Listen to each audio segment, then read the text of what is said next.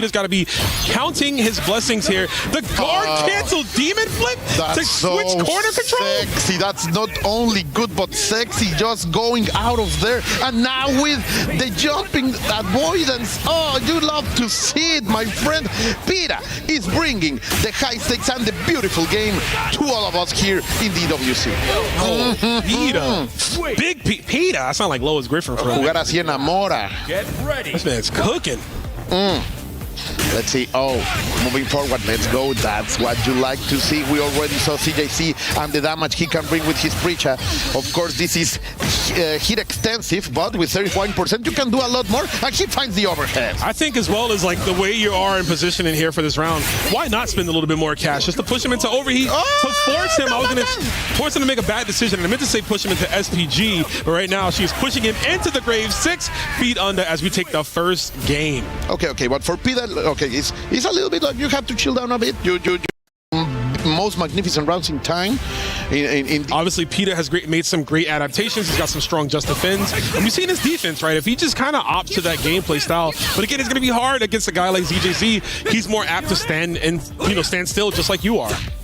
Let's see. Fire sees in order to find something, but Peter is going to find the first blood and the first consistent push into the corner.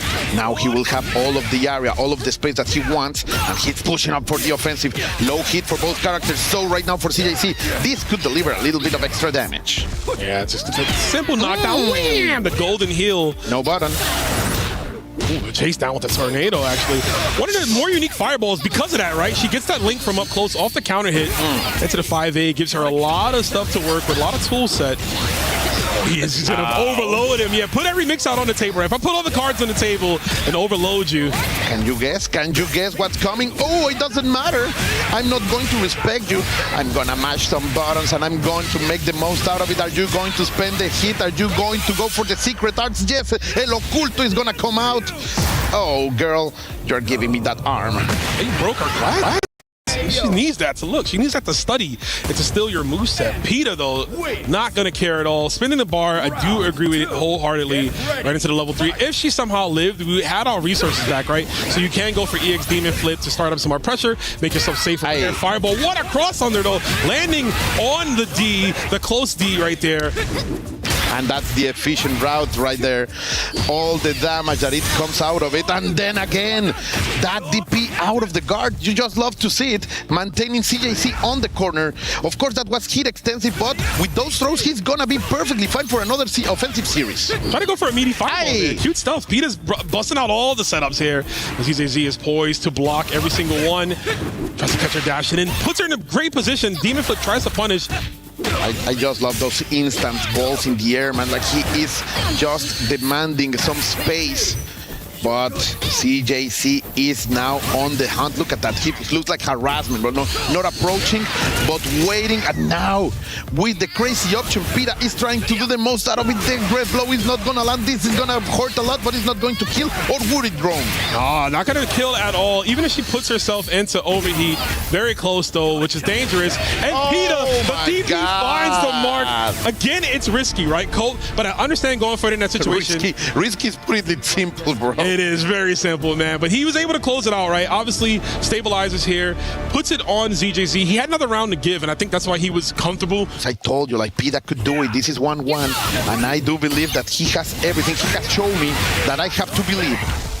And go to distance, right? And we're seeing that quite a bit. Speaking of going to distance, beautiful jump D, ZJZ. Yeah, I mean, that's super huge and unfortunate to miss that, right? That's a massive combo. I'm fully out of character. Yeah, for sure, yeah. He normally doesn't drop those, but look at the bar again, right? Revving up, 75%.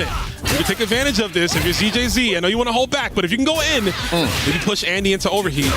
Oh, perfect wild punish over there in the maximum distance. Playing with the spacing, doing the fantastic job over here. CJC, he knows that he dropped a combo, but he's not going to do that twice. Ooh! You are made out of smoke, el chico de humo. And he is going to land a full punish over here, catching him in the air. I'm still trying to figure out that noise you just made, my guy. That was wild. But it doesn't matter. We got a wild punish potentially on the way. No, we're just going to send it to far D. Far C.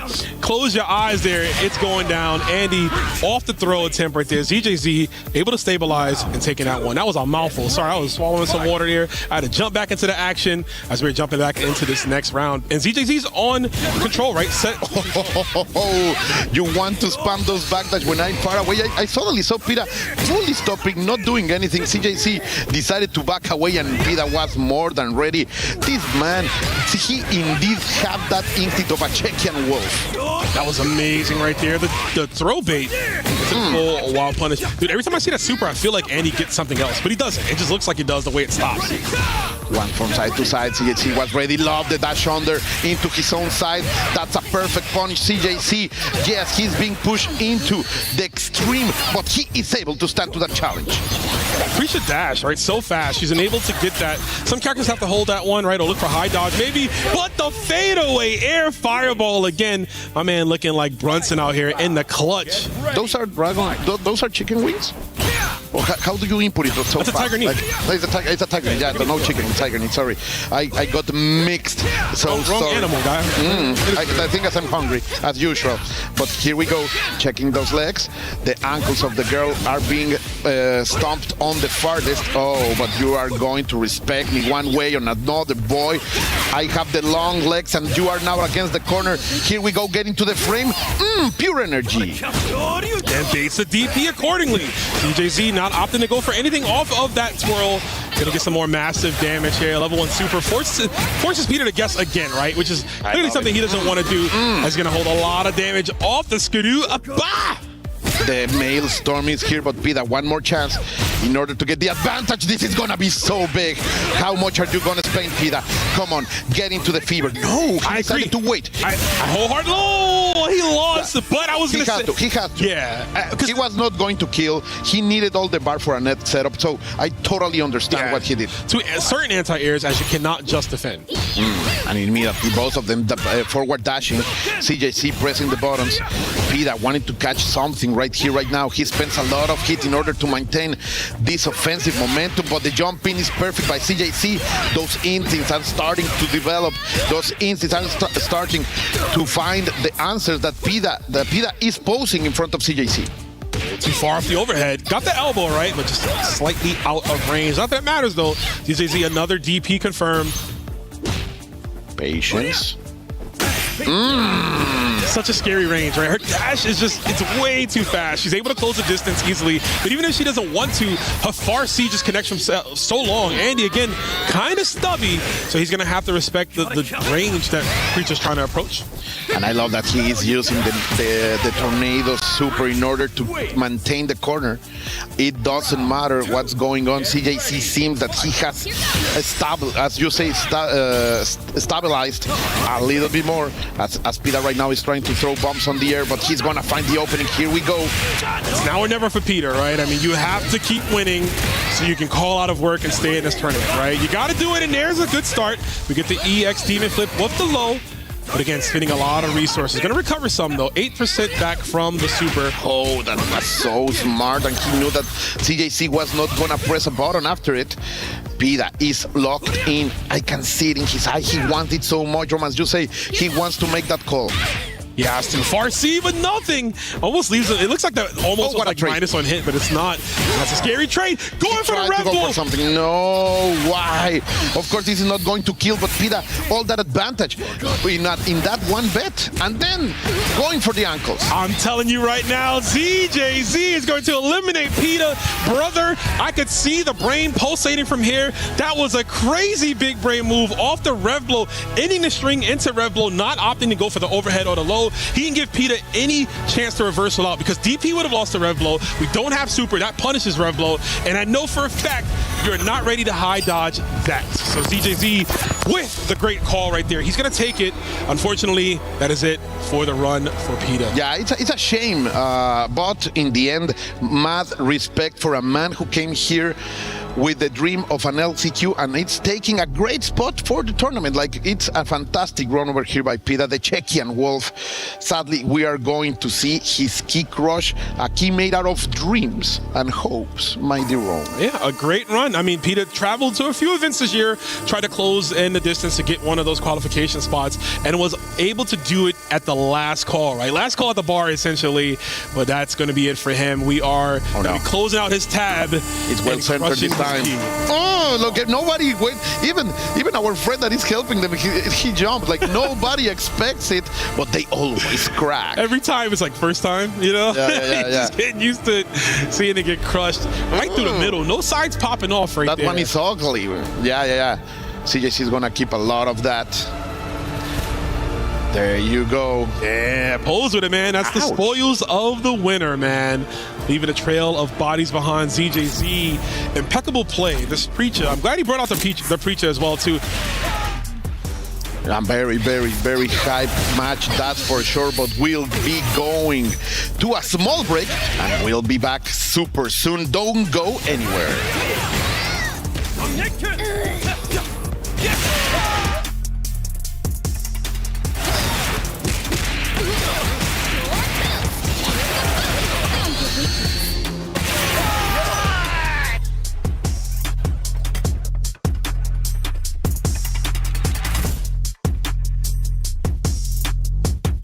Welcome back to the interview corner here at EWC. I'm here with ZJZ, who seems to be settling into his stride very nicely. Does he feel more confident on the stage? He looked like he was way more comfortable this time around. 欢迎回到我们今天的现场。那么我们再次的欢迎呢 DJG 参与到今天的访谈当中来。在刚刚的比赛当中呢，您看上去似乎是更适应了一个比赛的节奏，是不是有这样的感觉呢？还是依然觉得有一点焦虑或有一点紧张呢？刚刚打的还可以，有放松一点了。I just had another match. I think I'm a bit more relaxed now. Good stuff. Awesome. Generally speaking, how do you prepare your mind? What's that mental prep ahead of an important match? 那么一般来讲的话呢，对于重大的比赛之前，您是否会去考虑一下自己的思想想法，然后如何的去准备一下这个参赛呢？我可能就会吃点巧克力，然后放松一下吧。Most of the time, I will take a chocolate and then relax a little bit before the important matches. Okay, the ZJZ chocolate ritual. We're learning today. I like this. Okay, cool. 那看来您很喜欢巧克力，我们很喜欢这一点。So, how do you feel now that you qualified? 那么现在您已经成功晋级了，感觉怎么样？松一口气。Well, I'm now relaxed. Good. One final question for you. What would you say, for those that may not know about the journey of a professional gamer, what's the most challenging thing about life as a pro player? 那么对于那些对于我们职业选手不太了解的人来讲的话，能否给出一些建议？比如说，在你的职业生涯当中，您觉得最大的挑战是什么呢？最大的挑战，我觉得可能还是要自己多练习，然后就是还是要多练习吧。Well, the biggest challenge, I think, I need to be more disciplined and practice a lot more. Wise words. Well, looks like today you've done enough for practice because you did really well and qualified. Thank you very much, and I look forward to seeing what you deliver for us in the rest of the tournament. 非常棒。那看起来今天您一定在赛前做了很多的准备，然后练习了不少，所以给我们这么棒的精彩的比赛。那么我们期待着看您未来的比赛的成绩和表现。谢谢。All right, guys, that's it from the interview corner. Back to you. Very rocking, of course, Mock. It's not that we are like character shaming anyone. Oh, of course. But if you have one of the best tools in the game, why not use it? It's called meta for a reason. Most effective tactic available. Use what you have at your disposal. Everyone. And there's a lot of money on the line. A lot of money, a lot of pride, and obviously representing your team. And we're going to see which one of these players will continue on here as we go into our final qualification match of the day. Guard cancel already setting the precedent here. And Mok came out swinging. Did you saw that initial forward dash? Like, he means business. That's for sure. Trying to catch some with the dark shoot. Going to capitalize out of that anti-air wave. And now the roundo is going to be going into the power wave, but now Mok is not going to just let it go. I mean, it's still a winnable round, right? He has literally 0% rev meter cranked up, which means the next hit is going to work, and then Mok chokes it up right there. Huge drop. You can see the frustration immediately. I know what he said in Spanish. I don't repeat it, but I saw those lips, and I have seen many of my people say those same words. Look at that. Love. Those crack shoots in order to chase out of some things are so well placed by Dark Angel. Oh, look at that. I like that he's going for those round waves a lot too, right? Round wave leaves Terry Plus on block, also off the wild punish. You get that super extension, sends them flying with the hey. Oh, no respect over there. Immediately going for the jab into a target combo for maximum damage, but look at that karate. Just using the guard cancels in order to get out of any kind of trouble. Woo! I like that Mok. I mean, he's going to go down here, but I just want to call to attention Power Geyser. I like that he goes a lot for the air target combo. You'll see him do it as a fadeaway attempt to catch a dashing attempt, or maybe a jump, right? He has the jump, light kick into heavy kick. And speaking of, we're actually switching things up here. I like it. Taking the mask off for more traditional Kyokugen Ryu, but Terry got hands for everyone. Yeah, that's for sure. But now we are going to be able to place a more free City of the World, right? You are not shackled by the Draco Supremo. And let's see how Dark Angel adapting to that, because Mok brought his Marco Rodriguez, or Bat, to the battle. And of course, it's going to be very dangerous. Look at that immediate punish out of the guard cancel. You just love to see it. Dark Angel looked at he's more than ready. After all, he has faced lock-off so many times with this character. Yeah, he knows. I was going to say, I mean, those he's so connected to this matchup. And another DP. Mok really can't get anything established here. And you can see the smile. It's almost like a bit of a like, oh man, I know I'm at the end of my rope kind of look right on his face. Hopefully that's not the case, right? Mok's been here. He's been in these situations before. He can make the adaptations. But Dark Angel, now he's going to go all the way in, right? He doesn't have to worry about Draco Supremo's stance. He can go all gas, no brakes. All the pedal to the metal. Revving it up, right? Yeah. You have to get those gears moving. Power Geyser, man, that make more damage than normally. I know it was not scaled, but normally those ignition gears do not hit that hard. I forget the exact term, but just like, Fireball, DP, Tatsu type character. There it is, thank you. I was trying to think about it. My brain's a little scrambled there. Just like Mr. Karate's on the floor as we go back to him. And right now the pressure is on for Mok. No, the Draco Supremo, you are gonna get thrown into the corner. And of course, if you are playing karate and they are making you think about that, you are doing something wrong. But of course, the taconcito is gonna hit. You are going, la reversible is going to work out. And finally, Mok finds outstanding ground in this game number 3. Ooh, he tried to bite. Got hit, opened up by the counter hit. Doesn't block the second part of D. You gotta respect it, yeah. No, he's not gonna spend it, yeah. Wait. Oh, the jump in, but now it's gonna be dead.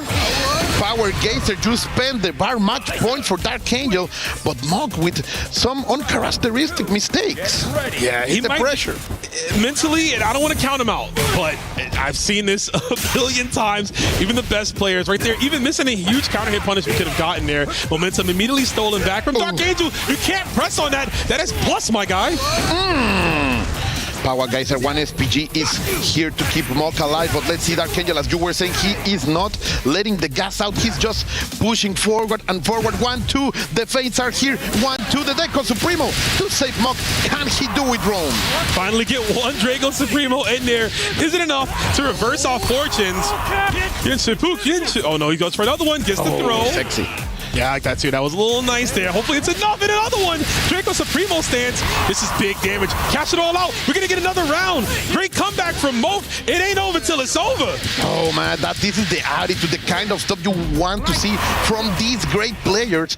Mock with the sliver of life, just holding to his hopes, is able to bring it back with two magnificent punishes.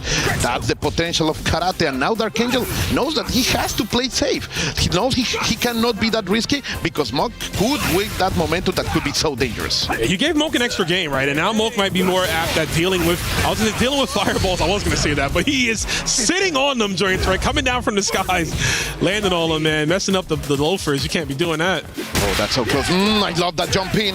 Let's see, not going to be enough to kill, but Dark Angel is going to use everything right here to maintain the offensive. Going for the break into the throw. Yeah, the DP to stay alive. DP busts out and said, tries to go for a JD. There's the target combo again. Run up throw. Where are we going? Oh my god, jumping back and forth. Now he went for the command throw. This can be a lot of damage, Rome. And of course, getting the momentum.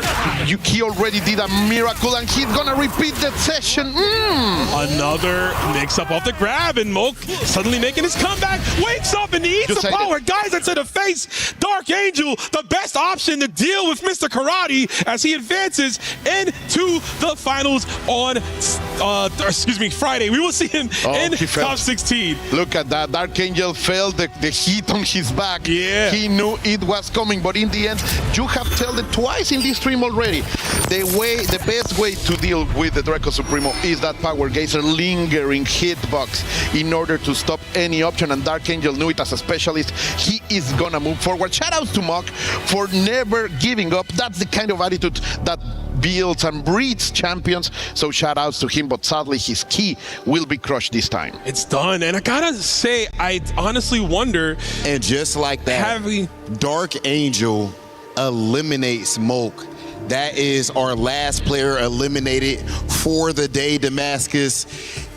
Our final key being crushed. So far, there has already been 8 keys crushed. Oh my goodness, stand back. Oh my gosh.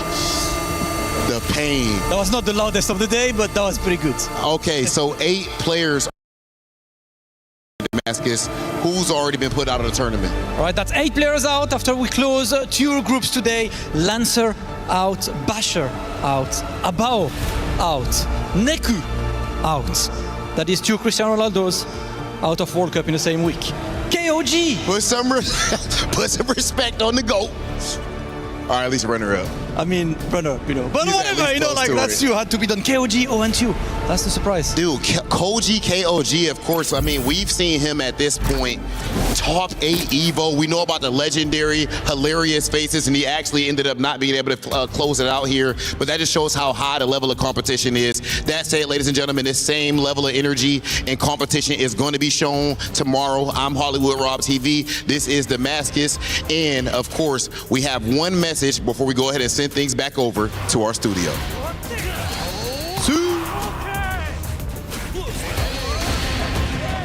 Here with Dark Angel after his dominant win over MOK. Man, that was super one-sided. What went on there? How was he able to just dominate in that fashion? ¿Cómo fue que se hizo posible que pudieras dominar esta partida porque lo hiciste ver fácil? Tuvo que ver la partida con Exbao. Agarré experiencia ahí, me pude adaptar lo mejor posible contra Mock. Es un excelente jugador, una persona muy fuerte en Fighting Game, pero logré adaptarme y creo que el hecho de que cambiara de personaje me dio más confianza. It had a lot to do with the match I had against Exvago. I was able to adapt thanks to that experience, and the fact that he changed characters gave me also a huge confidence boost. Right, yeah, no, of course. It's exactly what we talked about earlier where we said, you know, he's getting that experience as the tournament goes on. Really, really cool.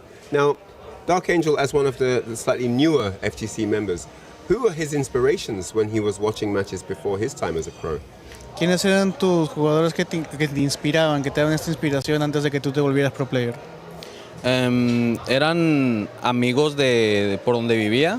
No necesariamente ellos se dedicaban a jugar videojuegos de pelea, pero eran muy buenos y cuando jugué con ellos me enseñaron todo acerca de los juegos de pelea y pues gracias a ellos estoy aquí. Gracias a cada uno de los jugadores que los he enfrentado en cualquier juego, COF 2002, KOF 15, en Fatal Fury, he aprendido tanto de las victorias como de las derrotas.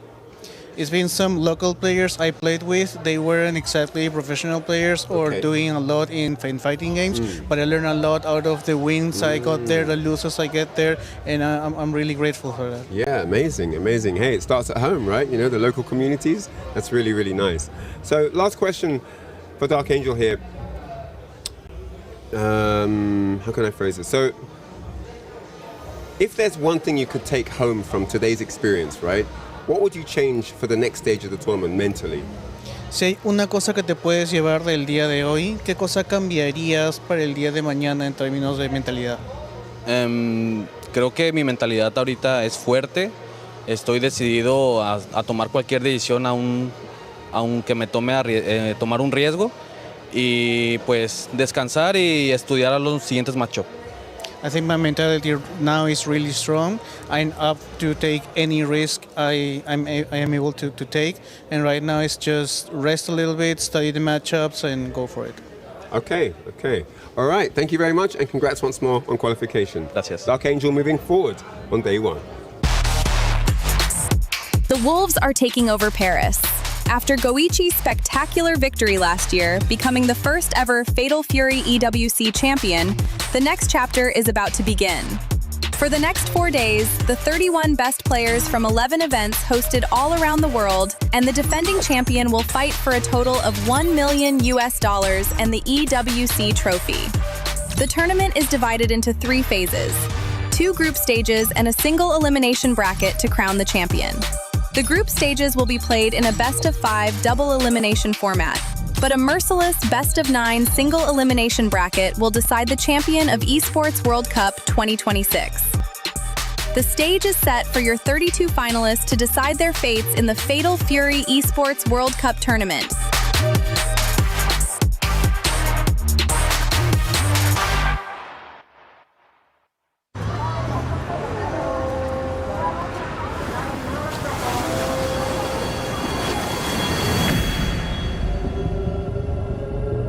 The Wolves are back in 2026, and they are loose in Paris.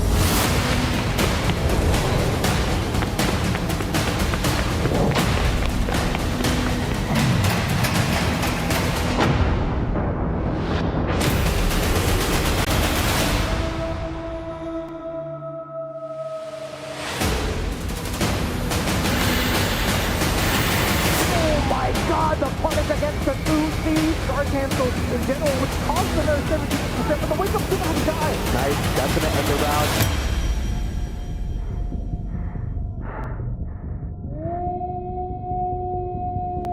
round. The fight for the top is on. Welcome to the ESPORTS World Cup 2026.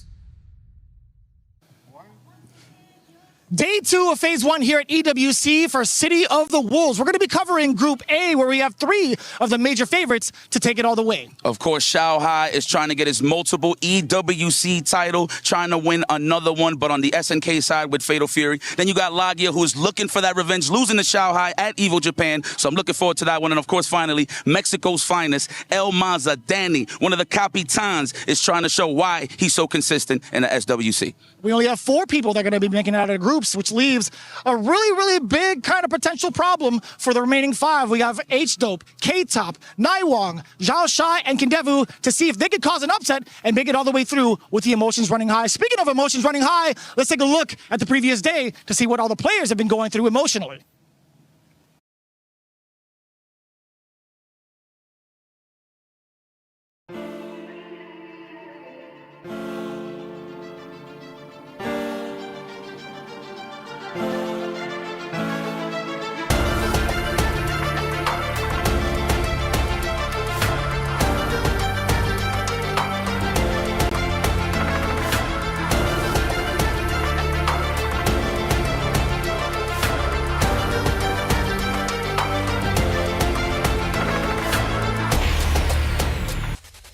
Welcome to the ESPORTS World Cup.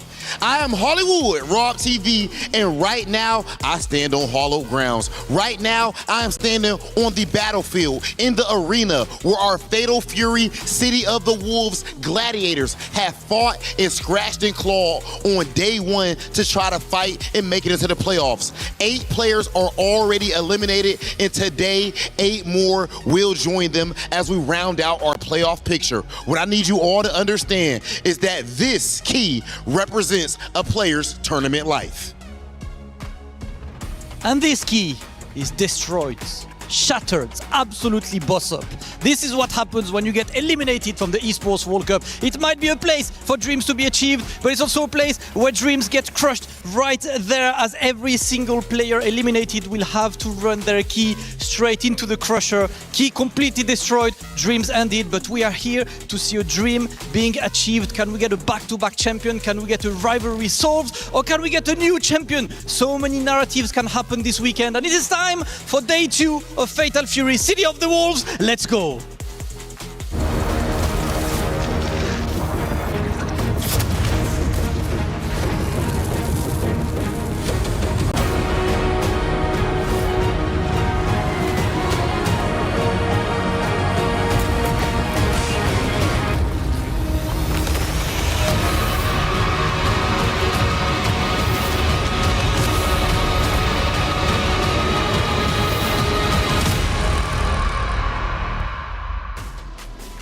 Welcome in, everyone, to the 2026 eSports World Cup in Paris, France. It's day 2 for Fatal Fury City of the Wolves. And if it's anything like yesterday, well, today is going to be just as spicy. Welcome into the Allianz Vault. I'm Taylor Reflections Noble, joined by Logan Sama. Vicious on the desk. Boys, good to see you. Logan, we're back.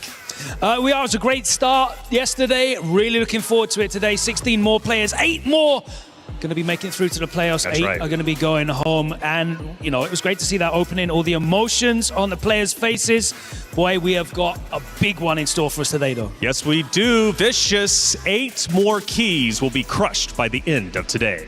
Yeah, I'm really looking forward to it because I feel like going into groups A and D, right? We had a little bit of a sample coming in with one of the champions over in B and C, I believe. But this one's going to be extremely, extremely challenging to see. Group A is hotly contested. If you guys haven't seen it thus far, we're going to get into that eventually with the details, but it is going to be something you cannot afford to miss. Yeah, I passed it to him thinking maybe we'll get some drama. Maybe he'll be sad about keys being crushed. No, he's vicious for a reason. He said he's looking forward to it. Like I said yesterday, we did in fact crush those keys. 8 were crushed. 8 players moved forward to the playoffs. Let's start recapping how B and C ended up breaking down, because it was exhilarating and a ton of fun, and we did witness a lot of heartbreak but also elation from several of the players on that very stage, and the emotions were high, and specifically because going into it, a lot of questions around the returning champion of Goichi, his health. How was he going to be feeling? How would he be competing?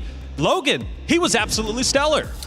He was. He looked in fine form. We know that he's not in fine physical form. You know, he had the ice pack with him on the stage, but the play was ice cold as well. That's right.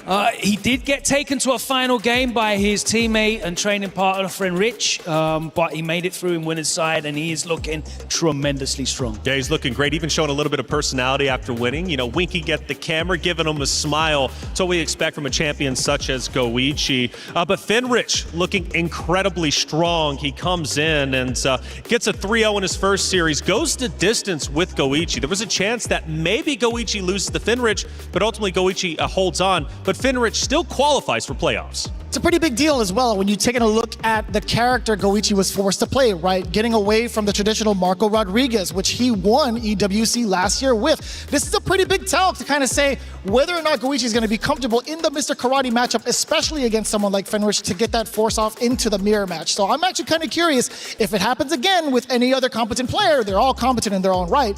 But if it happens again, will he be forced into the mirror match? Well, Logan, a lot of talking about Dark Angel yesterday during our pre-show. It was brought up during the side segments around the stadium.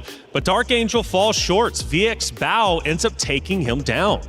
Yeah, VX Bar's a player that has definitely been involved in Fatal Fury for the last couple of years. He's been floating around top 24s at big major offline events, but he has now focused his attention on Fatal Fury with a view to coming here and qualifying at the Esports World Cup. He made it out in winner's side in playoffs, cruising straight through. Very impressive for him, and it bodes well. That time spent directed at Fatal Fury instead of other games, definitely looking like it's paying off in day one. Yeah, Naimo as well, looking great, coming in strong. He will also move forward. We've got a great matchup happening, though. First off, right on stream, it's going to be Xiaohai versus Kindevu, and Ryan had a chance to catch up with both of them. It's Xiaohai, the legend. How are you today? Good. What are you watching? Are you rehearsing? Goichi and Fenich. Oh my God, the homework begins in the morning. It doesn't start in there, it starts on the way to the venue. Yeah. So, are these things that you're looking at for if you potentially face him this year? Do you notice much of a style change from last year? Yeah, I will do my best. Yeah. Okay, awesome. I'll let you get on. Thank you, man. Who can we quickly run into? Kindevu! おはようございます。おはようございます。どうですか？朝飯食った？食べました。Did you have breakfast? 何食べましたか？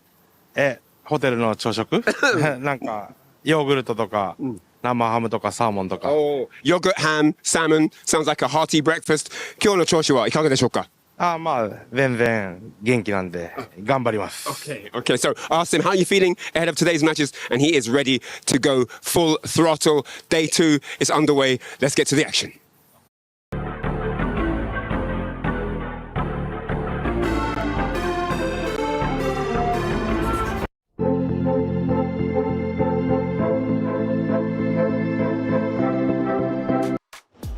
What better time to do your research than when you're getting off the bus, walking into the venue, right? And homework never stops, especially if you want to be a champion. Fun fact, get back to the hotel yesterday. I'm watching it, all the fighting game players in the lobby literally set up play, and the grind. Welcome to the FGC. That is very, very, very standard for us. It's awesome. I actually love it. Instead of going out, going to see the Eiffel Tower, no, let's play and grind a little bit. They want to be a champion. Let's talk about Group D. It's coming up very quickly, and Group D might not be the group of death, but it's still just as deadly.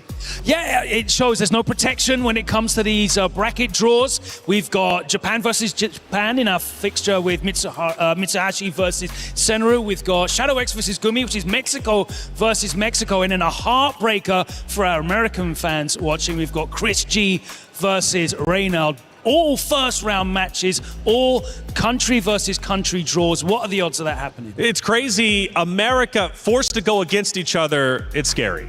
It's one of those things, man. I want to say luck of the draw, but this is just such an unfortunate circumstance. They play each other all the time. And, at the end of the day, it's just one of the many growing pains of going through a tournament. Eventually, you have to face your friends. That's just how it goes. But this early in the tournament, come on now. I will say as a sidebar, the run back between the Geo and RB in comparison to last year's EWC, it's like it's fate all across the board for Group D. That's right. Well, Finn Ritchie, we talked about him a little bit earlier. Let's go into our Just Defense segment and see what he had to say. Hi, my name is Yipes. And I'm Tasty Steve. And this is Fenrich. And this is Just a Fin for your life. Go! This is easy. He's not even gonna try. 最初状況に追いついていけてなくて全く守ることができずにやられてしまいました。He threw it back. The fact that he threw it back. Well, it wasn't that violent, but it was fun. 自分がしっかりヒーローらしく戦えていたらよかったなと思いました。It was very fun. Obviously, my man don't believe in just defending at all, and that was just defend for your life. 今回どうしても防御に回ってしまったのですが、大会ではやはり防御に回るより攻撃に回った方が強いと思うので、大会ではもっと積極的に戦えるように頑張りたいと思います。Is in our DNA. Whenever we let it out, it becomes our superpower.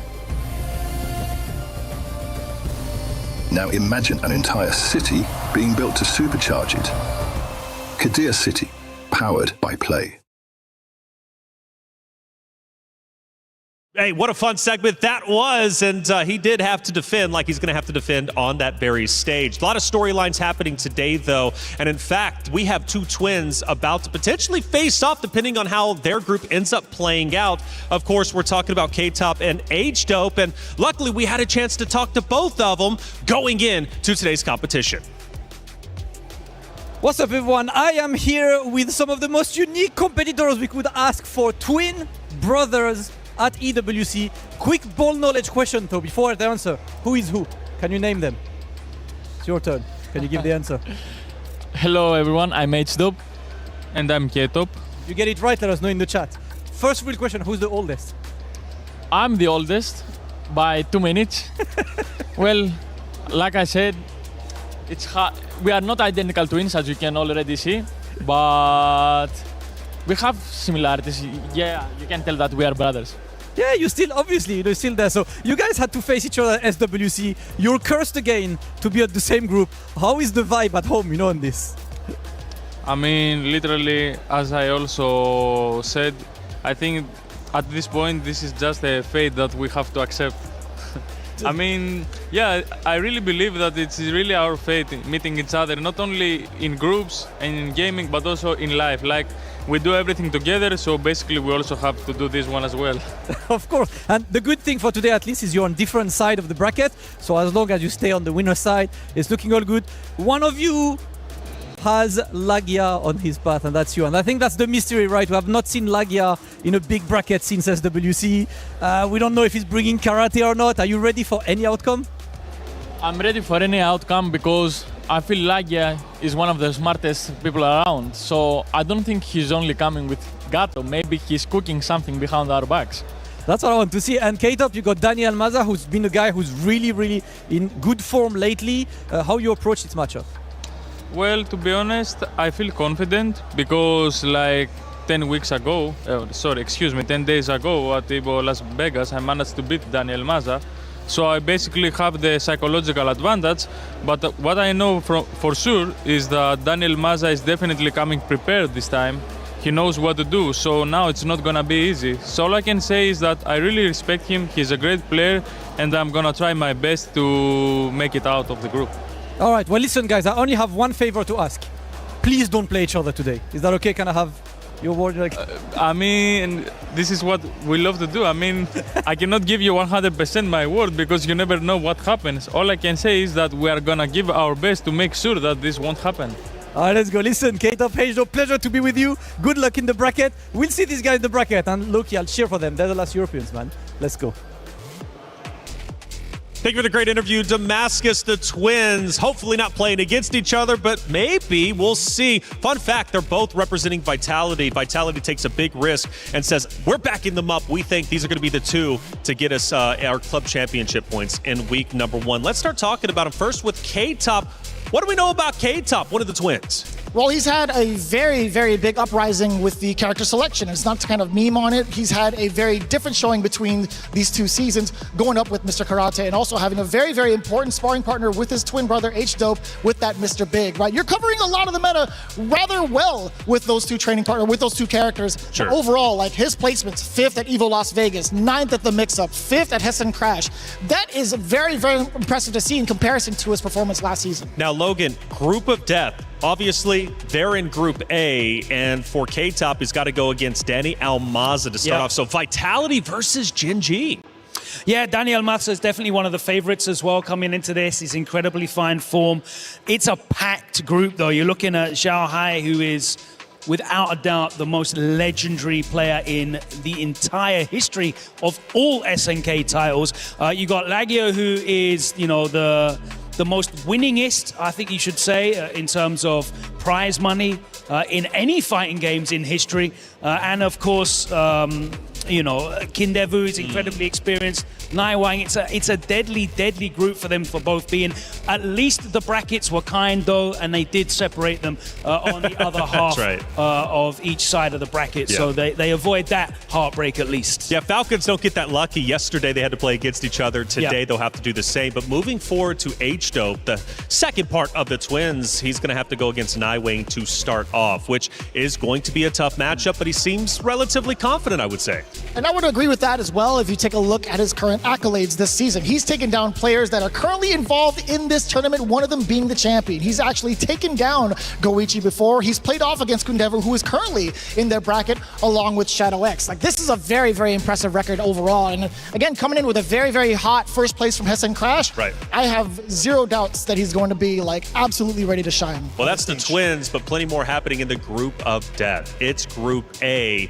And you mentioned Xiaohai. Let's talk about his opponents. And actually, before we even hop into that, let's go ahead and go to the stage because it's time to get day number 2 started. Hollywood Rob, Damascus, let's kick it off. Oh man, Reflections, you got me hyped up, and this match got me hyped up too. Our first match of day 2, ladies and gentlemen. We've got Danny Elmaza versus K-Top, Mexico versus Greece. This is going to be a special match, Damascus. Absolutely special match. Of course, it's regions facing each other. K-Top is part of the last European Hope along with his brother, as Pida couldn't make it yesterday. So he knows he's got an entire continent behind his back. It is time to kick off the first match of the day with our casters to kick it out. Rome, Tasty Steve, take it away, guys. What is going on, everybody? We are here for groups A through D. And Steve, how apropos is that, man? After death, after we crush these keys, baby, we're going into the top 16 tomorrow. Look, man, first off, we know that every one of these players wants that to be their final stop. They want to get to that top 16, top 8, actually, their final stop. But look, these are the best players in the world. And like I was talking to Yipes yesterday, this is a TLC game. No scrubs. There's no bad players touching this game right here. And you're looking at 2 of the best. Danny Elmaza and K-Top. Now, I'm glad Vicious was actually touching on this because they've definitely had a bit of a back and forth going forward, but K-Top definitely has that advantage going into this, but stakes are a little higher this time around. But Danny Elmaza still has the Billy Kane, and K-Top has donned the mask. His nose has gotten bigger. A little bigger. Had to put it on, understandably so, to get the dub, to secure his spot here at the EWC. But like you mentioned, the man from Mazatlan, Danny Elmaza, has been knocking down doors consistently, beating some of the best players this year, having some of the best results. Just take a little quick glimpse through his Liquipedia. You'll see for yourself, or you can watch this match. This is going to be a crazy one. I think he has some of the best experience against Mr. Karate, but K-Top is on top for a reason. We're going to see right now how it goes through. Billy Kane, Mr. Karate, first match of the day, EWC. Let's get it. All right, let's go. Man, is he K-Top because he's the older brother? Is that how it works? It doesn't even matter. Danny Elmaza, K-Top. We're about to get into it. Day 2 is underway, and they're trying to get to that winner side out of this group, but it can only be one. Let's see who's going to take it. Best of 5, first to 3 is the name of the game, and it can only be one. Let's go. Let's get it. Now, one thing I got to point out already, Mr. Karate, obviously we know how strong the Drago Supremo stance is, right? But trying to use it from that mid-range, sometimes it'll whiff because Billy is so far apart, right? When he has a stick, when he's trying to go for those far C's, like that right there. So that's going to force K-Top to come a little more correct and not throw it out so frivolously from that range. Yeah, and I kind of touched on this yesterday, right? Like, the thing is that obviously, look, Mr. Karate definitely has the damage, the output to do all this, but the range he wants to play at, Billy kind of controls it a little better, but if he gets in and he closes that distance, and if he's not defending too well, he's going to be in trouble. He tried to catch him right there, right? You said about the far C. You talked about the range. A little too stubby on the shoes. He's going to get clipped with the full Rekka series here. Danny Elmaza looking for the opening. Nice meter for both, actually. I think next big hit definitely secure the round possible, but tries to go for a neutral skip there. EX Tatsu. And you saw what K-Top was doing right there, right? He was actually playing back and using Rev Guard further back this time around because he knows he's trying to get in like with that far C, but now closes the distance, instantly spins the super, SPG clocking in. What are you going to do with it? That DP's not going to work. JD's hyper defense. Check the stance, check the shoes. I got damage. Whoop, whoop. That's the sound of the police. That should be the first round. And look, that was heavy contention back and forth, bro. It was. Billy's going to be alive, though. Look at the start of that. We have that final SPG. No, you're almost right. A lesser man that would have killed, but that is the man in charge of the Howard connection. We got all that bar back and immediately putting it to use. Forces the overheat on Billy. This is great. Actually, you can look for it. Go crazy with the rev blows. In that case, he almost has to hard commit to super. That's the only thing that stops rev blow in that situation. So great, just aggressiveness from ruthless aggression, if you will, from K-Top. Okay, wait a minute. Gets the pickup with the fireball and a small reset with that far D. He could have actually won in, Steve. That could have been Billy's life into the other side of the screen. So, but K-Top opting to go for a lot of resets here. Notice, caught his 4K right there with the backdash off of the Drago Supremo stance. Look at K-Top. Hey. Oh, wait a minute. Big damage on the table here, and that life bar is looking fresh, too. Goes for the reset, tries to wrap it up, and exposes the rev blow. Once again, perfect game. Gee, okay, I was not expecting it. I ain't gonna hold you for that. Danny is kind of nice with it, but K-Top showing that he is well studied in this matchup here. I like, again, like I was pointing out, he went for quite a bit of resets. Yeah. Not just raw damage, he was trying to force Daniel Maza to commit to pressing a button. And as great as Billy's normals are, from that close-up range, Karate's gonna have him beat, especially especially with the Drago Supreme overhead. You're gonna clip a lot. Billy wants to go for 2B all the time. You're gonna go over it, you're gonna clip it, and you saw it right there. And also, like, the reset game is actually pretty strong. Close C. I mean, also, you can do, like, standing B and the crouching C as well. You got a lot of options to kind of get people out of there. And you can feint cancel it as well. Big damage, cash out, instantly goes to it, and now he's taking that long ride to the corner as well. And this is the situation that he likes to be in. I mean, we know the cars that Mr. Karate likes to drive in the car cancel DP. Look at this aggression. He is trying to frame trap too with that DP. You see him charging it up to try to catch something from Danny. He's got to watch the Tatsu, though. That Tatsu will get cracked from far. Speaking of cracked from far. Little crack with the guard cancel. Cadillac kick to the corner. He's already got a bar. Ha! Ridiculous. Another reset here. We going for grab? Overhead. Overhead, showing his options. Goes to the stance to close it out. K-Top was talking about how he knew Danny was going to come in with something ready. But obviously, K-Top has done the homework, and he stepped up his game as well. Yeah, this is immense right here. I mean, he's always been a great player, but to see him dissect someone like Danny, we talked about Danny's results this entire year throughout various events here, and K-Top putting him on display. I like that. Reset goes in with the low this time, and now he's going to get this distance, gets the corner, and goes in. He closes the distance, and I was worried about this. Guard cancel DP, back to the middle of the screen, and I'm going to get some damage, kind of even up that life bar. Yeah, try to recover some of those funds, right? The rev meter, again, it's kind of expensive. Rare instance of K-Top missing right there. He wanted to call out something with that Cadillac kick, but does get exposed. Daniel Maza with the proper punish. We go to the corner. We can finally start our offensive sequence here. I like the JDs. You gotta be careful, bro. He's full screen JD and hitting him with the kick. Okay, nice rev blow. Yep, kind of makes himself safe at the end of that string, right, with the rev blow there. Does cost some bar. You see he's like almost revved up completely here. Gonna opt to just zone, build some meter, but Danny's good on chilling too. He's got the life lead. It's about to hit that Michael Jordan number of 23 right now. He's big chilling. And on top of that, you see him zoning with these fireballs. A nice exchange right there. He actually gonna confirm, but speaking of confirm, Daniel Maza trying to put a stop to this round count lead. Yo, welcome. Spin the win, baby. My man said throw him on the grill, let him cook. And look, a lot of respect being played this time around. K-Top willing to play back far and still use that rev guard. Chooses to go in, and Danny's now bumping on the brakes a little bit. I do like the rev guard, though, like you mentioned, using it to probably get a whiff, like push himself out so he can whiff punish with a Tatsu properly, but Danny closing the distance. And this is one of Danny's strengths. He's one of the best players at adapting. We've seen him lose the first game to folks. Come back, but right now he getting knees to grill, bro. You need to fix your teeth. Bro, my man's hopping on the Stairmaster, kicking you in the face in the slacks. Speaking of guard cancels, big pickup. Another one. Puts K-Top in SPG, though, so you got to look out for that rev blow. And Danny's one to bait it out if, you know, K-Top gets a little too liberal with throwing it out. Oh, the jump in is going to work out this time. Puts him in SPG, though. Gets the knockdown, pushes him to the corner. He's got a chance here. He does. He also is close to building bar, and he is. This will be another game, provided we don't drop this one, Steve. I don't even think he needs it. He don't even need it. He don't even need it. All he needs is a mask and a little bit of bar. This dude, K-Top, bro. I might have to up my Kyoku gym membership, bro, because the damage these guys is doing out here and the precise, like, just execution from K-Top here. That's the second time in a row he's exposed that rev blow in the corner. Danny, he's looking for guard cancel rev blow, but K-Top obviously one step ahead, and it's costing him these crucial rounds here. We're up 2. I mean, this is a 3-0. This would be kind of crazy. This would be kind of crazy for sure. And on top of that, just the fact that, like, once again, I have to put this out there. The execution for Mr. Karate is not easy. The fact that K-Top is consistently getting these guard cancel kicks, these DPs, and he's making Danny second guess his offense a lot, to the point where he slowed down this match to a crawl, gives him more openings, and now Danny is on the ropes. He's got to do something here, because once again, it is 1st to 3.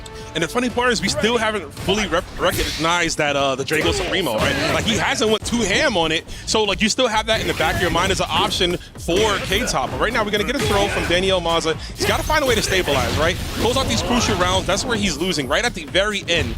He's got to maintain here just to keep himself alive in this bracket. And look at that backdash to the full screen to keep the distance. I like that. Cancel C into the stands, and now he crosses him up, catches him swinging, and then a reset. Oh, boy. I don't know what he was pressing there, but he got clipped. Uh-oh, and look, he's not dead, but this is going to hurt, and you're knocked down really close to the corner. Oh, I like that setup. Rev blow gets the knockdown. Double meter build, wake up, hey, that's close enough. You are done. We get the Rev Excel off of the perfect parry counter. Pixel left. Oh, wait a minute. Still alive. This is going to be a hard one to get the stand B to close it out. K-Top, once again, making it look clean. Ain't a stain on my man. I mean, look how well he's dressed. It makes sense. But you see what I'm saying. Sharp as attack, man. These kids, dude, like, he's so well beyond the years. He's going to get the counter hit confirmed off of the overhead, excuse me. Look at the damage, and he's got a bar. 50%, that's with scaling. High dodge and low dodge does add a bit of scaling to your combos. Mr. Karate hitting like a truck here, and possibly this truck might run over Danny Elmaza off one opening here. Oh, wow, nice. Waits on it, calls out the stance, neutral jump in the corner. Danny's got a chance right now. Big damage on the board. He's got plenty of meter, too. You got to drop one right now. Damn, Mitch. SPG, it might be time to clock in, K-Top.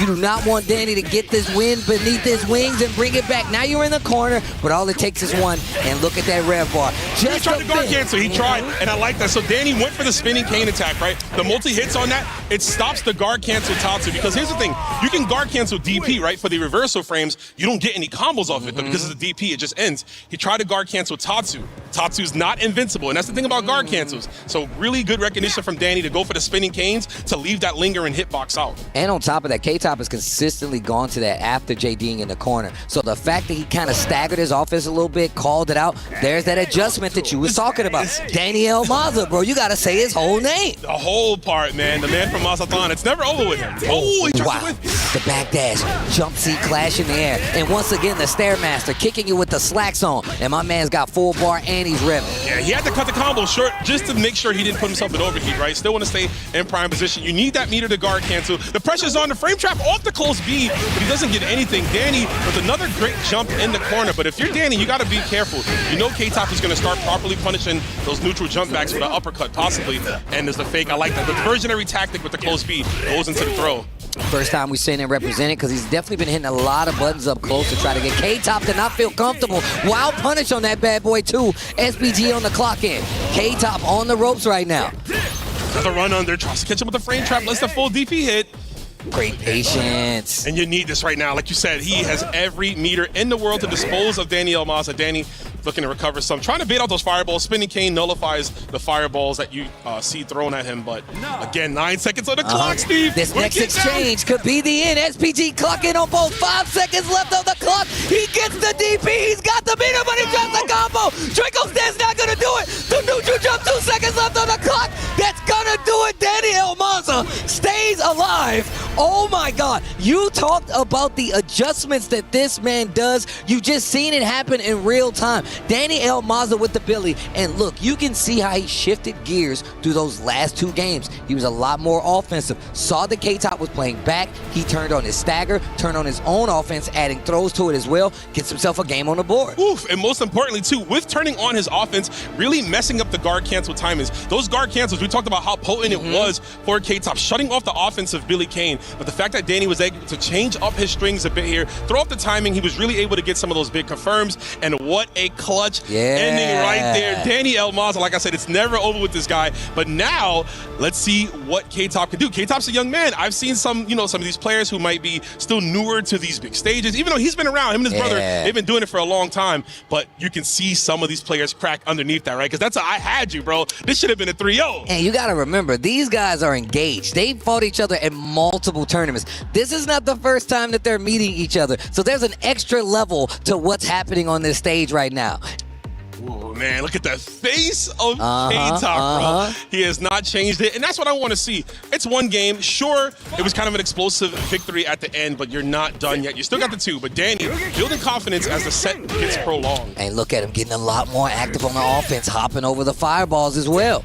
Absolutely. Great placement. Oh, speaking of jumping, K-Top finds the hit. Big damage on the board as well. That was a good placement, too. That Farsi kind of has a lot of startup on it, so you don't often see it combo from that range, but K-Top well aware what this character can do. Eats the 5C. Danny already committed, thinking he was blocking there. Oh, there's that JD again. And now approaching him on the air. There's another throw. We've only seen like 2 of them from Danny the entire time, but there's the stance. Pop the trunk, the Draco's out. I know he keep one on him at all times. At all right? times. And he just, hey, hey, you know what time it is.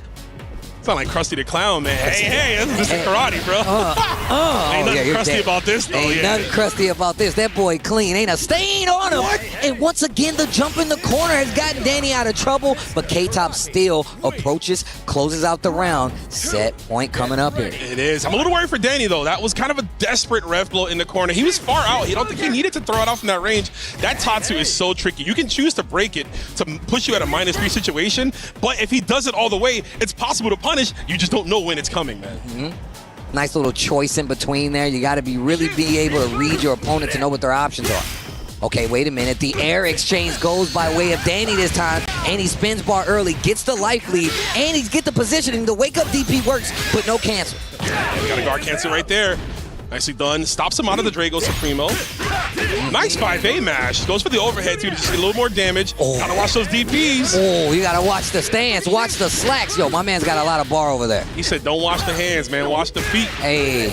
Another neutral jump. Danny Elmasa is really clean with those here. Looking to build 2 bars here. I think we drop 1 just to make sure. The 2 obviously won't kill. We're gonna make sure we try to secure this one off the low. Where's Danny gonna go? Oh, the back throw. Wait a minute. Oh, he catches the back dash. Thought you could get away from me. You're in trouble. Danger. SPG clocking in. Red Blow gets the knockdown. The stance isn't going to help you here. Danny Elmaza gets another one on the board, staying alive in this set. First game of the day, by the way. I know. First game of the day, by the way. It's the group of death, folks. We told you. Somebody's family is going to be crying. multiple. What a savior for Danny Elmasa, that wake-up super. One thing that stops the counter, right? Best option, obviously, you need the meter to do it. And he gets the high dodge attempt, blowing up the jump in. Nicely done. And I like that, the neutral jump, knowing he was going to roll there to try to get the corner control, but K-Top fights his way out. And you got options to deal with roll, too. A lot of times you see back dashes to try to scout it out. But obviously, nice read, neutral jump to get it, but K-Top getting blood again right now. He's revving up, but he's got 2 of them. He's going to spin 1 right here. SPG clock in for Danny. Goes for the double fake. Gets the counter hit. No dice for Danny, though. Oh, no. Wake up DP. This is actually going to be it here. K-Top is going to take this first game, and the group of death, kapow! Bong. Oh, El Kabong on the side of K-Top and Mr. Karate. But still, what a set, though. You talked about, one of the things you first talked about was the fact that Danny Elmaza can adjust. And K-Top kind of put the ball in Danny's court. He's like, yo, man, he's going to come with something new. But Mr. Karate, the mask knows all, bro. He knows all. I mean, he knows all, of course. We're going to come back to this one, though, folks, but we're going to take a quick, short look at the highlights. We'll be right back.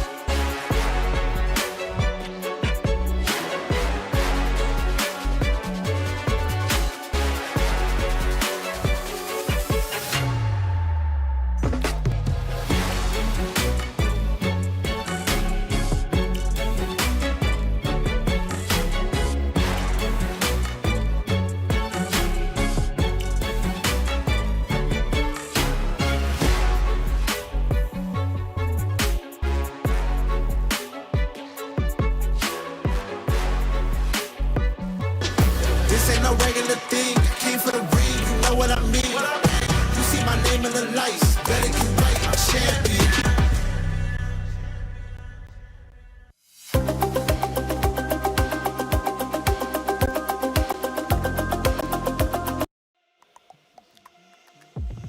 And we just saw Danny Elmaza versus K-Top, an electric set. to start it off, but the matches go on. Welcome back, day 2, the group of death. Hopefully you're wearing all black because somebody's going to be sad after this. Me and Rome holding it down right now. Rome, bro, it's good to be on the mic with you, but we got another banger coming up. We seen the brother, and now we're getting to the other brother, the younger brother, in this next match. It don't stop, man. Listen, if I'm K-Top, I'm looking right at H-Dope and I'm saying, follow that. Let me see if you can come up here. Fate has it in store for us, but of course, man, Nightwing, no slouch, getting all the way here as well. This should be an amazing matchup. H-Dope, another player who is so immaculate when it comes to guard cancels. We know him for the Mr. Big. We're going to see some of that. It's going to get grimy in here. I can't wait. Mr. Big, one of these characters, I feel like he plays such a good neutral game.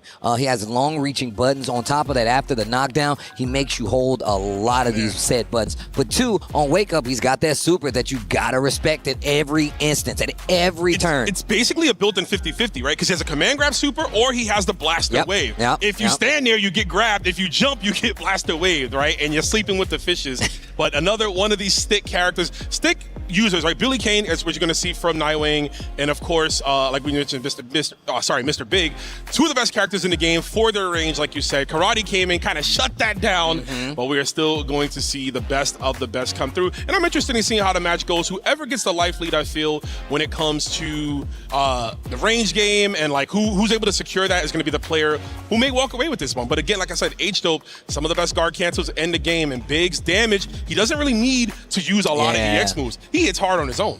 I mean, I'm glad you said that. And on top of that, like, guard canceling in this game is like pivotal. I feel like it's such a pinch maneuver that, look, any player has access to it, and it's one of those things that can instantly change the momentum of the game. Him being one of the best at it, or just it being something that he's very good at, is something that you have to worry about no matter how good of a player you are. Yeah, I mean, we just saw how well it worked against Danny, right, with K-Top, right, and how he was able to just neutralize all of the offensive capabilities that came out from Danny and shut it down. Then he had to go back to the drawing board and say, okay, this isn't working. I got to figure things out. So I think as well, you know, when it comes to meta, yeah, this game obviously has a defined top tier, but it also comes down to your execution. If you can go with those guard cancels, I think you can shut down a lot of stuff from players. I think we're going to go in possibly with a button check, knowing us, because they just sat down, but we'll give it a chance to see you. Nightwing, though, rocking at Billy Kane. There's a lot of Billies in this side of the bracket for Group A. Of course, we got some time to talk about it. Xiaohai and Kindevil is going to be coming up later on. And of course, the following matchup will be Lagia versus Xiaosai. Oh, man, that's another banger as well. But no, I'm glad you said that, though. Like, obviously, we do see these characters quite a bit, but even still, these aren't the only characters you see. You still kind of sparingly see Mr. Big. We just know that he's a very good character, right? And in the hands of certain players, they get even exponentially better, and you really get to see where they shine. I mean, we've seen it a little bit already with Billy Kane, but we got multiple players kind of showing just how strong he is, but they all kind of like elevate Billy in certain ways, right? We just saw how Danny was playing as well. Those adjustments really took him a far away. Didn't get him the W, but he was still able to fight for contention. Let's see how this matchup works out on the side of Billy Kane versus Mr. Big. Obviously, the range is going to be on the side of Billy Kane, but Mr. Big does have buttons. It's one of those things, if he get close enough, he makes you hold these buttons, you really going to have to guess on it. Yeah, he's super plus on that blaster wave as well. The Farsi from Mr. Big, I think, might be the best Farsi in the game. It's a double hitting, special cancelable. The fact, and he can hit one, wait a second, hit the second, and still go into DP break into a whole ton of damage here. As we go, man, looking like Santa out here. I know, right? Red and white, bro. Somebody's getting a present. Yeah, man, we're going to find out if Billy is naughty, man. No gifts for you, my guy. Naughty because he took off the headband, bro. Uh-oh, wait a minute. Big damage, knockdown already, too. And you're in the corner. That's another thing. My man instantly pushes you to the corner in a lot of these scenarios. That cross dive, right? It just kind of closed the distance. You can go for it. You can even throw it out in neutral, right? It's a bit of a neutral skip into EX Fireball, but we get the right jump. Nightwing completing the Rekka series. Hands off already, my guy. What Yipes call it? The Psycho Sausage Crush. That's crazy. Shout outs to my guy. But wait a minute, though. Nightwing gets the throw in the corner, and I like that. Tries to go for the reset. And I like that we're seeing a lot of neutral jumps in the corner to call out a lot of these options. And it's good to go against these characters here. Nice block on the overhead, but if you have a DP break, Neutral jumping in the corner is particularly scary. Nice rev blow, blowing up the guard cancel. Beautiful sequence. I wonder how often we'll be able to get that. He's got to watch that rev blow from that range. Wow, I like that, getting completely out of range. And now he's in overheat. You got to check your dashboard, bro. You might need a pit stop right now. You got to watch it, though. You don't want to run into a Billy Kane super, right? He has 2 of them. And that's the only option he needs. 10 seconds on the clock as it winds down here. What a dash. Oh my gosh, the commitment. And we've seen him teasing with that fireball as well at the end of strings to try to get him to move. He tried the backdash, got caught in the process. That's going to be an around on the board for H-Dope. Definitely. And also in that case, too, kind of gapping Nightwing that he was looking for super to come out of that. That's why he got clipped. But he is going to hit the super right now, get some big damage. Command grab. Oh, yes, sir. Yo, stab him up. I know this hurts. In your guts. Yo, that's a beatdown. Hold on, man. He's looking like them drums from yesterday, right? You know what I'm saying? He was definitely looking like he was here at the Open in the EWC, bro. He was the trainer. Because the big was letting them know what's going on.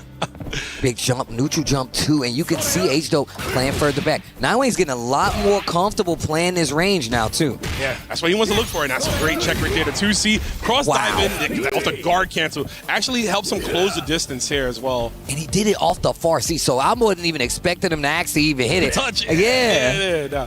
Nah, H-Dope is well versed in his character, man. He studied a lot. He's got to watch those far Cs, as good as they are. Billy's got one that's just as strong. They're both in Red Bull, and look how slow these matches have been going, Steve. Obviously, both players want to jockey for position, knowing how strong their offense can be. Once they close the distance, nice snipe out. The 5C gets clipped by the 2A. My man is spinning it, doing tricks with it. Yo, doing tricks with it. Not dead? Hold on. Wait a minute. H-Dope's got an opportunity. That hyper defense, getting him a little bit of life back. Stays close, command throw. Hold on. Done. Just gonna leave him at a pixel, just oh a pixel. My God. Final SPG wakes up, jab, beats the startup of Rev Blow. H-Dope with the proper option to go for, and that's such a safe option, Steve. If the Rev Blow starts up, you get the hit of armor, but you still have time to cancel into his counter or his command grab. So that was almost a checkmate situation for H-Dope. Oh my gosh. But the awareness of H-Dope, he has really been on top of some of these little micro situations. He's like, you know what, I'm gonna backdash here. He's like, nah, I'm gonna call you out on it. And it really is what gave him that first game. Now we go back to this slow pace, but the big jump in from H-Dope, he's gonna get the first knockdown, and look at the screen advantage he's gonna get from this. Yeah, he just takes you coast to coast, man. Shane McMahon, he's getting clipped right there with the 2C, right back at you. That's what it's gonna come down to. Again, another guard cancel. Yo, you saw all the notifications? Yeah, bro. Punish, guard cancel, reversal. Check your phone, bro. Check the ping. Getting pinged right now, getting beat up too. Oh, yo. My man got the confidence just beating the sleeves off of this dude. CTE. Yo, Billy, defend yourself, bro. Fight back, bro. You in charge of the Howard connection. Geese is dead. What would he think about if he saw this right now? I feel like the Geese Ghost is hunting my man like the Green Goblin mask. Big pickup, H-Dope once again, and he cashes out. The fact is, when he gets these hits, whether it's the knockdown or the full combo, Nightwing has not been able to actually rebuttal after getting knocked down in the corner. And it seems to just snowball in favor of H-Dope. Yeah, getting called out as well, too. That jump, right, he had the high dodge already. It's one of the weaknesses for Big is that he doesn't have the best anti-air, so he has to rely on a universal mechanic. It isn't the best, so the fact that he was able to call that out. Again, another call out with the jump throw. Baiting him out, he's got some meter. This is huge here. Gonna keep just simple for one. He wants to recover some of those funds. You do get back quite a bit of rev meter after you spin for super. Okay, gets the throw this time around. Nightwing slowing it down once again. And look, even though, we nickel and diamond to get the round, but I got the lead now. And now you're in the corner. Nice wild punish on top of it as well. Bro, how do you hit this dude H-Dope? How do you do it?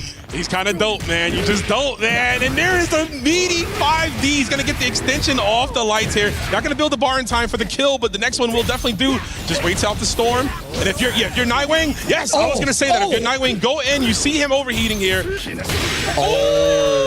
Yo, caught you peeking. That's going to be a counter hit as well. Bro, my man is not messing around. Every time I think the Nightwing is going to come back, he literally like, nah, we're going to stop this. Either it's just a fin, hyper defense, or either just getting out of scenario, calling him out, and then getting the knockdown and taking his turn. He literally is taking rounds away from him. He's like a true boss. Yeah, right. Yeah. It's cutting his hours right after every shift, bro. Yeah. You know what? Next time, don't even come in today. Take the rest of the day off. Take the rest of the day off. How you get fired on your day off? That's crazy. You might see that. But Nightwing fighting for his job, fighting for his 401k here against Mr. Big. But yeah, no, seriously, H-Dope really cutting up the offense. And speaking of, we got some good offense here, some counter hit pings here.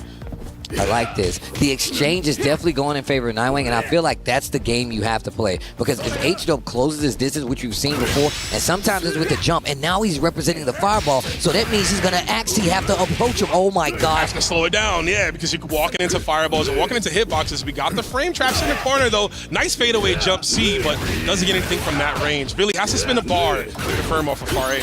Sparingly using these fireballs at the end of the string to make Nightwing actually think, I love it. Oh, wait a minute.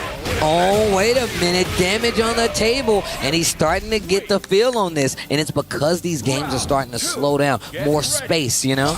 Slowing down, a longer set count, right? It gives you more time to adapt to your opponent, figure them out, and we're seeing Nightwing start to come correct here, meeting him in the skies with the target combo.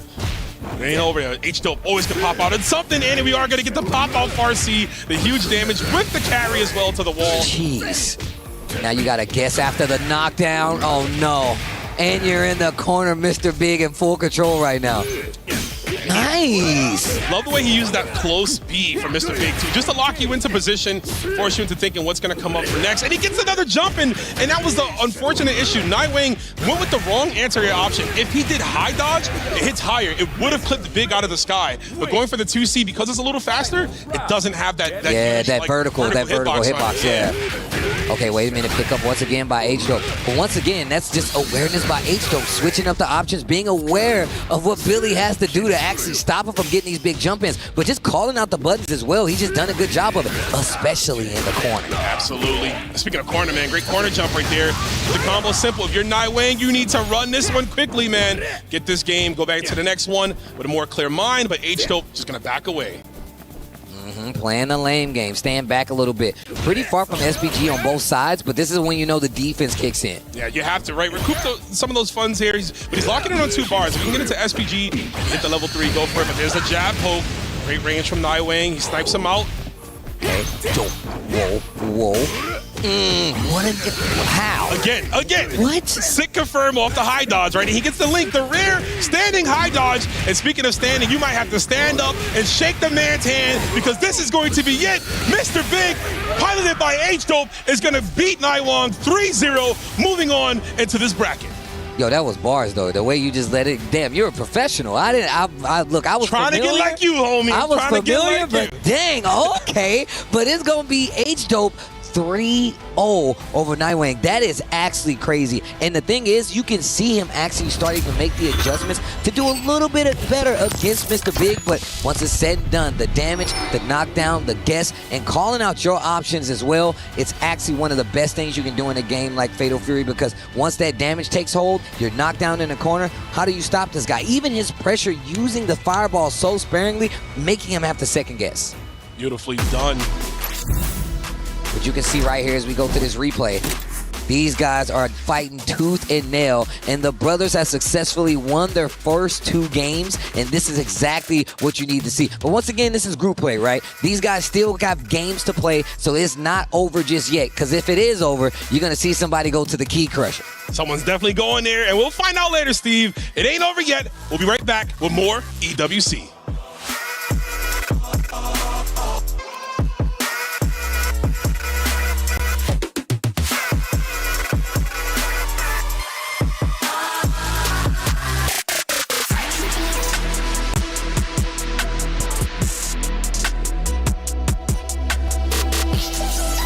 The group of death keeps rolling on here. It is group stages A. We are here at the EWC. I'm Rome himself, joined by the one and only Tasty Steve. These matches have been crazy. We're halfway through already on the first side of the winners, but we got some more amazing players coming your way.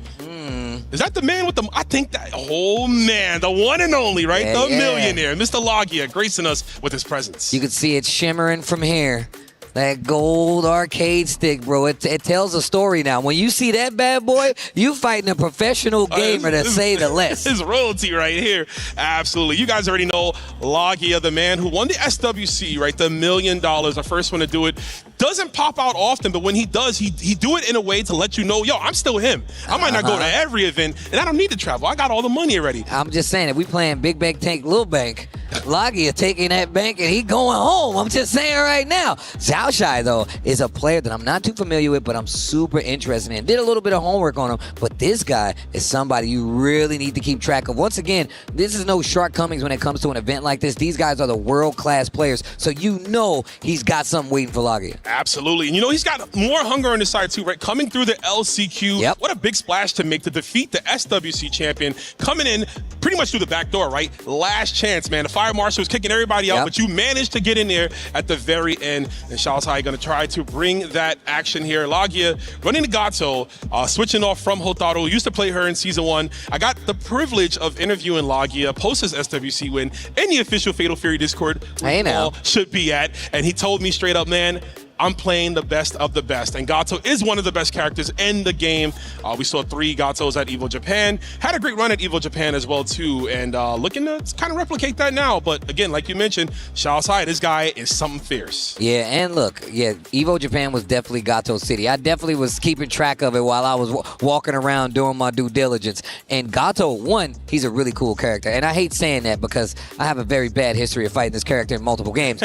But the fact is, if you can land those hits. And we've seen, obviously we saw Punko yesterday pull out the Gato, a very active Gato, but he has great buttons. He has the movement options, and he's for damn sure got the damage. So you have to be careful. You cannot get hit by Gato. You cannot get hit by Gato. Yeah, especially in the case of Billy Kane, right? This is a matchup that is rough on, it can be rough on paper for Gato just for the range, right? Gato doesn't have any like forward, like full screen attacks. He has to close the distance. But once he does, Billy doesn't have a reversal, right? So I like to think it's better for Gato once he's up close. He gets the back turn. He can go for the swipes or the command grab, right? He's got the frame traps with the palm blast. Like Gato, once he gets in, the matchup can turn into his favor. But of course, it's going to be on the defensive capabilities of Xiaotai to cut that line in the sand and say, you're not moving past this point. I'm keeping you here. Pole action, keeping you far out. If I'm Gato, if I'm Lagia, if I knock you down, I'm like, oh, we get to play now, and you can't do anything about it. So let's get, this is another butt check. All right, we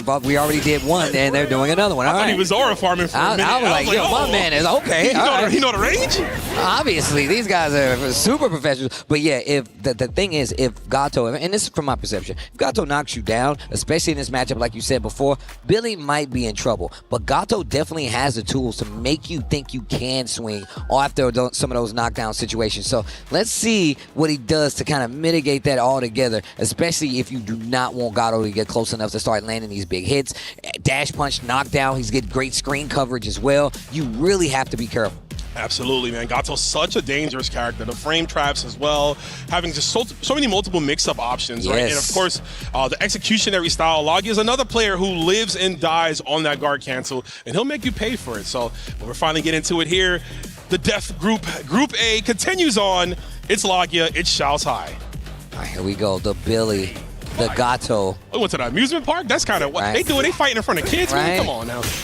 Mom, I just wanted to get some cotton candy. There's some churros in the corner over there. Bruh, give me a funnel cake or two. This is exactly what I was talking about. And now you in the corner. Goes in the stance to get the extra hit. DP to close out. Knockdown in the corner. And look at the damage he gets for that. Yeah, huge damage. And he tries to go for a little bit of a frame trap there with the EX stomp. Doesn't let anything happen, right? He's catching him with the guard cancel. He's going to get the DP finish. And already, the SPG, that's another thing, too. You cannot escape the clutches of Gato. He has one of the best corpse hops in the game. His dash is extremely fast. Okay, wait a minute. Gets the knockdown. Xiaoshai's got it. He's got an opportunity. SPG clocked in, but I like the shot hops right there, too. And I like him trying to get him to react. Trying to force something out of him, a bad habit possibly, but Lagia is so well versed. Okay, finally clips him with the EX pull-in. This is the chance we need if your Xiaotai gets something going. Tries to go for the side switch there. He's got meter. Got to watch that red bar, though. The jump B almost made something big happen there. Just about misses his jump and confirm, but I like that though. Meets him in the sky, doesn't even want to attempt with an anti-air, throws off the just defending air timing as well if you can close the distance and get the JC. And that's something that happens a lot in this game, right? Like people get used to your timing, so you see him JD in the air a lot. Hitting the early button can really throw off the timing. Nice guard cancel. You needed that one, but you can't be swinging that stick around like that, my guy. We're going to the wall. This is where it gets ugly, right? Gato, one of the best 50-50s in the game, off this super. His fate looks like his overhead. We might see that come out. Woo! Just told you, Steve. Psychic. Going for the low, bro. Psychic. Big damage as well. And look, my man's got one bar. This next exchange could not be good news Xiaoshai back to the wall. Almost jumps out. Stand A, gets the pickup. It's gonna be Lagia. He's got the meter. Take him to the top. Game number 1. Lagia, man, I've been watching this guy for years. Still a very young man in his own right, but well beyond his years when it comes to playing. Obviously, we've talked about the bank account, but as well as the many accolades, many SWC championships, and he wants to add an EWC to his arsenal as well. Really interesting to see how the lay of the land now, right? Like, especially coming from the championships and seeing how we get exposed to a lot of these players. Now we get to see them cross paths a lot more, especially on a stage like EWC. So there's a lot of meta, a little secrecy that goes on, especially meeting up on a big stage like this. Absolutely. Oh, I like the feint. He tried to get him to bite on the high dodge there. Great decision from Xiaoshai. Sorry, unfortunately, it didn't work out there, but the plus frames off the close D catches him mashing. You can't up close. It's kind of hard to box with Gato. Nice, gets the DP knockdown. Jump in the corner. We've been seeing a lot of that today. A lot of neutral jump in the corner to get out of danger. Lagia not giving up the DP challenge. Gets the confirm too. Okay. And didn't bite it well. It's going to bite on the super. We going all the way up to the top of that roller coaster. Eats the jump C. And again, Xiaoshai just looking for some type of option to get out of the corner and escape. But Lagia covering all bases there. EX Stomp has a huge blast radius, and we saw it pretty much clip his jump before he got out the corner. Oh, wow. Nice. More 2D there. Oh, wait a minute. I like the dodge. Big pickup. Okay, wait a minute. Xiaoshai. Yeah, that's one good thing about fighting Gato. He's going to favor those heavy normals, right? So that gives you an opportunity to go for high dodge to get the zoom in effect. Okay, playing back a little bit. We've seen this a similar tone. Billy starts to slow down. It means they're getting control of the game. Look at the life lead that he has right now. Here's the throw, first time represented as well. I like it. Play to your strengths. We know Billy can be an offensive heavy character, but he got that long range, man. Oh, he actually met him in the sky that time. Faked him out at the throw loops. Doesn't cancel the high dodge, but a pixel left. If Lagia makes his comeback, what a far D. Wow. That's what happens when you put your essence into your stick, brother. You can't be doing that. You have a hurt box there. Yo, SPG clock in. Red blow for the knockdown. Command throw out of stance. Yo, this dude Lagia, bro. You wonder why I got it in a bank? It's because I got it in my hands. Whoop, whoop. Call the police. It might be the end. Speaking of hands, man, I'm putting them on your chest. Even with the command grab scaling, Lagia, as optimal as can be, gets the KO finish, and I like that he waited. That command grab had bad intentions, bro. No frame trap it took. He walked up in his grill, turned his back on him. Oh, you gonna sit there? Gotcha. And think about how he was setting it up the entire time. Jump B, jump C in the corner multiple times, and he made him block. He's like, yeah, now you see that I'm active. Now I'm gonna hit you with the stance, and now I'm gonna hit you with the command throw. Well played. Genius, man. A level of display of these players here. Lagia up 2 games. Xiaoshai's gotta find that victory in him. He's gotta be the one to turn the tide of this battle. Obviously, it's really tough when you're fighting a player of this caliber, but man, you got through the LCQ. You fought a lot of killers to get here. And look, that LCQ, I'm telling you, everybody was in that bad boy trying to claim a spot to be here on the stage, but it was Xiaoshai that got it, and you could tell he's putting up a valiant effort to try to slow down Lagia. Yeah, but it's easier said than done. I like that he was able to get the punish on the whiffed command grab. The recovery frames are still there. And now he's starting to play, like you said, going to a little bit more of a slower placing here. And it's working out nice off the counter hit. We had enough time from the feint to convert into the 5A. The meaty 5D will do it.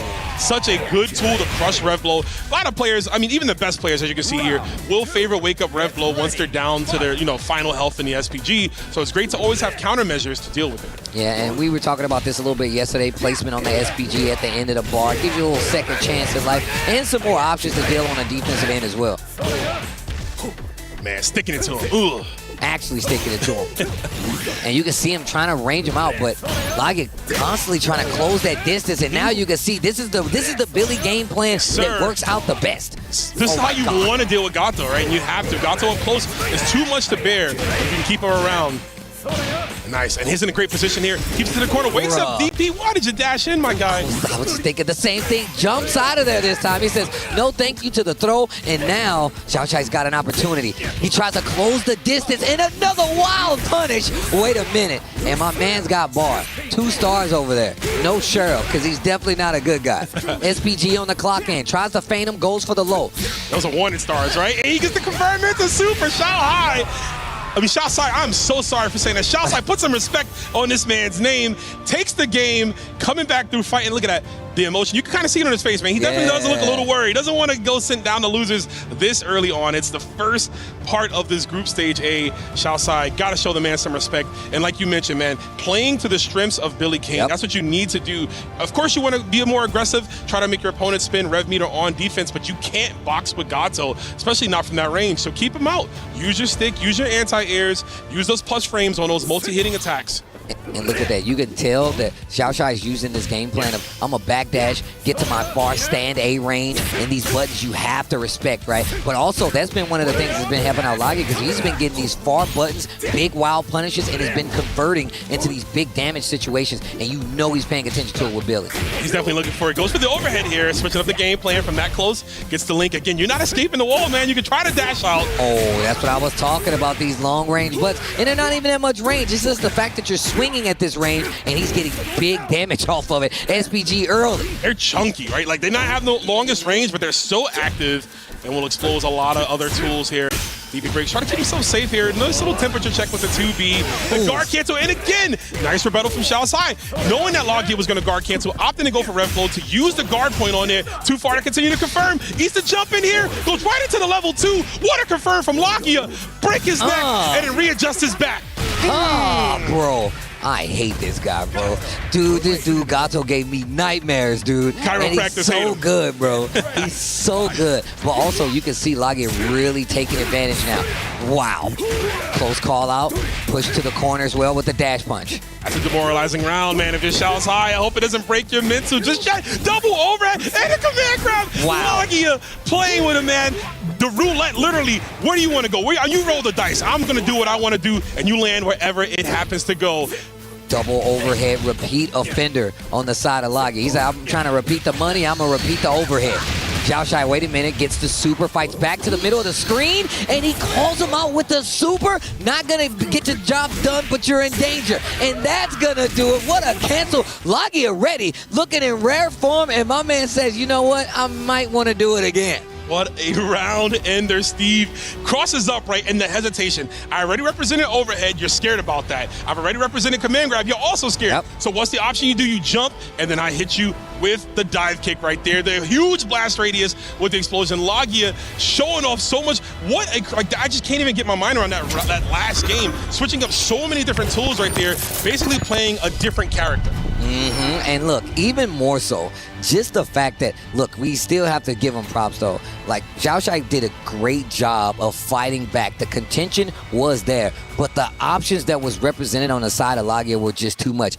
Every time he thought he had win, he'd switch up his approach, whether it be the air approach, adding in the stance, then going for the command throw, even the feint to the low that you pointed out. He showed him so many options, so many looks from the kit of Gato, and it worked out perfectly. But once again, Xiaoshai did such a good job of actually contending, and it kind of played out, but obviously the winner's going to be Logia. Winner is Logia for sure. We'll find out who's going to win next. Guys, we're taking another short highlight break here for the EWC.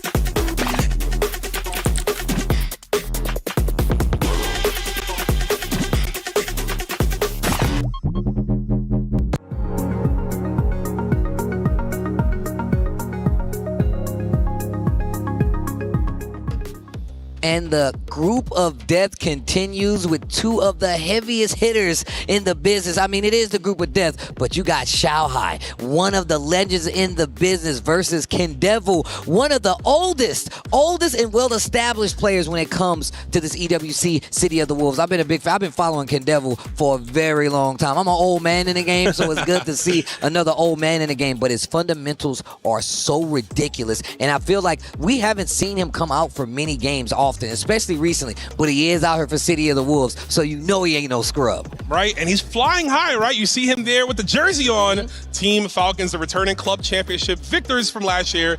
Unfortunately, 2 of their players must do battle in this first round of Group A stages. And you talked about it, Ken Devil, but of course, Xiao Hai, the man. Boy. I don't care if he got second at the last tournament. He is always the first man you have to beat, and you can never count him out. But he didn't get second. Xiao Hai coming off of 2 EVO victories in the last few months here, looking as strong as can be. Had a great run at the SWC last year. Obviously second place at the EWC for Fatal Fury last year, but won and Street Fighter 2 EWC titles, looking to possibly three-peat this year. But of course, Ken Devil stands in his way, the Cookie Monster. See, I'm old too. I remember that. Okay, Romo. All right, I see you. But of course, this is really one of the matches everybody's been looking at, because this is definitely going to kind of shape what this group is looking like, and it could affect a couple of these other players' chances from making out, or it might increase it. It's going to be Xiao Hai versus Ken Devil, and I think they both put on the mask. Yep, two Pinocchios, 2 long noses, and a lot of damage to be had. Both of them have the execution. It's going to go down to the gameplay. I mean, that's really what it comes down to, like you said, Steve. And we got to give it up to these guys. Ken Devil, already a Kyoku Ginryu practitioner, playing Marco. Xiao Hai can play whoever he wants. We even have a meme in the SNK community. It's like, hey, if a new patch for a game comes out and you want to know who's top tier, watch Xiao Hai stream. He usually figures it out within the first week or 2, and obviously piloting Mr. Karate. But he also has Billy Kane. He has a Hotaru as well. We'll see what comes out here, but we got the little bit of a button check on the back end of these 2, making sure they got that win button set, and you're going to need it here. So, interesting enough, we know how strong Ken Devil is, right? And we know how great he can be. Obviously, an OG in the game from numerous fighting games, skills passing on. But I don't want to say an upset, but this would be, in the terms of the EWC, people expecting Xiao Hai to go the distance. Of course. If Ken Devil can beat him here, that'll put a lot of bracket predictions in the water. To the untrained eye, right, Ken Devil does not have a chance, right? Sure. You see this, you're like, it's Xiao Hai, obviously, but see, they don't know. So like we know, they don't know. And I'm sure Xiao Hai is aware of the prestige that Ken Devil has already played across multiple games as well, like you said. Xiao Hai, one of those people, they're going to put him in children's books talking about how well he can play fighting games. Statues. And I'm telling you right now, it's definitely going to be true to game. But Ken Devil is one of these people who you always have to look out for. And speaking of looking out for, you can't see it, but we can. It might be a switch up on the character. This is really interesting. Yeah, so this is another character that not that I forgot he was playing, but this is a really recent switch, and it might be specific for this matchup. Andy Bogard on the side of Ken Devil. Andy kind of fights karate well, right? We talked about the demon flip and how he can use it to navigate through, getting on the other side of karate, having a great fireball to kind of just put out there as well to blast radius on it. So we might see this work out for him. Of course, having those other characters in his pool and already representing the zone game. And on top of that, like some of his buttons up close, they push him a little bit further. So you get this opportunity versus karate, you could definitely do some damage. But first blood gonna go by way of Xiao Hai. And look, you taking a ride to the corner, get in the car.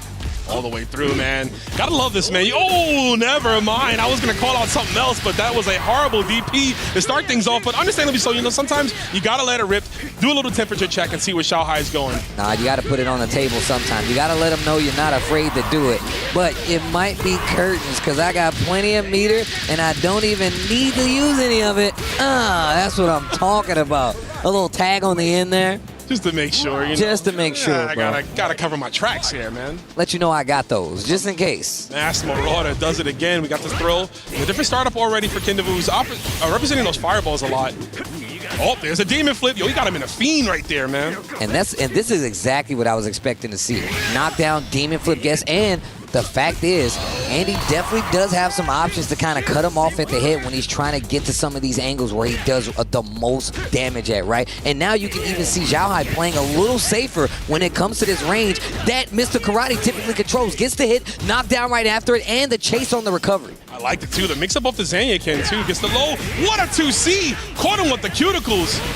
And this will be it right here. Look at the change up on Ken Devil. Yo, I love that super. A-Man strikes the JoJo's pose real quick before he don't say Joe. You know I love JoJo's. Don't do that to me. I was about to get excited. But no, this is what I was talking about. That elbow, another option to close the distance early, and you have to be aware of it. Because look, one, JDing it is really hard. And two, if you don't know what range he's going to do it at. Oh, that was kind of a funky situation, right? Read for Xiao Hai with the 2C, kind of skinny, doesn't reach. We got that guard cancel. My man said cross chop, break it down, back to the wall. Yo, I call it the DX. He hits the DX every time. Well, look at that meaty. The throw. Oh, this is real dangerous. And you got that demon flip always lingering, right? In the mind of a demon, stops the jump.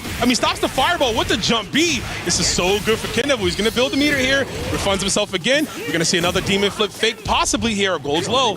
He's used so many options. He showed the low, he showed the throw, and now he does a normal throw. That's going to be around a game. Kendevu taking first blood versus Xiao Hai. Once again, to the untrained eye, to the person not engaged, they're in shambles. Their fantasy bracket, they're calling her mom. I'll put the house on the line. I don't know what to do. Get the kids. We need to move.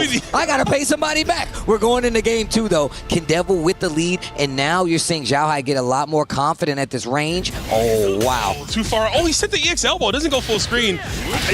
Honestly, Soto, Xiao Hai is always a player that, he can put you in that state of mind of we're still down. Nah, we're right back into it again. He's ran it back numerous times, and he baits out the red blow punish.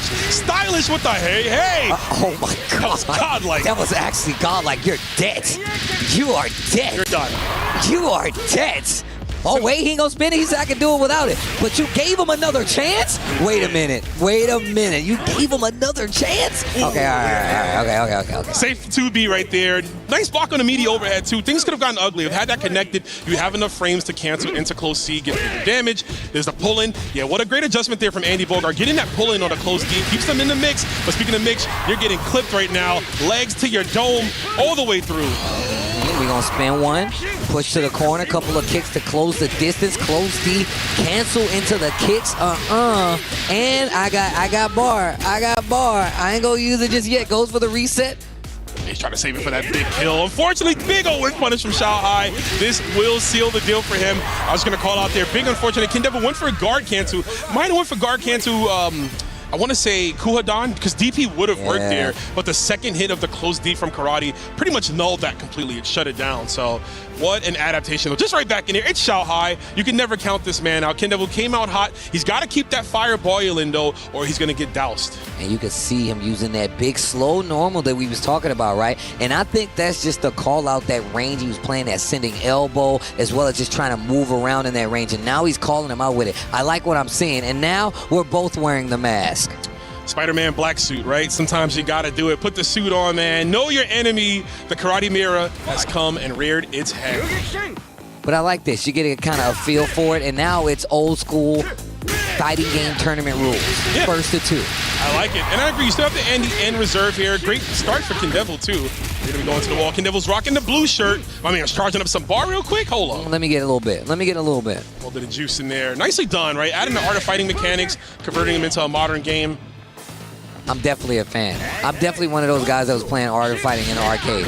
I'm one of those guys. He was losing money, right? Oh, yeah. I know, that AI is bro. crazy. I don't know what they were thinking, bro. SNK, you guys owe me money. Here's the throw. It's throw for Xiao Hai. Ooh, little 5A right there. Gets the pickup. Kendevu making Xiao Hai clock in. SPG is there, but he's got a bar. Huff. That sound effect there. That's ASMR. That bomb. Doesn't get old. Uh-oh, wait a minute. To the corner we go. Yes, we are. And that was a great option, too, from Xiao Hai, right? Just blowing him up with the C uppercut there. Pressed the overhead too early, and the backdash gets him away.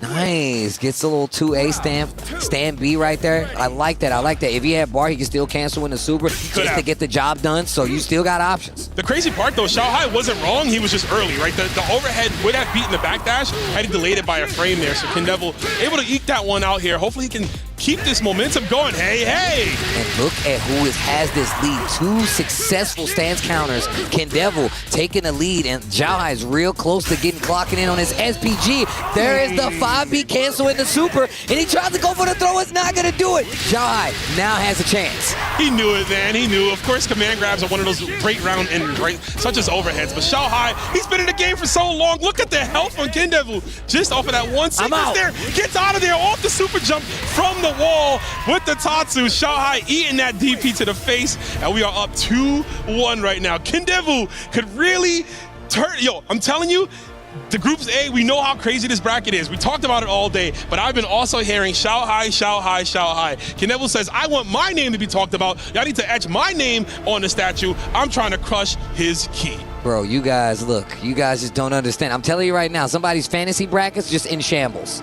Kids are crying right now. What's happening? It's supposed to be Zhao Hai. What's happening? Daddy, what happened to the house? Oh, I'm sorry. Look, we got to change schools. We got to get you out of there. Again? Oh, nice run-up throw. Great way of dealing with that, especially if you actually see it coming. There's no button hit. Could call out Zhao Hai. Get this combo in the corner. This is going to be damage. It's huge. For the simple karate combo, and even the simple combos do so much damage, right? They hurt so much. No punish on the dive kick there from the wall jump. Another unique mechanic. But also that knockdown in the corner. You see Zhao Hai just go for 5A. He just went for like a little neutral instance, didn't use close D. He's really trying to see what Knebel trying to do, trying to get him to flinch. But he's going to flinch all right, because he might be dead after this next exchange. No more flinching, bro. He's done. I mean, you could poke him with a stick, right? Put a fork in him. He's done like a raw steak.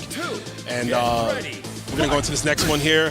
Zhao Hai looking good, coming back, right? Clapping back off that round. Nice DP off the cross.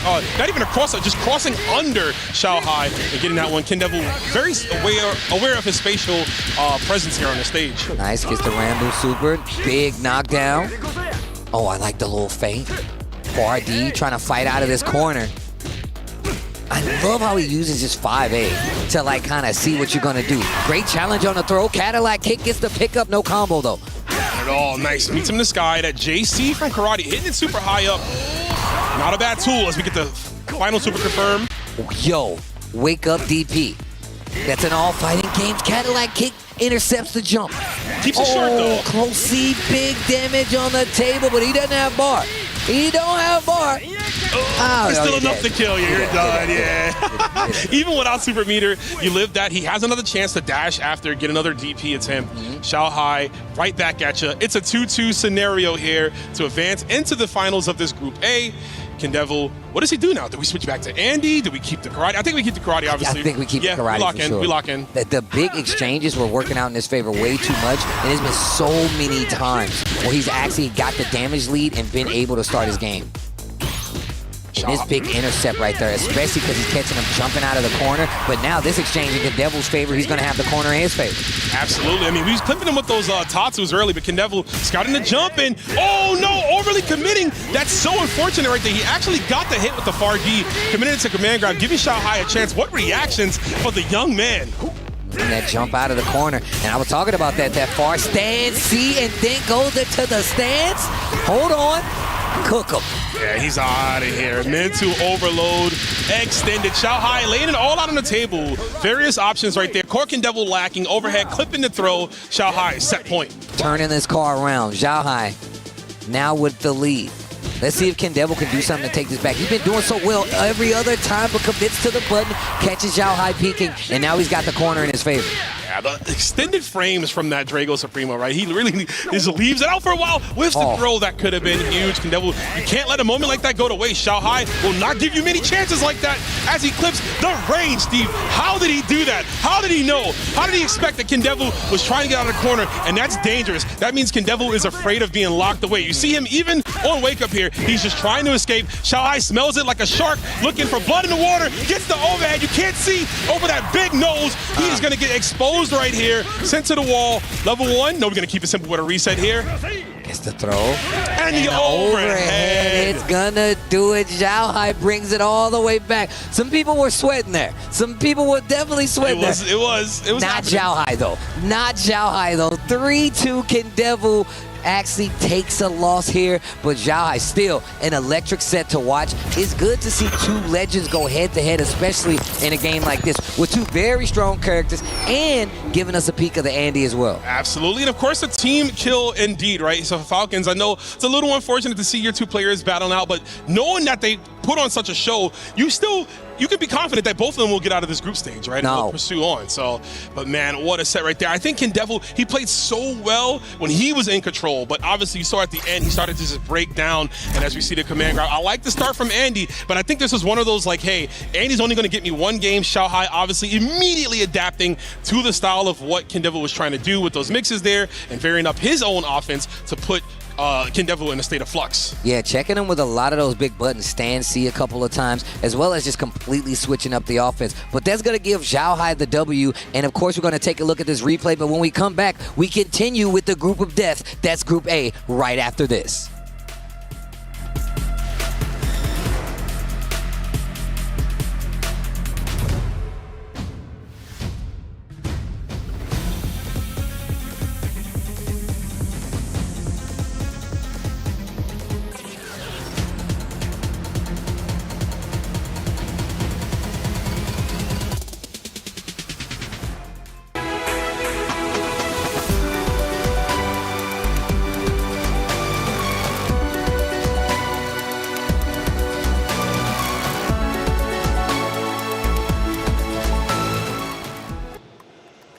Well, Group A has not disappointed. The group of death looking exactly to be the case. But one of the big stories we had at the beginning of the day was the Twins, and the Twins are looking good. Logan, of course, now El Colt back on the desk. Colt, how you doing? Loving the jacket, by the way. Oh, well, I wish I could be doing better. A little bit of a shaky start for the Mexican players, but I still believe. I saw Danny adapting a lot into what H-Dub was bringing. I do hope that he is able to come out swinging next, continuing all of this bracket. Yeah, double elimination. Still has a chance, right? Keep the faith, because you never know how far they can continue to go, especially for the orgs that they're representing. Group A has been exciting, though, for sure, and a lot to break down, because let's not forget 4 players will move forward to the playoffs. Another 4 will be fully eliminated from their EWC run. Their chance of being a champion fully extinguished as their key, unfortunately, gets crushed. And, well, that's just the nature of the game, and we still have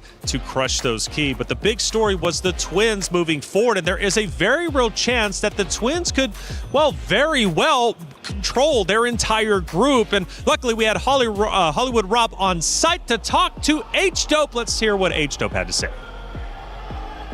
Ladies and gentlemen, as you can see, I am here with Team Vitality's H-Dope. 3-0 victory over Na Wong. You said you were confident and you proved it. How did you know that you would win? I was waiting for this matchup. We were about to play at Hessenkras, but unfortunately, Na Wong didn't reach grand finals. I was waiting for him. It was like the most awaited matchup. I've done so much preparation against him, and now that I had like the luck to play against him at the EWC, I was so prepared to play with him, and it was my honor. Okay, and you know, of course, the performance was amazing. You talk about preparation. Clearly, that's a huge part of any professional player's game. You might have to be going up against Lagia. If you do have to play Lagia, of course, this is the SWC champion, and he's been kind of secretive about his training. Are you ready for that matchup? All I have to say is that this is not Season 1 Lagia. Oh, hold on. What? He talking. Let me take my glasses off. Hold up. My man H-Dope talking a little crazy. Not Season 1 Lagia. So you feel like there might be some holes in the armor? Of course. This is not Season 1. We are at Season 2, and I'm so prepared for him as well. Okay, hey, enough said, ladies and gentlemen. I think we got to go ahead and get into the match. H-Dope, you're playing amazing so far, and best of luck with the rest of the tournament, bro. My guy. You know it's serious when Rob has to take off the glasses just to hear better. Okay, H-Dope talking that trash. It's not Season 1. He feels he could take down Lagia, and surprise, surprise, that's going to be his next matchup. Let's take a look at our bracket, because it is stacked. And Logan, I got to tell you, man, the Twins, if they're able to win their respective group, the group of death, I don't know what this tournament is going to bring in the next couple days. I love that. Big talk represented from Mr. Big, H-Dope. And you can't argue with 3-0. Of course, 3-1, a great result there from K-Top as well. And look at that. They move on into the next round, playing the very best in the world. Zhao Hai, the legend, and Lagia, the SWC champion.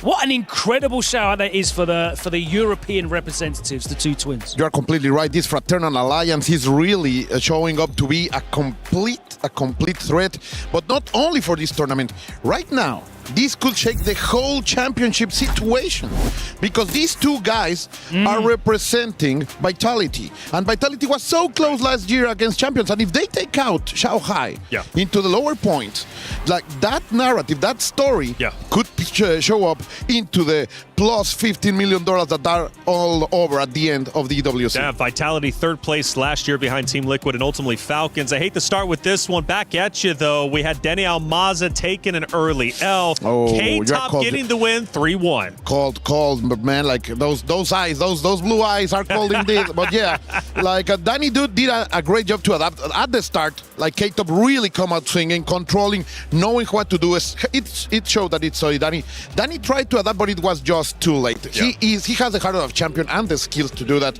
but this time it was not enough. And well, I just hope we can see more of him later. Well, it was our second matchup. It was Nightwing going against H-Dope. The second part of the Twins, a big 3-0 victory as H-Dope gets a commanding win. Again, another huge step for Vitality. Yeah, it was dominant. He was never really in any kind of doubt, and you saw the confidence exuding from him in that interview with Rob afterwards as well. He is going into that matchup coming up next with supreme confidence. He's going to need it to overcome Lagia. Lagia is going to be a beast of a player to try and get through. Nai Wang, what do we know of him as a competitor? I mean, this 3-0 victory, or excuse me, 3-0 loss obviously hurts Elcolt, but he still has a chance to come back. Yeah, in the end, that's the beauty about the double elimination bracket. He shows us some good stuff with Billy. In the end, I do believe that he's still a threat, and you can never count these killers out, man. Terrible situation, though, for Weibo Gaming. Of course, that is a team kill in the losers bracket. Another one, it seems like we can't avoid them at the moment. Well, Lagia, Zhao Sai ended up matching up against each other. It was Lagia who got the win. Exciting stuff for Zhao Sai. Wanted to see how well he did because none of our LCQ players yesterday made it through the playoffs. I'm hoping Zhao Sai has a chance, but a 3-1 loss sets him back. Yeah, absolutely. Lagia cruising through now into the next round. He's going to be fighting for the playoffs. Zhao Sai versus Naiwang. I think you would definitely look at Naiwang as the favorite here, but again, it's a Weibo Gaming team kill. It's going to be a difficult one, a lot of pressure. Our fourth matchup, Zhao Hai, obviously much hyped up going in Kindevu. It was a close series, very close over there. The man of 3-2. gold. The man of gold, Kindevu, was so close to deliver that victory that for sure he was hoping for. Couldn't overcome the gold stick, though, right? Yeah. The Andy did its job, though. He got the He got a little bit of Zhao Hai is so good at adapting. That experience, man, so much. That's why he's the closest man to the top. So indeed, a fantastic matchup. I know Kindevu is still a threat. Oh, absolutely, and he's still a threat right in the loser brackets. He's going to be stacked up, though, against Danny Almaza. That's a run back. Last year, that happened. Danny knocked out Kindevu out of the tournament. Right. So this is history in the making, Logan. It is, and I know you're going to be cheering him on from behind the mask. All right. I'm from the front, too. Let's find out how he ends up doing. Obviously, that matchup's going to be coming up later. But, hey, we've got a lot of games happening, and the club championship race is still underway. It's only week one after all. Trev, how's everything stacking up? When it comes to the Esports World Cup and the Club Championship in particular, no team is investing more in fighting games than Team Falcons. Zhao Hai will be taking to the stage today and taking on one of his teammates in the first round, both of them trying to get through. Their heavy competition, however, comes from Team Vitality, with Fenrich already through to day 3 thanks to his efforts yesterday. The Vitality twins will be taking to the stage today and trying to join him in the later stages. Goichi, however, will be trying to play spoiler to these big organizations. Unfortunately, he's not eligible for the club championship, but he's going to be trying to retain that crown.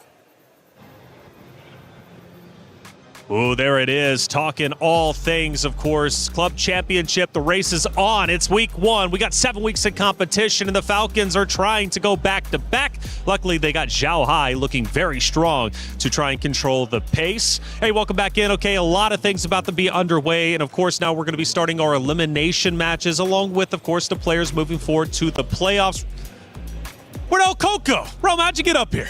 Was it you under the mask all along? Actually, yes, was it? Man never reveals his identity, and I won't either. But, good to be here with you guys. I had to run off the stage to get over here and sit next to these two chaps. Yes, man. That's right. Well, you watched all the games, though. Clearly great, and not too many upsets. But the Twins, again, that's been the biggest story, looking very strong. I think I'm very impressed by the Twins. We know how good they are, but they showed their dominant display, really cutting off the offense of all their players, which I think is the key to victory and the key to crushing each other's. Absolutely, and crushing the keys of their competitors, right? That's one of the big things to take a look at.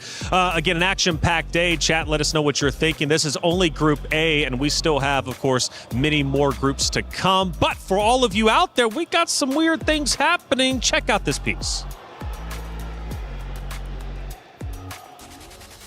And of course, it is time to start the matches to qualify for tomorrow for the top 16. We had a couple players who made it from the last two groups yesterday. It is time for the first, and this one is important, right? The SWC World Champion Lagia, who kind of disappeared for a few months, who came back here showing that he still very much got it against one of the two Greek twins, H-Dope, who said in interview, this is not Season 1 Lagia. Listen, you got some talk, it's time to back it up. It's time for the first match to qualify for tomorrow. Yipes, Vicious, take it away, guys.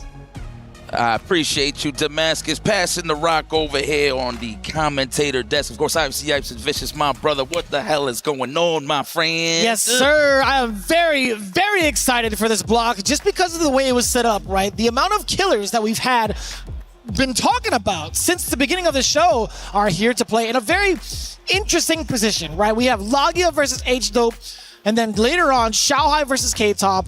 I cannot even imagine who's going to take it over the other going into this. I mean, I see why they kept this for today, man. Yesterday, I was kind of complaining like, man, why they didn't do Group A? Why they didn't go in order? But it makes a lot of sense. A lot of drama in this. But it looks like it's a victory for the brothers. Of course, K-Top and H-Dope, they don't have to fight each other, thank God.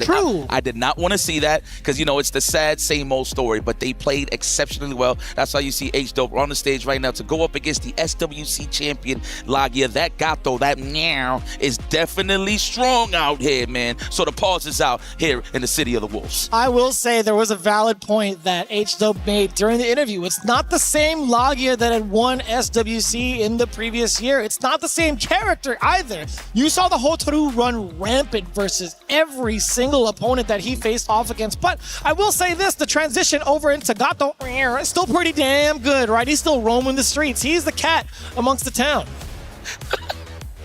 Let's get it on. Let's get it on, man. I hope everybody's at home is enjoying yourself. This is going to be a classic. I mean, to be very honest with you, man, down the pipeline, I wouldn't mind seeing the run back with Lagia and Xiaohai for sure. But ultimately, I want to see Goichi reign supreme as he is my pick, of course, to win this tournament. But of course, that's later down the pipeline. But here we go, opening gambit time in the gutter. This is actually my favorite stage. This is where I go on the training mode side of things. But this ain't no training mode, man. This is the real deal. This ain't a simulation. Two of the characters that have been getting a lot of love so far. I mean, we've seen a handful of different Gatos. We've seen another Mr. Big via Nemo in control of that character as well. So it's very cool to see it now here up on the stage, getting ready for Lagia versus H-Dope as we prepare for game number 1 shortly. Again, this is upper bracket semifinals. Winner of this qualifies into phase 2. Let's get it. Let's go. Gato, eyes closed. He can smell the sausage links. He don't need to see nothing. He know exactly where Mr. Big is at. Of course, going in that range, looking for that forward heavy. Okay, I like tap the legs, little tip-for-tap action right here. They're filling each other out. Is it going to be a throw? No. That's the thing about this game. Everybody likes walking back and dashing back naturally. So I like how they always clip the legs. Yeah. Understandable. Yeah, you got to have a character that can at least check the walk back, right? Pretty important to keep that pressure on. But right now, the pressure hasn't been on just yet, H-Dope. We do get a conversion, get a frame kill as well, double dash forward, hit him with the sticks. Look like he's part of a marching band right now, 100%. Can we get a throw? No. All right. Now, I'm a big fan of the stance of the command, though, so he's definitely going to represent that. That's one thing I love about Lagia. He sneaks in resets on hit with the command throw, so he's definitely going to condition sooner or later. Yeah, he's definitely had a big highlight moment earlier, but H-Dope, let's see if he can kind of change it up a little bit, right, in comparison to how Lagia was getting these big W's, big clutch moments. He is not letting him breathe. Absolutely not. Go for the legs. Is he dead? Absolutely. Has the cash to spend. Good job there, H-Dope. Man, this guy is on fire. I want to know their actual, last names. I just know their gamer names. You know what I got you, bro. My brother. I'll take a look right now. Looks like that was a high dodge. I like the JD early on there from Lagia.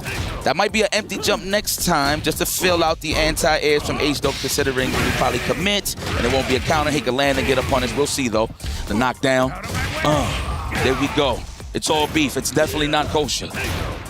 Oh, that's so deceptive too, to try to get the meaty fireball against Lagia. But this has been really difficult, right? We haven't really seen any big opportunities for any JD, any sort of like defensive mechanic to force H-Dope off. But now he's actually just walking around trying to clear some space for himself. He's looking for possibly an error from Lagia. Love that. That could have been a whiff punish too. Exactly. Kicking back and relaxing, not trying to let Lagia start that patented offense that got him the championship. Okay, the breaks. Oh, there's the hyper defense. Ooh. And we snipe the offense. We see the gaps. A lot of Swiss cheese on the offense to the side of Lagia, exposed by H-Dope. And we're talking about this as well, right? Like, wake-up options for a character on defense have been so difficult to track majority of the time. Like, even H-Dope getting away with that jump back while in the corner against Lagia has been a pretty significant deal to get a decent amount of damage. Now it's up to Lagia to land at least a single hit to get maybe into like a hidden gear. Oh, no. The HD guard cancel. Give me that! That's what H-Dope is all about. Okay. Oh, yeah. We're going to finish the job. We got that power charge. The power gauge is ready to be spent here. Let me get the chiropractic super for that damage. No one's going to be the waterfall on the way up instead. Rising Fang. The Rising Fang. He can't even see anything, but he definitely smells the competition. I don't know why I said that. I just like he's the one like creating the win because he's going upwards, right? Okay. The passing fumes. I see you. Okay. Oh, nice JDs. That's what he's known for, man. When I seen him at DreamHack Birmingham, that's what the thing that I highlighted the most against the Billy Canes. Anybody that has multiple hitting moves, he is going to JD every single time. True. So which means in translation that he's going to stay healthy on the health block. Yeah, it's like the other thing that you have to note as well. Like, because you are JDing, I don't think it's wise to even try to go for a guard cancel because of how active the move is, right? You're not gonna, unless you have something invincible to counter it. I mean, Loki is kind of discouraging considering if you fight somebody that's really good with the JDs, now you really got to be careful. You got to implement more delays just to throw them off on the timing a little bit, as you can see. And I love the spacing with the rev guard. Big fan of that mechanic, by the way. Oof, wow. Try to JD there. Poly hyper defense, let go of the back and hit forward a little too late. Ooh, big damage incoming. The electric Slim Jims, that's what I'm talking about. Real spicy. Ooh, you know I want to do it. You could. I'm not going to stop you. Oh, I don't know if you try to walk up and hit a button or grab. I'm not too sure what that was, but it was definitely an error on the side of H-Dope. Lagia showing that championship prowess on the way to try to reach to the top. The kick always rises to the top. When it comes to the super. She hitting me with sausage links. Extra spicy as well, man. I gotta say, it's been a real fun back and forth between Lagia and H-Dope, right? This is exactly what we were looking forward to. We don't want it to be 3-0s. We want to see some more of these games. But Lagia is the one striking first, despite H-Dope being the one to call him out in the interview. Look at that, already dashing into the action, clips the legs, and already we are in the oppressive session. Oh, we don't believe in your meaty, sir. Damascus and I were actually talking about that, like how valid it is to actually wake up with a button, like a 4-framer, right? Because of all the options that are pretty much presented defensively, you still have to kind of guess. Yep.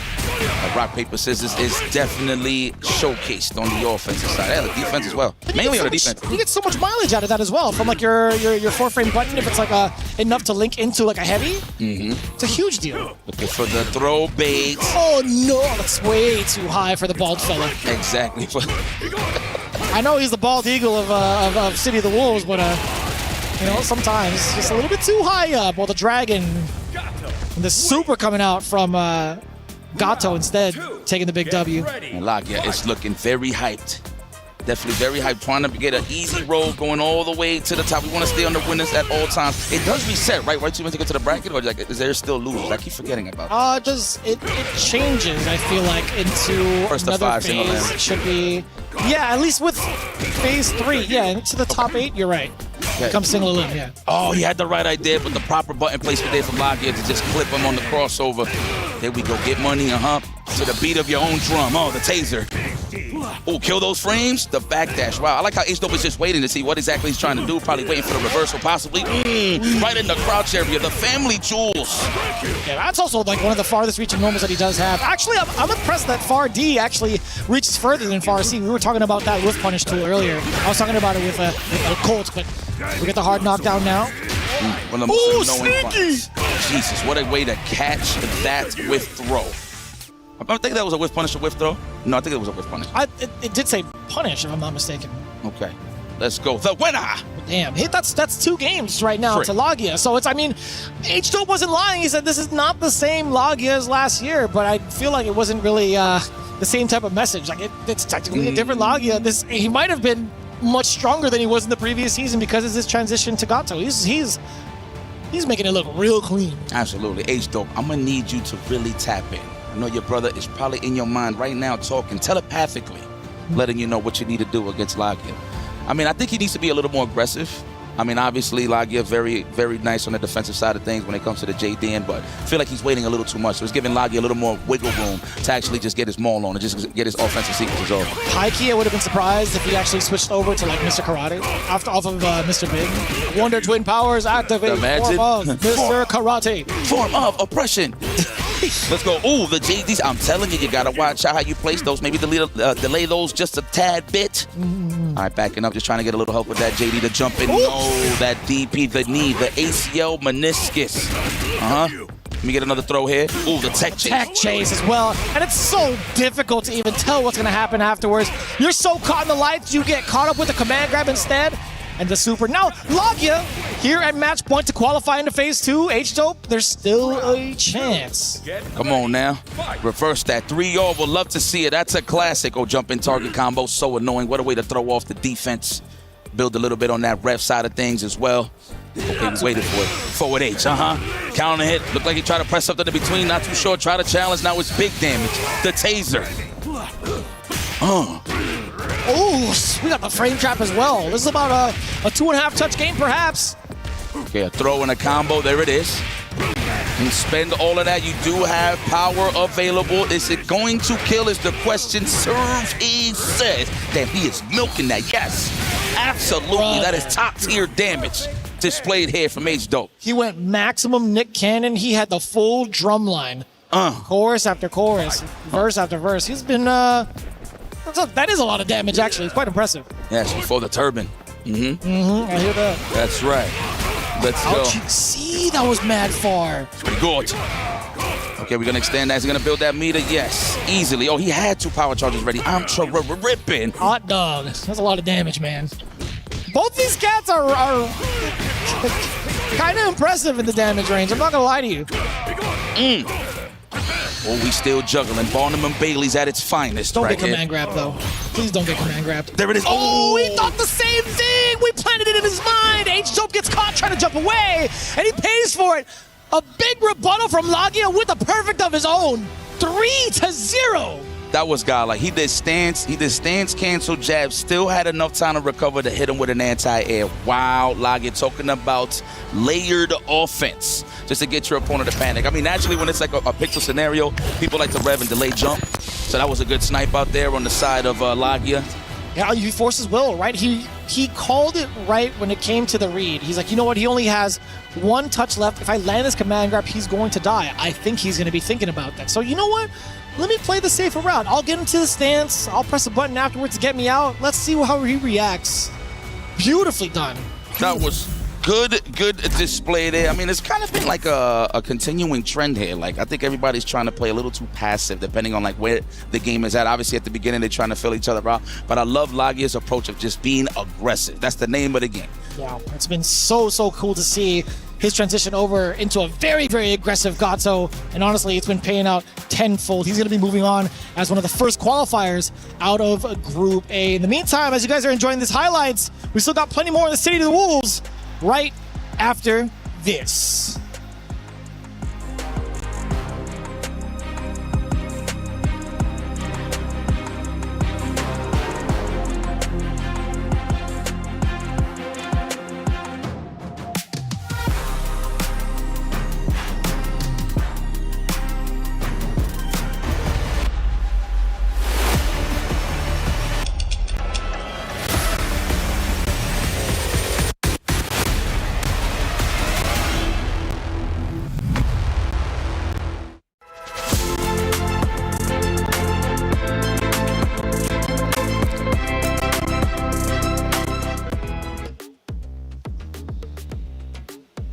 One twin falls, the other takes its place as they get ready on the big stage. Now facing off against Xiaohai, it's K-Top here at EWC. City of the Wolves, Vicious here with my main man, my brother, IFC Yipes, to call the rest of the action here at Group A. Yes, sir. Ooh, Shanghai, of course. Last match against Kendevu was a bit of a doozy. I actually thought Kendevu had that, man, but Mr. Karate stayed solid, of course. I actually thought he was going to rock the Billy, but judging by the competition here, it's safe to say he's going to stay in the dojo. Of course, K-Top stepping up to the plate with Mr. Karate, Mr. Nostrils himself. I can see the nose hairs from here, absolutely. I mean, it's all jokes. Of course, we're just kicking it back and relaxing, but this is going to be exciting. I'm loving K-Top's HDs into the Drago stance. Yep. It is so clean. And I like how he waits. He gets patient, right, on the defensive side. Because usually people get a little too antsy and they JD and try to guard cancel at the beginning. But there's a lot of multi-headed moves, right? So he literally waits for the pace of the offense, see the gaps, and react accordingly with the Drago, especially with the HD. That is pretty clutch. If you ask me, it's probably something in their DNA that they're both really good on the defensive side of things. But let's see if Shanghai can crack the wall of K-Top. Yeah, this is going to be very interesting to see. I mean, we're obviously going to be expecting Mr. Karate from both ends, but Shanghai, again, like he had to go through what Kendevu not too long ago. It was first the Andy that got the L against him, brought it all the way back, then faced off against the Mr. Karate. And it was kind of interesting to see because Kendevu did have the 2-1 lead. So now that he's fully warmed up, now that he's going straight into the mirror match, do you think it's going to be a much different story? Like, I guess so. Do you think it's going to be much more commanding from the side of Shanghai? Do you think it's going to be like a 3-0 in repeat, going up against from one twin to the other? In terms of score, right? Not necessarily like facing off against each other. No, I get you. I feel like he's just going to play regular old Shanghai, man. I mean, it's no different. Just more so how you going to slow him down from walking you down. That's what he's so good at the end of the day. So, I mean, we'll see. Look, I have a lot of confidence in K-Top's defense. Is can you out-nooch Shanghai is the question. You can't even jump on them a good 99% of the time. So, but this is kind of crazy to me, right? When we seen the matches with Kendevu, literally the early matches, while he was trying to come back, you didn't even see no Drago stances, right? So that's how that kind of tells you. It's like a little bit of a tell that he's literally trying to download your offensive patterns that way before he starts letting them rip, right? In terms of counter poking with it. So let's see what he does here. Yeah, most of the time we think about like the neutral being played from Mr. Karate, right? I think it's a little bit harder to tell when he's going to pretty much skip. We always talk about that. The EX Tatsu as being one of the biggest culprits. I don't even like trying to throw a fireball with this character from further out because of the start up to it. You can hold it down, but it's still so very, very reactable with the jump too. But it's going to be very difficult now to call how the approach is going to be. Damn, son, the far D is just going to connect. But where's the hitbox at? No you idea. Just hit him with big toes, shoelaces. And there's a tell you just calling about that. With the straight face. Never tired on leg day. Look at that. He's going for another rep. He's going right up the Stairmaster. Let's see. Are we going to see it on the command throw side of things? Oh, he ducked into it on the way down the neutral jump. Hella damage against Shanghai. We got all the meat in the world. Of course, the knockdown that is difficult, that is hard. Oh, nice. There is Wild that check. No command throw for you. I don't really do legs today, says Shanghai. That's crazy that he called out the command grab in that fashion as well. What a read. Hella damage, dashing on up, block on the overhead. Still a lot of chip damage. What in the world? The timing in between the string. Being able to get another rebuttal. K-Top. That's what I was highlighting in terms of defense. Now, mind you, you can only get that animation if it's a perfect parry. If you do the regular one, it's the overhead, but if you get a perfect parry, you get the full combo, or the rev side of things, at least. Oh, the DP. You think I was going to respect you, sir? I like how he just ran up in his house. He was ready to react to the overhead accordingly. Shanghai has great defense as well, of course. Wake up buttons. Don't respect your meaties. You got to condition me a little better here. Oh, we got the conditioning happening right now. That's two back-to-back throws from the side of K-Top. Going in for the frame kill. Had to go low. There you go. Fighting back, and we got a lot of meter to play with here. Walking back naturally, you're going to block the overhead, of course. The DP break. I'm telling you, you cannot jump on this man. And going in with the Cadillac kick as well. Shout out to Tasty Steve. He really is kind of just like reclining in the seat. Oh, lordy, command grab. Oh. Hitting up with the intermediate. Let's go. Oh, it's so hot in here. On the floor. Yeah, man. I never thought about it that way. That's pretty bars, actually. Yes, yes. All knees. I love it. Whether it's ashy or lotioned up, it don't matter. It's going to land. Ow. Hit him with the big old fireball. That is looking... He just sounds so cool when he hits everything. Shogoken. What you going to do? A little awkward, too. Had to go in for the jump. I like that, though. I mean, you can't shy away. Even though there were a couple of anti-airs presented from Xiaohai, you can't shy away from the jump approach, man. That looked like an overhead of me. Went for the legs, but didn't have a power charge available. The power gauge is a little bit dry on the side of K-Top. There we go. 2 meters to play with here. Xiaohai. It's going to be a throw. Stairmaster. I'm calling it right now. Oh, went for the overhead. Counter right back. That was ridiculous. K-Top. What a way to keep your eyes peeled. Damn. It's who the staff. What's his last name? Lambro. I don't want to butcher it, but nah, that's what we do. We learn on the fly. That is K-Top, aka. Oh, that's why his name is K-Top. So it's Constantinos. Yeah, man. Constantinos. Papito Constantinos here. He's gonna get refreshed. Get that water, Xiaohai. Yes. You gotta make sure you are refreshed at all times. Yeah, that's what it sounds like. That's right. Pretty accurate. That's right. How do you consistently do that? Hey, man, I'm just part of the action, that's all. I'm in the best seat of the house, of course, here at EWC 2026, Fatal Fury action. I mean, I just want to be part of the action. You know what I'm saying? At the end of the day, if I feel like he's drinking water, I'm drinking water. That's how invested I want to be in there. If I'm getting opened up like a can of worms, I want to feel like I'm the one with the bad defense, too. That's just how it works, man. We emotionally invested. Let's go. Who wants to take that play home? I know my man Xiaohai got 2 of them things hanging on his wall, wherever he puts it at. That's true. He could have walked away with the 3rd. Again, finalist from last year's EWC for City of the Wolves, right? That is what he wants, the multiple game specialist. If he gets one here at EWC for Fatal Fury, I mean, we already know he's one of the GOATs, but I don't know, man. In terms of the rankings, I mean, somebody got to move aside from Mount Rushmore even more. He probably could just kick all 4 faces and it just be his face, maybe with Menace. Possibly. I mean, it makes a lot of sense. I mean, he's coming in from a fresh EVO Las Vegas win. Facts. For this game specifically. EVO Japan as well. This man is consistent. He don't even need to qualify no more. He's just taking everybody's soul and money. Here it is. Oh, that is the Kenneth Coles putting in some serious work. The Tatsu into the dash. Now what we're going to do in terms of a safe jump, that looked like a cross-up low-key. I'm not even going to front. Oh, out of there with the slow-mo as well. Yo, give me that! Oh, no, the drop. Nah, it was all a fancy frame kill. He was making sure he was sizing up those size 11s, Funky Garcias, right into the grill. Man, the way these guys is kicking, you would think these guys are wearing joggers. Jesus. He said, ooh. The flexible pants. I just digested all of that right now. Just the whole. He said, hold that. You know what I want to say. But anyway, ooh. Nothing but the big buttons, the triple threat.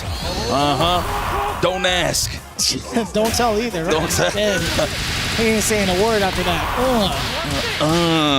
Let's go continuation. Damage. Put him in the SPG though, so now we have access to that rev blow. I'm pretty sure at one position he's probably going to fuzzy jump and probably do the air rev blow possibly, or a top rev blow, who knows, but he is getting mauled in his corner. And we got meter available. I don't think he had time. There was zero opportunity to rev anything up. My man's engine was dead. That's it. It was cut off. You take his meter and you send it to the mechanic. That's wild. Right now. I want the invoice, man. I wanted to fry. Yeah. I wanted to fry. Learn how to fix cores. But you can't fix that engine on the rev meter. Jesus. Nah, it doesn't take a mechanic to know that engine was done for as soon as that combo had landed. Oh, wow. Is that a diamond egg in the background? Huh. Okay, we'll take it. Yeah. That's right. Archaeologist approved. All right.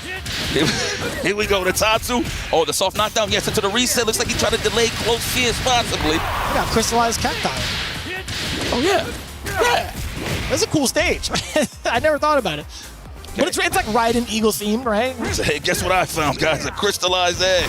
Can I get a hell yeah? Hell yeah. My guy, I know you don't need me out there, huh? Oh, Dregostanzo. Wow, you really see the size of that thing, man. The way he does is like the feint for like the stance switch is just so cool, by the way. What a cool character. I like that it's just no emotions. I mean, obviously he's wearing a mask, but I mean, it's selling. Oh, try to hit him with the Stairmaster. No one home, though. Oh, wow, that reach. Word? That was sick. Mind you, he was looking for the DP break, but hey, we'll take it. It's a 2-piece. We're going to kill. Whatever. And he didn't hold on to it either. No. Right? Exactly. Fully committed. Exactly. Good call. All right, like that little slight rev guard just to push him away a little bit, just to keep him out of that jab range, that Coach Fierce range. The dash extension? Yeah. Oh, kill those frames. Wow. The late tech that actually could have got ugly there. He just delayed that fist just a little bit. He actually would have blown up that technical there, but that's all right. Why is it punches, but it sounds like slaps? This is nuts. Oh, he went for the reset and got a meaty. That was a counter hit against K-Top. Hella dead. Try to read the command throw. He just got blown up. Of course, the stand jab at the DP break, of course. Damn. Didn't even need the rest of his meter. Hello. We're still going. There we go. The golden child, Shao Hai. I ain't talking about Eddie Murphy movies neither. Yeah. Let's go. Oh, can we spend it? That rev is very high, my friend. Yes. Let's change the oil on that engine, please. Making sure we don't get no flat tires on our journey. The check engine light is on. We maintain. Our mileage is still looking pretty good. Check the Carfax on that one. K-Top definitely going to take it all the way back against Shao Hai. He is in the lead yet again in this series. 2-1 over Shao Hai. We better put some respect on my man, Konstantinos. Konstantinos is being very consistent. I like that. On the defense. I don't know what accent I'm doing right now, but it's just something about anybody with a name like Konstantinos Lampro. Oh man, this guy is so Lampro. Lampro is so pro. Whoa! My man said, kick back, wanna kiss myself. Sheesh. It looks so clean too when he gets like the walk back, or I guess like the slide back off of the stance. Footsies, literally. Sheesh. It gotta be crocodile. No, that's real leather right there. Damn, but if he does the overhead, it's got the wheels. He's got the Heelys on. Okay. Telling you, bro. Oh, you ever seen fancy Heelys before? No, Normal Heelys? Me neither. All right, here we go. Try to connect with the Tatsu, but just a little off the mark. Trying to skip it, of course. Oh, that guard break. I like how he just challenged the buns. He's just not going to sit there and block. There's no reason to. Yes, you got to be disrespectful. We're going for the guard break. What's the sequence? We got all the ball in the world. He took the hit raw. Unfortunate. Are we going to? Oh, no. I thought he was going to go for the level 2. We don't need it. I think this might be meterless. Damn! Again. Another big ender getting to conserve all the meter going into the next round. Man, unfortunate though from the side of K-Top, right? He didn't commit to his strings. He didn't pursue the offense where he could have gotten a guard break. That could have been his round. That man is holding his own weight, holding somebody's dome, bro. This is nuts. Let's go. Kick back. Oh no, Shao Hai overcommitted. Big punish incoming, but we dropped the combo just out of range. That was unfortunate there for K-Top. Still got his hands on the steering wheel. It's not like he's losing it a lot of life, but he's not close to death at all. Oh no! Again, another drop from K-Top. You don't get these many chances against someone like Shao Hai. You really don't. That could have been the round. Oh lord, he wake up with the DP. It's not over yet, Yipes. Command grab avoided. Dash up and respect. Oh, where is it on Shao? Oh, he has no meat. I did not catch that. Oh, that is definitely enough. Can we tie that up? That was a dominant game from Shao Hai. You want to talk about holding forward, never backwards? This man hit him with the Rocky Balboa defense. Sheesh. It was also pretty scary to think about because K-Top had actually jumped back in anticipation for the Tatsu. He JD'd the first one, got hit by the second one. Had he successfully JD'd against both, I think it would have been a different tone or a different story. It's a little bit scrambly there, but I like when they whip bags in some good old-fashioned fighting games. Yes. You like them scrambled, huh? Depends, actually. Depends. I like it yolky, like a little bit yolky, but fried, just sliced fried. Yeah. I got you. I'm low-key Dominican. I'm low-key Filipino, huh? High key. I'm gonna try. Don't worry. You got the pass. It's okay. Long time ago. All right. You met the family, man. That's a fact. God bless, yo. God bless. All right, here we go. I like the face move, but the Tatsu, that was so movie theatrical-like. It was just about to happen as well. You already knew it was coming. Damn, that is such a gentleman's jab. He keeps his hand in his pocket, just hit you with the left standing. Great posture. Oh, run up in your house. Nice. The perfect parry. That was so good on the side of K-Top. Skip it. Oh, not even going for the cross-up. Damn, the way he moves across the screen off of that C. Oh, again with the call-out. Yo, it's going to be match point now for K-Top? This man did the dash into the perfect parry off of the Drago! Yeah, on the mountaintop. Drago! Yep. Ooh, how? Oh, that's super high, which means extra frame advantage on the knockdown. Come on over here. Oh, out of range. What's up with these limbs? A little awkward now. Xiaohai dropping his opportunity. K-Top could actually come back with this momentum. A lot of damage just being chunked, especially landing in that super. Hello! Oh my God, I can't even call this an upset. I mean, if we look at it on paper, but K-Top is just doing phenomenal. Oh my God, no! The opportunity dropped. Slight ref guard, get the hell up off me. The DP challenge here from Xiaohai. The cross under, but forward tech. Oh, the run under and the jumping. Oh my God. He has to do something. Look, he's almost about to hit this over here. He gotta be careful. Oh! Wow! He had to hold that mid-air as well. Yeah, we got to go to a final round. We have to make it epic. It has to be this way between Xiaohai and K-Top. This is the final round to see who qualifies out of Group A. This is going to be so hard to call. Already on the aggression, K-Top getting the neutral jump, the throw bait, so effective, and mad damage into the corner now. That's right, kicking with leather and shoelaces right now. K-Top with all the momentum in the world. I thought that was medium up, but he's using it for the frame trap. Oh my God, wake up buttons to confirm here from Xiaohai. He's looking good. Wow, and he caught a little bit of a delay. Maybe a button. It was a counter hit on that cross-up. Xiaohai. Not only the damage is there, but the corner carry as well. What's going to be the defensive choices for K-Top? Oh, high! No, he let it go. That was unfortunate. He tried to jump out of harm's way to get a punish on the jump back. That is definitely enough beat. Maybe a pixel? Oh my God. Oh my Not God. dead yet. If you could block this. Oh my goodness. Bro, Do we have it? He got him in a guard break state. He got him in a guard break state. He can actually spend all that cash. What am I talking about? And there it is. K-Top does the impossible and defeats one of the GOATs here on the grand stage. Xiaohai. K-Top moves forward and advances. Looks like I've still got Oh my God. Yo, that was a bit of a scrambly match. I was invested. That was fire. There were so many moments. There you go, man. Get your rocks off. Yes.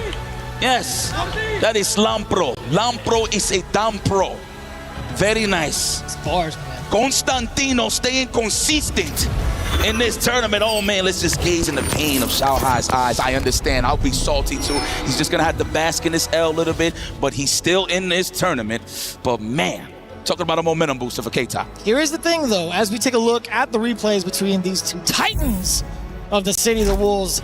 Now, it's a little bit of a downfall. It's a little bit of a heartbreaker seeing Xiaohai being put into the loser side, but remember, he becomes that much more dangerous for everybody else.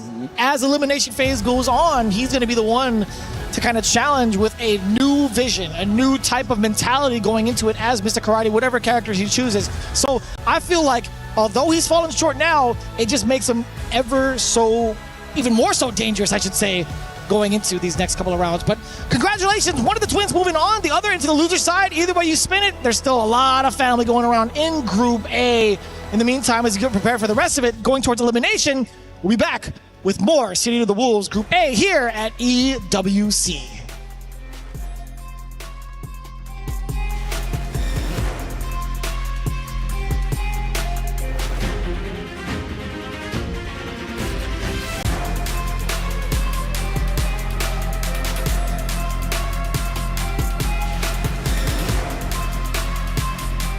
Was built to move. Not trapped at a desk in one singular posture for 12 hours a day. It's time your chair evolved. This is Secret Lab Titan Evo. Ergonomically engineered for you, gamers, hybrid workers, artists, backing your every move. Well, hopefully you guys wasn't gone for too long, and if you are, well, that sucks for you because you're missing all of this great City of the Wolves action. As we moving along here into Group AA elimination match numero uno, we got Xiaohai taking on Nai Wang. It's gonna be an epic one. Ooh, we got the pogo stick mirror match. Yes, I like that. You know, it's cool to see the representation. It's cool to see a lot more Billy Kanes. Personally, I love watching that match in general, like seeing how Billy Kane is still surviving within the meta and actually redefining the meta, I should say. But the downside here is in this, I want to say the scope of EWC itself, this is a Weibo Gaming elimination, team elimination for both. Damn. Well, that is unfortunate, but that's the nature of the game. Somebody gotta go. When you gotta go, you gotta go. That's That's just how it is. That's just what it is. You shake my hand. You know what? Hey, we'll talk over it over dinner, all right? But sometimes somebody is going to have to go home is what I am trying to say. This is going to be epic. Wow, they're going to really rock this matchup. This is going to be an epic one. Yeah, I think they were the main Billy representatives for Group A, right? It's just a matter of... Oh, I mean, I will say there was 3 of them because Danny Almasa, right? One of the most consistent players we've had this season, taking down 5 different titles of first place, pretty much at different majors. But yeah, man, it's kind of wild to see. Out of the 8 competitors we had in Group A, 3 of them were Billies. Yes, absolutely. I mean, that character pays the bills. You want to talk about good range, a great 2H. Sometimes the 2H just looks confusing considering it looks like a high dodge, but it's really not. But the high dodge is when he's actually standing, so it makes sense on the animation side. But that's here nor there. I'm just a nerd, bro. I like seeing the visual things about fighting games, yeah. But no, 3 Billies and 3 Mr. Karates, my mistake. No. Very annoying matchup. I mean, even to this day, the game's been out for a while now. I'm still getting smoked by Billy Canes. I mean, if I knock you down, I'll have a great time. Of course, I mean, you play the cop too, so you understand. But this is going to be an epic one, man. I want to see who gets this mauling first. You know what I love about the little Yomi? Well, I would say the mix-up potential of Billy Kane is when he knocks you down, and he does like that nice little hop into the jump in and then a delayed close roundhouse. Like, I love stuff like that. Obviously, it looks simple and basic, but it's like the perfect tool to expose human error when it comes to defense. Because in this game, obviously, everybody wants to stay on the low percentage side on the rev, so they are going to JD. I know we sound like a broken record, well, I do, when it comes to just defending, but it's such an important aspect of this game because, yeah, defense is key, but you can't sit there and block all day. And that's the beautiful part that I love about this game. No, I mean, even from like a more simplistic standpoint, the more you block, the more your rev gauge goes up. The more rev gauge that kind of gets built up and accumulated, you won't be able to dish out as much damage. Your routes kind of get changed up, right? You can't be going into XL as you're typically going to, right? Your routes might just be a little bit different because of how much you've been put in blocks and how much you've been forced to take the offensive pressure. Yeah, man. They are definitely going to go to the billiards. Huh? Yeah, it's going to be a good old game of 9-ball with these guys. You a 9-ball fan? I've actually been playing a lot of just like standard, you know. You know, I'm going to be honest with you. I played pool barely in real life. I played a lot of simulators. Right on. Yeah, so that counts. That's my, okay. Well, that's the most experience I got on pool. I mean, I am Dominican naturally, so something in our DNA has to do with pool, stakes, or dominoes is right up my alley, man. Especially with a refreshing beverage. Hey, I got nothing to complain. But yeah, it's going to be a, you good at pool? You look like you're just talented in a lot of things, my friend. No shot.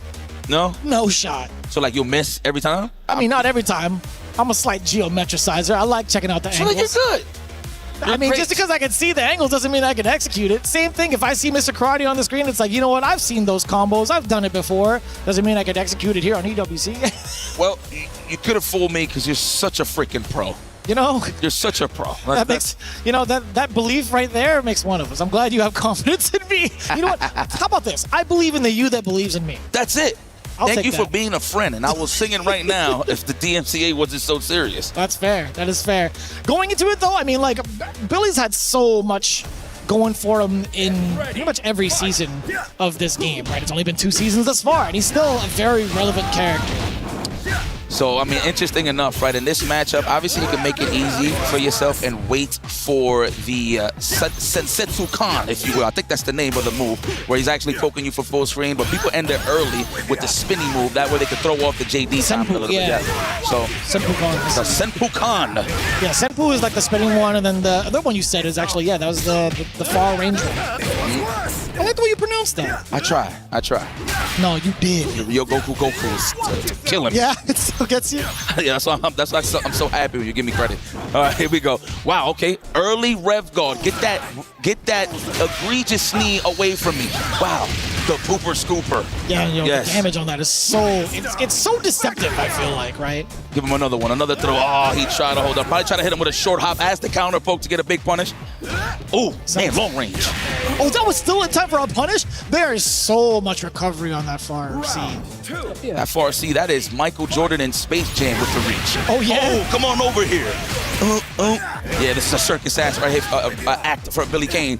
Can I get a throw? No, the back dash. He was actually looking for the shimmy.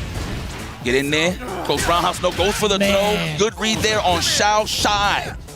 Neutral jump again. Oh, back to back. Neutral jumps. Being able to get caught, though. Having the read with a slight jump as well. Damn, He was ready for that, JD. Ooh, that Jermaine Dupri was clean. Shake. Wow. Tell me, dude, that's a lot of plates at a Greek wedding. I'll tell you what. Shout out to Logan Sama. I was literally thinking the same thing. Oh, he able to share the brain cell. He's just crashing all the plates. That's right. Mazel tov. Oh, bad super from that far? Yes, sir. You already know. Tell me that's not one of the coolest supers in the game. It's so cool that I never seen it.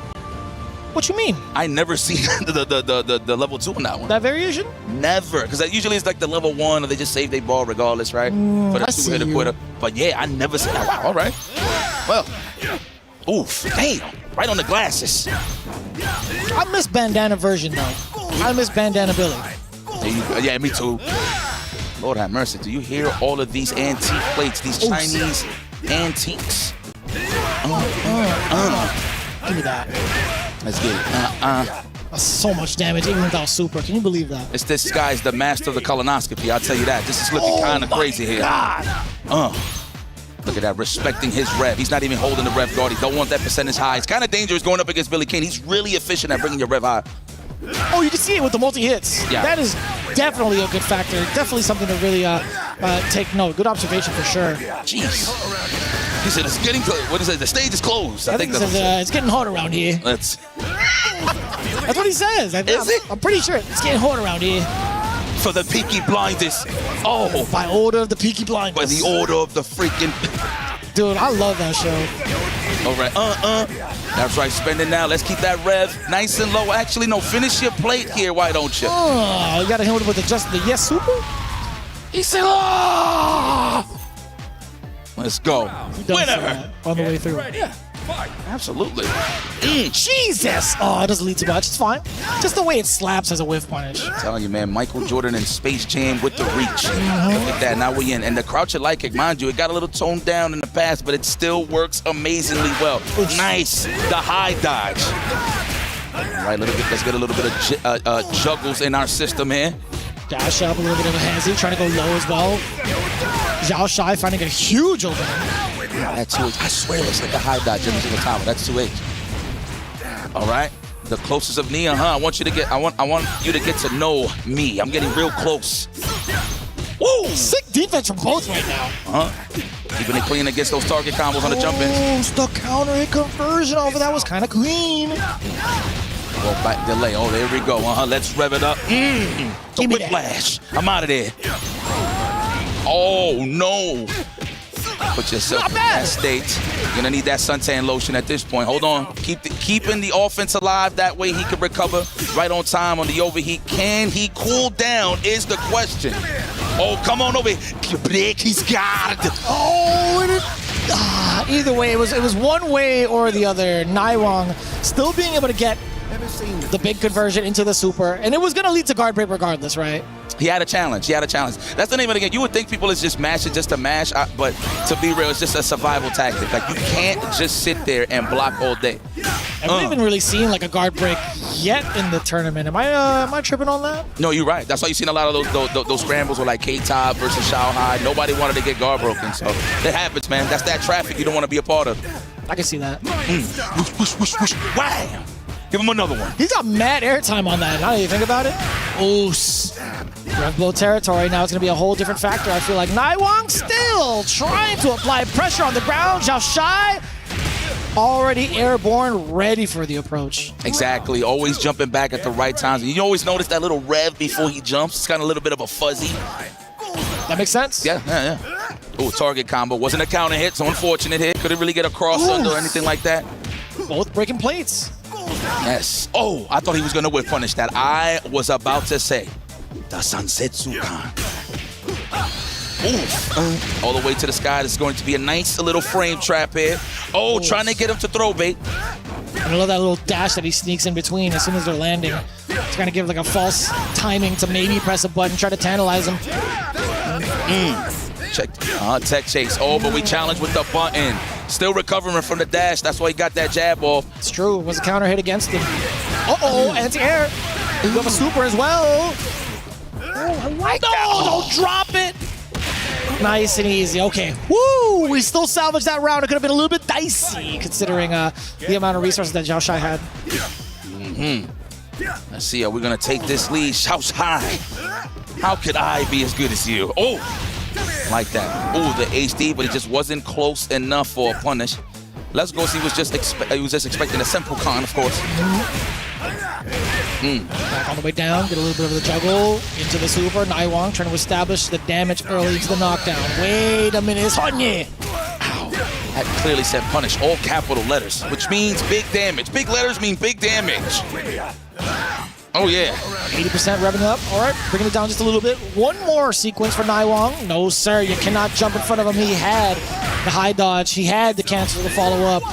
Yeah, I like how you're looking at the rev engine. Yeah, like dude. You a mechanic, son. It's like, I'm making sure you guys. Oh, I'm trying to check, you know? I'm trying to check the internal temps.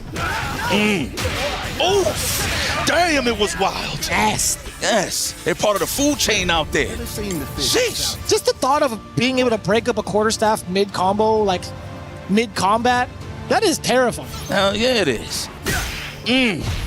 All right, and we acquired a free frame trap there. That's why I love air-to-airs. If you get a good air-to-air regardless and you can time your meaties right on landing, that is great offense to start with, of course. Let's go. Let me get a throw. No. Wow, what a challenge. That's what he was looking for as well. Just expose the recovery of a crouch and light, either or. Yeah. Again, I mean, there's a lot of mileage when it comes to some of these short hops, right? Short hop D, you're also like, you're bringing down the amount of airtime you have by throwing out some of these normals as well, right? You cut down how soon you land against a person with these jump normals. Goodness, the fact that he could confirm from that far, max distance jab, look at that, puts him in the corner as well. Yes, the screen control right here from Xiao Shai is just incredible. I like that, ending that early just to throw off the JD time, and I'm loving this right here. Well, the hyper defense, I should say. There it is, as soon as I speak. It was bound to happen, more than enough damage too. He's at 90%, it doesn't really matter for him. Gonna get the, wait a minute, maybe it does matter. Yipes, hold on. No. Swing and a miss. Yes, if that character was Dominican, I promise you it was gonna hit. Yeah, we love baseball. It would have definitely hit, yeah. Yes. I think it would have been a foul ball, though, at the angle. Yeah. It could hit, but it still could be a foul ball, right? No pads, neither. Just all plátanos. Okay, the far jump heavy. My goodness, again, Michael Jordan in Space Jam with the reach. Gets the counter hit. Looks like he tried to counter poke, thinking he was going to stagger the pressure on the record. I didn't think about it right now, but the acronym for PED, right? Like Plátanos enhancing Dominicans. I love that. Energizing Dominicans. I wasn't even thinking of that. Woo! Nice work. Hyper defense. Yes. Hedgehog with the shield. I love it. That's kind of bars. I like that too. Like that. Oh, he tried to hyper defense that. Oh, I hate that. You let go of guard just a little bit and you messes up. It's kind of rough too. I mean, it's wild to see like how executionally heavy this game can be offensively, but it's even more so defensively, which is really satisfying. There you go. I like that. The dash up catches the neutral jump, the short hop, of course, with the high dodge. Okay, Naiwang is looking for this opening right now. Xiao Shai doesn't really have to extend. He has the lead. What an anti-air.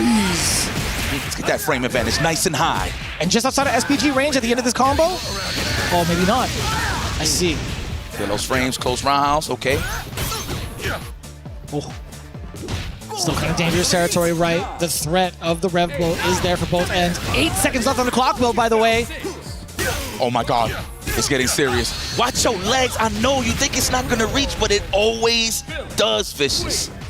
So strong. The one thing that you're looking for is the pokes, right? Not naturally the crouch and light kick. Just catch him on a recovery, short hop in. Let's go. Get money, build a little meter here. Naiwang, good start here. But we wake up with the super. That is my reversal. Right. Damn, all up in the rib cage. That just feels uncomfortable to look at, let alone feel, right? SPG territory now for Naiwang, but still hasn't really found any sort of salvaging the moments. He hasn't found any like way to safely get out of the corner. Damn, son. Xiao Shai bringing it back. Now tied up 2 games apiece. Beautiful stuff here. That's why to the wire. To the wire. And they not snitches. Let's go. The JD there, okay. All right, get the hell up off me. Nice guard cancel. Oh, didn't get the most out of it though. Okay, we still get the high dodge. Ooh. This man is gangster. Even though he's getting hit with knees and all types of stuff, he's still holding strong on the pole, man. Okay, the 2H just waiting it out. Looked like he was looking for the high dodge or a super possibly, but he has no power charge. What the hell am I talking about? Oh, this will be more than enough. And what a swing right now for Zhao Shai. Actually, I don't think spending the... Yeah, kind of smart, preserving the bar. You had mad life to yourself. You had full control plus the corner. Yeah, I don't blame you for holding on to that meter. Match point now for Zhao Shai. Right back at you. Oh, where you going? Man, we're going to play the Facebook Pope game. That's what you want to do from back there? I got you. Listen, I got the same range, says Zhao Shai. I mean, the feelings is mutual. It's pretty sure for 9-1 side, for sure. Oh, there it is. 4H. It's getting a little quiet in here. Nice high. Actually, no, that was a 2H as the anti-air. That was so clean. Oh, true. Okay. I had actually missed the animation. I legit blinked and saw the anti-air. I swear, didn't see the anti-air. It's the most confusing thing. It looks like a high dive. Nice guard cancel. Okay, hit him with the Hishokon. I'm definitely tripping then. Like, I gotta double check like the animation. Oh. Yes, sir. The fadeaway jump fierce. I love it. Yeah, you right. Crouch C. Yeah, I be tripping. Yes, sir. Let me get a throw here. No, and that looks like exactly what Zhao Shai thought was on the way, but it looks like it's going to be a tie game on the round side of things. Who is going to move forward and who is going to be a spectator as this tournament moves on here? Elimination match. Nice JDs, of course. Oos. Little sidebar. If it's high dodge, he's standing animation. You right. You right. My God. So these the little things that you have to notice. Why am I talking like that? Sensei yipes. Speaking of which, he just did the high dodge. Yeah, he got it this time. Oh. No target combo in the air. Still in hot pursuit, by the way. Zhao Shai, no remorse, off of the far C multiple times over. Hella damage. It's gonna put him into SPG, right? Absolutely. Oh, and now we have access to even more meter. However, 9 rev is a little too high. That's why he challenged. He said, I'd rather do a button than defense at this point. Oh, the delay low. Oh, I got hit. I got hit 100%. I like that. Stop the record early so he could avoid the JD. That's how you know he was looking for it. Oh, what? I thought that was going to combo. Oh, he got the wild punish. If he just empty jumped, that wasn't actually going to work out for him. Is that enough? No. He's not quite dead yet. One more sequence. You can't JD. That's crazy. You would have thought maybe if you neutral jump, you were anticipating the super. By default, I cannot believe he baited it successfully, but didn't have the right call defensively to JD mid-air. Oh my goodness. No way. Was that a straight neutral jump? That was a straight neutral jump. Okay, yeah. So he definitely messed up his time. And of course, obviously, if he's short hop, you can't JD, but damn. What a clutch match. Naiwang moving forward for Weibo Gaming. Unfortunately, they're gonna that was a team kill, but Zhao Shai will have that talk with him on dinner. At least it's all smiles, it's all love out here. Yeah.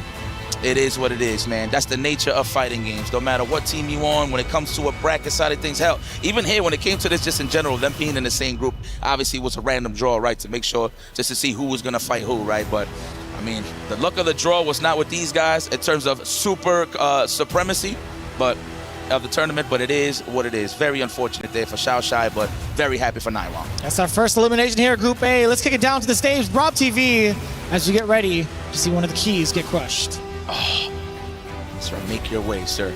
I know. You don't want to do this to your friend. I know. It's all right. All right, Rob. Okay, take it away, Rob TV. Okay. Do we have the key here? Ladies and gentlemen, it is that time. Naiwang, can you please meet me right here? Listen, he had to go against his teammate. They call it Weibo gaming, not we both gaming, okay? In the end of the day, am I my brother's keeper? Yes, I am, but he had to get it done. Only one can be the champion, and Naiwang gets it done here as we place Zhao Shai's key into the crusher. It's a cold game, ladies and gentlemen. They had to bring out Rob the Builder to make sure everybody's safe. Okay, so let's push that way. A little bit more.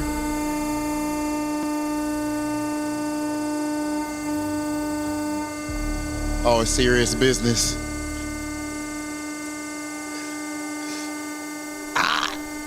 Now Oh my goodness. Okay. Enough. Congratulations, brother. Ladies and gentlemen, as you can see, Nai Wong getting it done when it matters most and trying to punch his ticket into our playoffs. Weibo Gaming at this point had to have a brother versus brother match, but in the end of the day, there could only be one. Let's send things over to our highlights.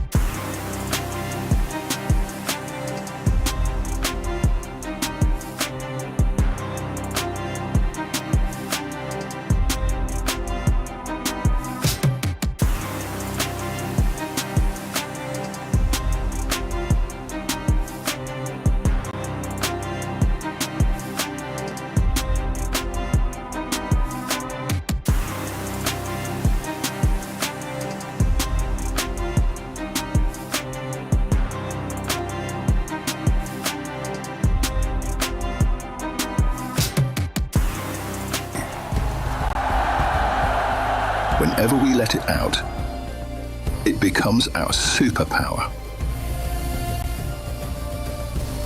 Now imagine an entire city being built to supercharge it. Kadir City, powered by play. And welcome back to more City of the Wolves action here live at EWC 2026. Elimination time. Somebody's going to go to the padded spectator seat, or hell, the player lounge at this point. No, everybody want to kick back and relax and just bathe in their salt and their sodium and their Mortons. But somebody's going to have to earn that right, of course, to move forward. Kindevu versus El Mazatani is here to represent all of... I started sounding like Coke for a little bit. Yeah. Representing the Mexicanos, and of course, Kindevu coming all the way from the land of the rising sun. Had a great match against Shanghai. Fell a little short, 3-2, of course. Unfortunate here. Of course, Shanghai adapted very well, but that is not taking anything away from Kindevu. And I do believe Danny Maza did lose to Hope, Hope, right? Am I get that right? It was to K-Top, To K-Top, It was sorry. one of the twins, that's right. But, it was K-Top, sorry, damn, I got twins. I mean, yeah. At the end of the day. It was definitely one of those matches between Billy versus Mr. Karate. It actually fell short 1-3. And it felt like it was very commanding from the side of K-Top, right? He ran the game 2-0 first against the Billy. We saw a little bit of reprieve from the side of Daniel Maza. But now he has to do it again against Kindevu, right? Pretty ironic, but at the same time, it's something we expected along the way. Now, in terms of making it to EWC, Daniel Maza has had one of the most impressive records, getting so many first-place finishes throughout the seasons.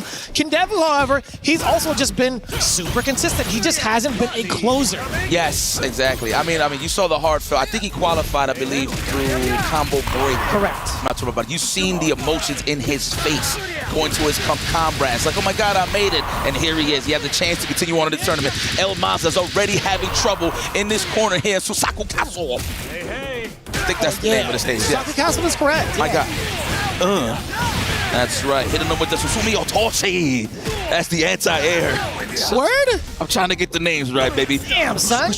Wow. Now that man, Mr. Karate's making snow angels. Oh, the Dragon! And there's freaking snow here. Who would have thought? It's perfect. Spend the meter now. That rev is high. Stop playing with your food, Maza. There it is. Let's feel the heat. Throw damage, yeah, excellent tech. Of course you're gonna catch him. Absolutely within the range.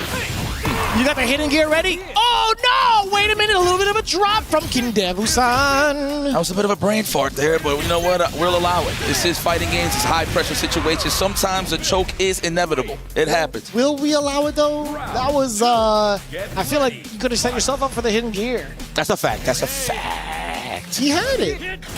Representing his knees, let him know that they are nice and healthy. The bone marrow is still intact on the side of that Trago stance. Ooh, meaty overhead, but it turns into a frame trap. I've seen a lot of people do it. I'm not too sure if you do a meaty overhead, you get a combo, possibly. I'm not too sure, but I haven't seen nobody hit it yet. It looks like they just use it as a frame trap or I something. can double check for you in a bit. Thank you so much, my brother. I got you. Rump skating. Yeah, you like that? Yes.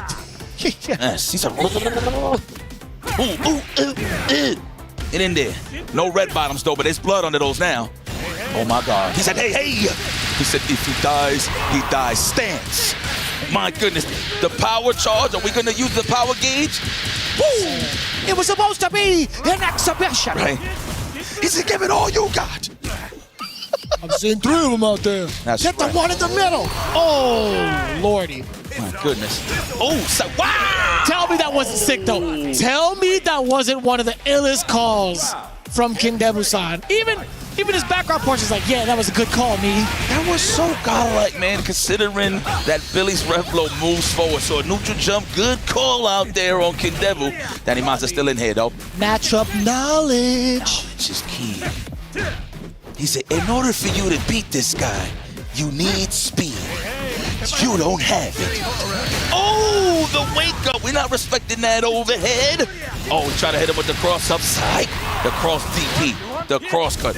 Always on par. This man is a professional. Damn, the guard canceled from all the way from the free throw line with the Tatsu. It's always a big surprise. All you just hear is Hinshinkyaku. It's like, it's too fast. It's Hinshinkyaku. That's what it is. Let's go. No, we're going to get better without Japanese. Trust me.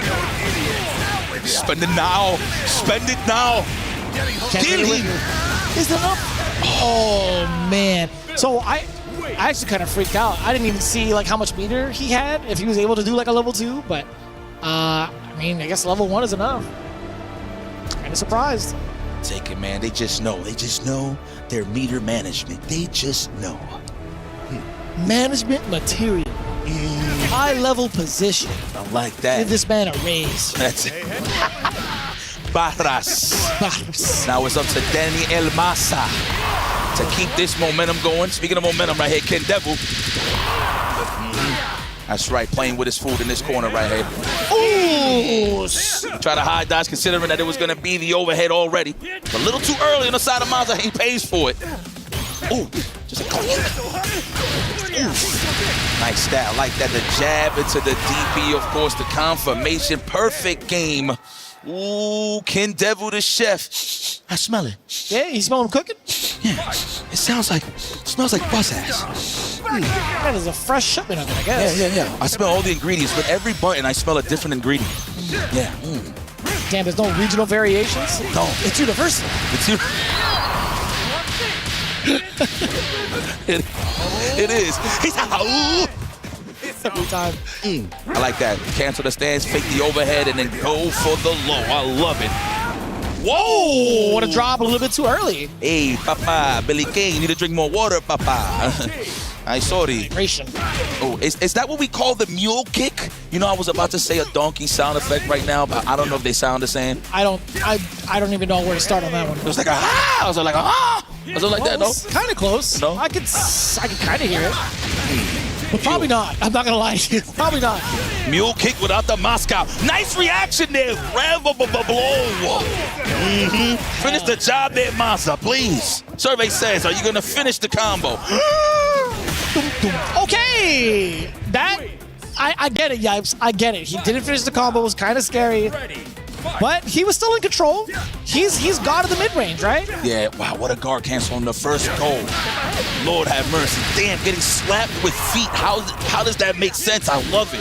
Keep doing what y'all doing over there, SNK. He's like, ah! Ooh! Nasty. Jump C. Let's say that again? He's getting hot around here. Oh, hyper defense. It was perfect. Wow. Still recovering off of that string. Get blessed by the rev blow. Oh, full screen. The JDs, man. That's one thing about Kindebu. You see a lot of those just defense, right? But in neutral, he does the OS. Wow. I was waiting for that exact moment. And it's a trade? That's crazy. I couldn't tell who actually had advantage off of that. Maybe Billy Kane. Damn. No. He showed you how it's done. Damn. Kenneth Cole's Tatsu for the finish. Oh, yeah. Yeah, I got a pair. The KCTs? Yeah, I got a pair. Damn, son. Size 11? Damn. Crocodile skin. I'm a size 10, my friend. Mr. Karate's got to be like an 11. Maybe 10 and a half. I told you, he got the tasty Steve feet. 100%. That is definitely. Steve's an 11? Yeah. Jesus. He looked like he had flippers on. Yeah. But no, it's his actual shoes, yeah. All right. Oh! Oh my God. Nah, you asked for it a little bit. Yo, hold on though. Did you see the deep blink from Mazza? He did not like that at all. No, I don't think anybody did watching that. Woo! Put a knee on his nostrils. That's what it's all about here. We're gonna spend that cash or we're gonna wait for it. I would do it for the knockdown that is hard, difficult. Oh, not even. I like that. Save that cash. I respect that. Oh, nice catch. Oh, but it didn't lead to much. And the early just throw off the hyper defense. Very, very smart. I was thinking the exact same thing. The more you let it rock, the more vulnerable you're going to be. Damn, just a raw DP. Little bit of an awkward scramble too on the landing. Oh, no. Senor Supremo. That's it. That is hiya. Signore. Oh, Supreme. He said hold. He said hold. Throwing in the spicy meatball on top of it. Bro, I swear when he That's what it is. You wouldn't agree? Yes, I agree. He said incoming. Come on, man. Wow. It's some snow angel action. Hard knockdown. No. He'd be throwing up mad high for him to get like that anytime. Oh, high knees. It's a maniac. Oh, spicy meatball. Oh, get off me. Damn, the guard canceled. This man's eyes is wide open. Does he even have eyelids? Jesus Christ, can devil. The third meatball incoming, you know it. Oh, Yes. third helping. He says spicy meatball. Yes, a bit of spicy. I like that. Fresh out the oven. I like that. Man, you know, I went to an Italian restaurant one time, random, and they tried to hide it that it was meatballs, but they actually just put like 25% meat and bread. I was pissed off. Yeah. That sounds kind of nice, though. I mean, like, No. They like mished it in to make it seem like there was a lot. Oh, I see what you mean. Oh, they're masking the quality. Garbage. Oh, nah. But this is not garbage right here. This is great quality right here on this match. You know, I haven't seen a taunt setup yet from Kendevu. I've only seen it a handful of times from like some of the Mr. Karates out on the field. Yeah. Is it clean? I've only seen like mostly the taunts rather than like the key charge to reduce their own rev gauge, right? Yo, you know what I want to point out, I don't know if you noticed, a lot of the Japanese players are talking to themselves. Every time somebody does something great, it's like they're talking to themselves, like self-coach is saying, okay, next time. Yeah, of course. I love that type of stuff, man. The little things is really what makes fighting so great. The physical like reaffirmation goes a really long way, right? It kind of like psychs yourself up. It also makes sure that you're not too like tunnel vision into the moment. Yeah. You gotta do it. Let's go. Damn, that man hit it with like a 5-piece until the super. Wow. Oh, that was off the jump in too. There's a lot of lights involved. I think it's like what, 1 jump in and 4 lights? Yes. Jesus. A lot of lights. Man, I was looking for a bar there. I was close. I was gonna say, oh, the lights. Yeah. Oh, the hot stepper. The perfect stance, of course. Double time. It just sticks on him like white on rice, like flies on Gaga. There we go. Are we gonna get the hell up out of here? I didn't see that setup coming, and I agree either way. Because it's true. Spend it now. Yeah, bring that percentage down quick, please. Oh, yeah. We know that one. High dodge attack. Now, let me tell you what was so godlike about that jump out setup, right? Jump in. He whiffed the heavy to throw off the JD and then just put himself in position to prepare for that. Because obviously, if you make contact with it, he JDs, he might land the rev blow considering on how he lands or whatever. But just to make it more guaranteed to force it out, he let it whiff. That was godlike on the side of El Maza. That's also a really big start, too, being able to punish the telegraph fireball right. A lot of start up on that bad boy. Took the risk with the jump. For a second there, I thought he said Duty. I could hear it. I could definitely hear it. Holy smokes, I just realized something. I'm mad late. You ready for this? What's up? He got a curly mustache, bro. Do we consider that a curly mustache? Yes, I will. No, absolutely, because it curls. Yeah. By default. Big damage right here. Oh, big ones. Of course, sniping out the rev guard. I believe that standing roundhouse into the feint is negative 2, I believe. I'm not too sure. Don't quote me on that. I'm not an appetizer in this game, I'll tell you what. Yeah. Ooh-wee. Being able to catch the anti-air uppercut. Yes, sir. Extending. A lot of damage. Yeah, the roundhouse and the spicy meatball. The close D, excuse me. No, far D. Hello. Oh my God, Maza, tournament life is definitely dangerous here. He got him one more throw away to actually get the lead here. Kendevu goes for the empty low counter. He tried to challenge with the stand jab, I'm pretty sure. Just a snipe out a throw attempt. All right, Kendevu Prime position to send at Danny El Maza, one of the best in the business. Mr. Consistent. The consistency landing these jump-ins. Maza looking good. Yeah, another similar sequence coming in with the jump in. All of the lights followed suit afterwards. Danny's trying to slow it slightly. I want to say he was trying to, but the fireball pretty much eliminates all of that. Kendevu now, you talked about that prime position being up close. You tried to jump in again. He was ready for an anti-air. He said, oh, spicy meatball. Also, it does combo, but it did say counter hit there. So maybe that's what it was that counted that as a combo. Oh my God, he is getting mauled in this corner. One more mix-up away. Kendevu, how you feeling? Nice. Was looking for the throw. Danny Amaza stuck into this corner. How the hell are you going to get out of here? I like the rep though. He's trying to put him in the overheat. But the call out from Kendevu, and there you have it. Ladies and gentlemen, out of the elimination side of things from this group, give it up for Kendevu. Great showing. Went to the distance. That's what I like to see at fighting games. 3-2 against Danny El Maza. Of course, one of the most consistent, has been winning nothing but first place. His top 3 finishes, top 8. You always see him in the grand scheme of things. Ooh, handing of the medallions. Yeah, so Genji no longer in the running. That was the lower bracket as Kendevu gets ready to crush a key, standing by with Rob the Builder. Ladies and gentlemen, Kendevu, congratulations, brother. You can just feel the aura off of this man just radiating right now, getting it done. That's a Japanese OG, one of the best in the business. And the Falcons are here. Uh-oh. Oh, look, he jumped. He's okay, don't worry. We got a hard hat. He a little... Kendevu too strong. Kendevu too strong.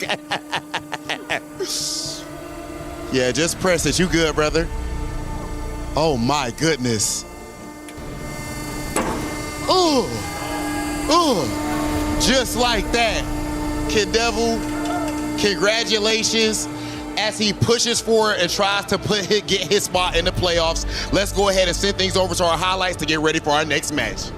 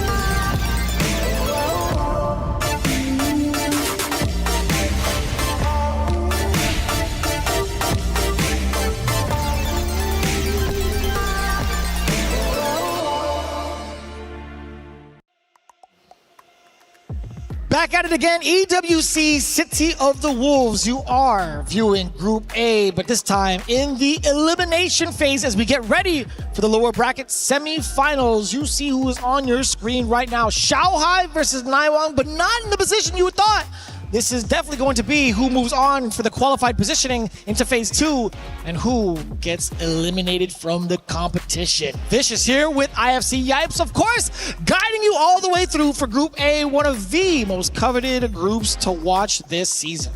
Yeah, like I said earlier in the broadcast, I was kind of pissed off this wasn't the first one that was showcased, but it makes sense because you gotta save drama for last, right? That's what sells the tickets, the big bucks, the views.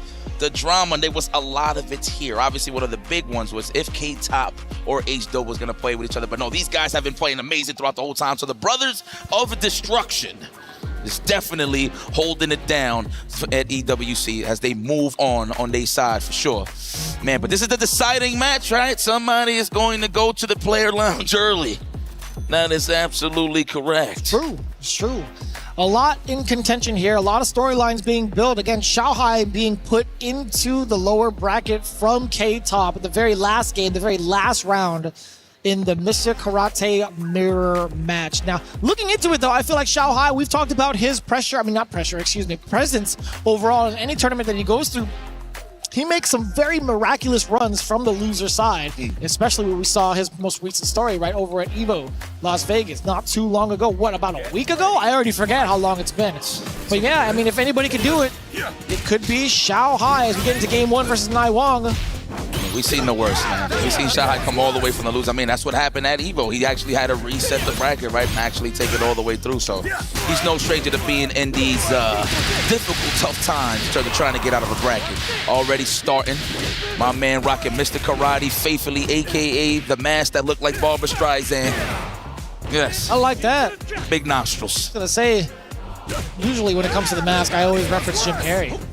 Hey, you know what? Funny enough, I forgot who actually did the custom, but put the green mask on. I saw that. I saw the Ipkiss. Yeah. There you go. This colorway. It's pretty sick. Let's go hit that slot machine. Oh no. Yup. To jackpot. Ooh, give me that. He was perfect. I love how the people in the crowd are just like, you know, in awe. They're like, this is beautiful. This is art in motion. It's art of fighting. That's, come on, Come man. on. It writes itself. They said, what? Let's go. I love it. My man Steve says that's the sound of the police earlier. What you know about KRS-One, young man? With the Jalen Brunson as the ender. Yeah, true. I always think that noise, like, it just reminds me of Kill Bill. Oh, yeah. Every single time. Oh, oh my God. How is this coat not falling off? I have no idea. I was asking that, I think, earlier with El Colt. Let's go. It's got to be, like, attached somewhere. Seriously. There's got to be, like, a gold chain connecting it from, like, shoulder to shoulder. Kind of like similar to Krauser, but you don't see it. Yeah. Maybe. Who knows? All right, back into the action. I'm feeling like the people in the background right now, seriously. Yeah, man. Every Drago stance that lands, I'm going to just hit him with the golf claps every single time. Oh, yeah, let's go. The stick work. It's that stick work right now. Go in hibachi style. That sounds bomb right now, dude. It's pretty good. Ooh. I'm trying to walk back, or was that a counter hit? Couldn't tell you. A little bit of pressure out of the lights. Caught him mid-air. Why not? Genshipu Kyak is always going to be landing one way or another. He goes for the throw. Successful just to relieve some of that rev. Very nice. Oh, okay. There you go. Definitely take that. Immediately stopping that forward pressure. My man went for the run immediately and got pressed. Oh, the meatball. Even the fireball sound like a slap. Yeah. Oh, you got a lot of advantage here. Oh, wow, the tech chase. Oh, I thought he blocked in time. It did say a wild punish. Looked like he was still recovering. That is correct, yeah. Still caught in recovery, still caught the punish. Damn, that was actually close, Steve. Damn. Lord, I can only do about 20 minutes on a Stairmaster. Xiaohai. I'll tell you what, looking at that made my abs hurt.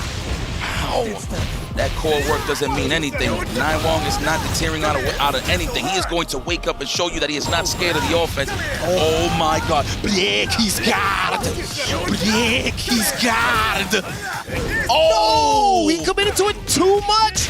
He successfully broke the guard, but he committed into the rest of the combo rather than trying to find a way to kind of reset, get full damage, or at least like a hop into full damage.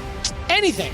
He didn't follow the offensive script, man. Sometimes, so it depends on how low, because usually when you get good like guard breaks, some people got to like kind of like auto time, but it all depends on how healthy the overheat bar is. Truly. It could be like a smidge off, and then you just get off a little bit in terms of your offensive sequence to get the proper guard break in the combo. But unfortunate for 9-1, but great for Xiaohai. He's still in there 1-0 on the side of Xiaohai. Also, that was a sick sequence that we saw from that air JD from the side of Nylon, being able to get the full-on punish, and now that's the second time we've seen that drop, yipes. On Mr. Karate on top of that, which is kind of odd.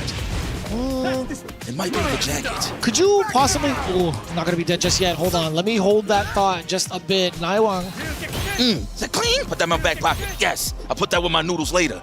Throw it again. Yeah. Clink. Oh, no. it didn't. No. There you go. Oh, try to catch him on the back dash or maybe just poke it with his stick. Wow. No that way. clips jump backs. Yeah, hell yeah.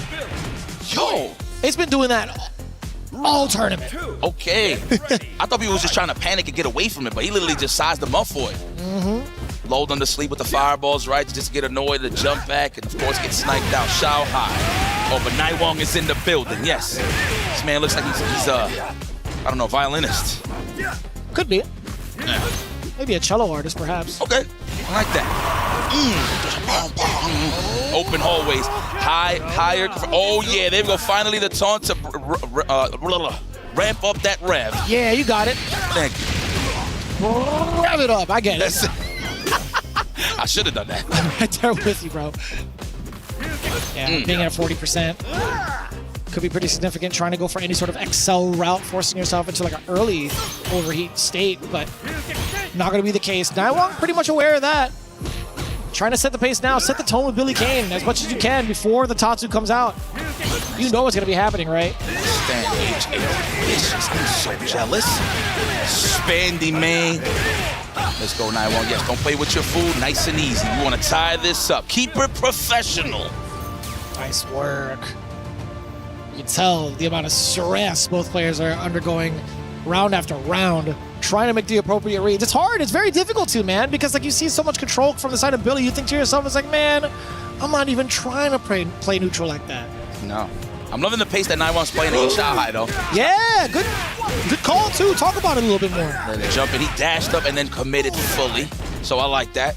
I want to say it's reactions. I'm going to say it was an educational guess, and it worked out. I mean, that is an option that is represented, so why not go for a jump? And that's classic in fighting games. But that's even more classic. JD into the guard console. Okay, I thought he fully committed. I thought he went all the way in the sky. True. I mean, yeah, it's not mutually exclusive to have these type of like hybrid moments, hybrid thoughts, right? I mean, that's what's so great about fighting games.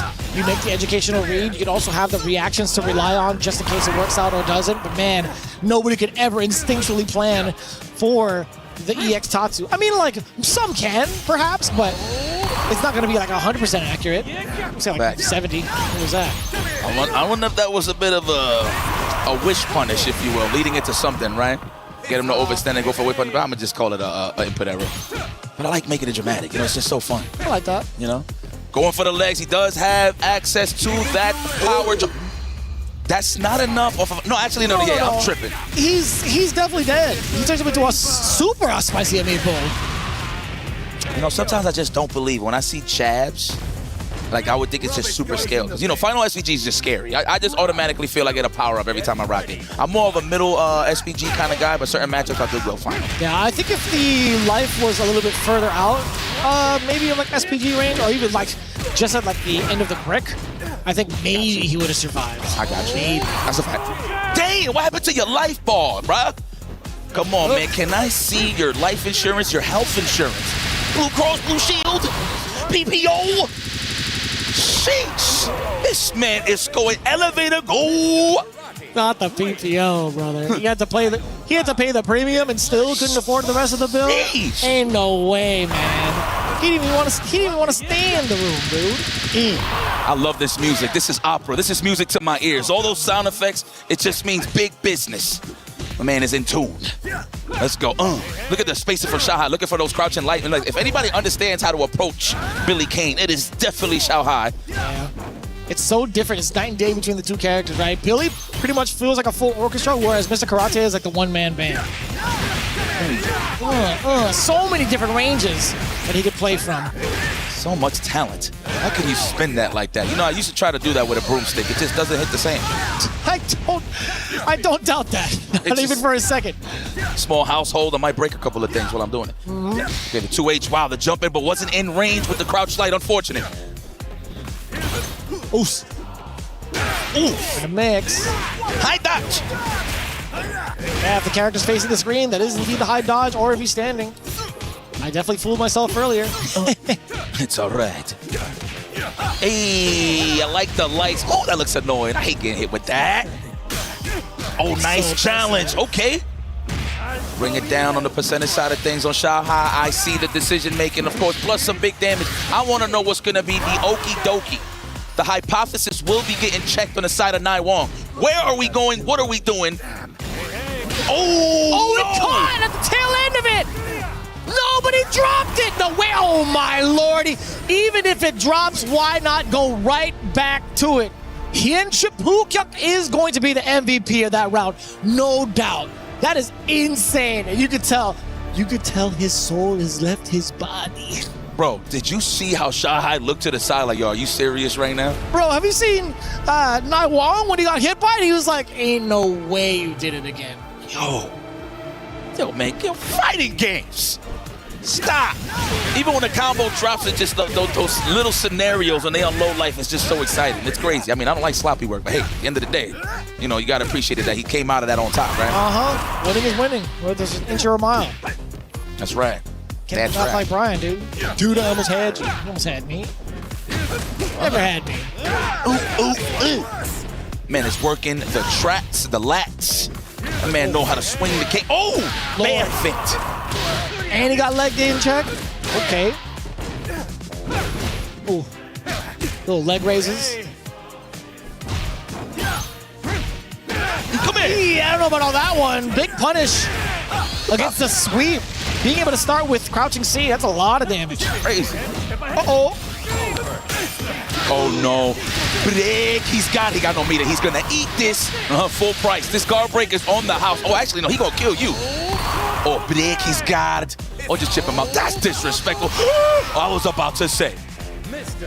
If that worked out, if that was like mistimed or maybe like it moves his hurt box away from the fireball, I would have been very thoroughly surprised. Shanghai now looking at match point to qualify out of pools. Qualify out of groups, excuse me. Damn, he stole a turn. Man, he did what you do to your little cousins. When your little cousin wants to play on your console, you just like unplug the controller and just hide it, make it think like it's working. That's how it's looking right now for Shanghai. One player game action. Naiwang though, got him in that corner position. Of course, Shanghai's pushing himself out of there immediately. The neutral jump target combo, godlike, level 1. Are we gonna do it or are we gonna save it for the kill? I would do it, bring that percentage low, but I respect that he wants the guaranteed kill. Oh, you tried to JB through it, you tried to guard cancel through it, but the rev blow covering his tracks. Shanghai, one more sequence, especially after the spicy meatball. He's gonna be able to build for himself. No shot. Bro, are you telling me you blocked the time? Psych! That should be enough up to the level 2. That was clutch. That was so cinematic. I actually thought he was gonna recover in time, but no, still catching him on the stance cancel. Wow. Terrifying. Okay. What do you know? I'm glad you called that. Let's go. Let's go for C's. Spicy meatball. Oohs again! High percentage shot. Oh, give me that. Slapstick. Okay, the jabs. I swear, Rev Guard just works a lot better on jabs than big buttons for some reason. I don't know why. I guess it's just because it's less block stun, so you like get pushed farther. Not too sure. Okay, safe jump stuff. What are we gonna do? No, not even. Conditioning stuff. Get down the ball for me. I'm talented with the pole. Yes. Resume. That's it. Oh, Lordy. I can't believe he hit that. I can't believe he hit that. There's no way. We're bringing it 2-2, perhaps? No shot. You're within throw. Oh, the reset was there. Shanghai was ready for it. Oh, man. Good times ahead. Oh, just run up in his house and throw him, and we tying it up. Deuce, deuce. Shall I say they are taking a crap on each other here? Double deuce. Double deuce. Yes. I can't believe it right now. Let's see. Yo, leaving him within throws range. The reset also Shanghai also being able to tech at the last second, or at least from the previous one, I should say. No, we're going straight to it. I actually thought he was going to switch into Billy Kane and just hit him with the good old pad and mirror, but wow. The empty jump just out of range on the 2H and got a whiff punish already. 29 hits, 33 on the money. Yeah, I think he went for the special move, right? It's kind of like pick the anti-air. I think so, yes. I can't ever remember the name of it. I'm not going to lie to you guys. Suzume Otoshi. Listen, we learning as we go, baby. I mean, listen, I've been playing this game for forever, and I still don't know all the names of the moves. I just say upstick sometimes. That's it. That's it. Take him to the billiards. Oh. Let's go. That range already with a crazy lead on the side of Shanghai. Trying to get even on the side of Naiwang. Yeah, you got it. With grace, jumping in with the green stuff, and at the end of the day, that's what it's all about. Come on over here. Level 1 now. You're almost close to the 90%. Don't even play with your food. Super Hinao. You putting yourself in danger like that? Oh, he just got it. The meter build. No, he could have gone for the hidden gear. 100%. Oh my God. Break is wow. It just ran up and through. Way. You serious? That is wild. Xiao Hai is he's getting shook a little bit. This is match point for Naiwang, starting up pretty strong too. Yo, that man had his chin. Look at the chin. Oh no! Tech. Oh, he wasn't close enough. That was so clutch. You needed that to establish some momentum here, Xiao Hai. What are we gonna do? Cross him into the mule kick? No, the close roundhouse. How dare you try to jump or backdash? Oh, I like that. No! He was off. Wow, still in turn. He's stealing second. Oh my God, this is when you gotta take it serious. You better lock in, Xiao Hai. Naiwang with a chance to take him out. He got no power. He got no power charges though. Try it to JD, perhaps? He's dead. He's dead, and there you have it. Naiwang taking out one of the killers of the tournament. Are you kidding me? Xiao Hai is just feeling defeated right now. I don't blame him. Obviously, he tried to go for history. But can you believe that? The story behind that, yo, Naiwang? Insane. Taking out one of the juggernauts. Are we really experiencing reality right now? I know, this ain't no simulation, man. Look, ooh, he was biting his bottom lip, passing him that. I understand, I'll be upset too. But you know what? Humbled as always. Xiao Hai is always in the war field. He's always in the field, always seasoned as usual. This is freaking crazy, man. Shout out.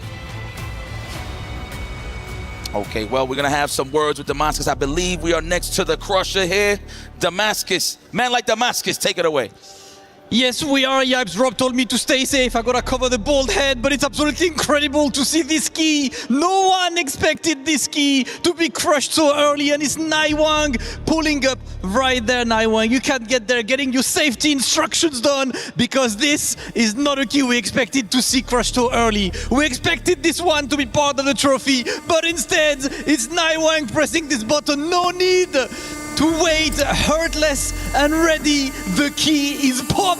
The dream is destroyed. Xiao Hai is out. And Naiwang takes that key in victory. Incredible performance by an unlikely player, the one who was known as maybe the guy who taught Xiao Hai to play Billy Kane in the first season. Naiwang, ridiculous performance. He will continue his path as Xiao Hai, one of the absolute favorites, is out of the tournament. What an incredible match. Let's take a look at the highlights for the match.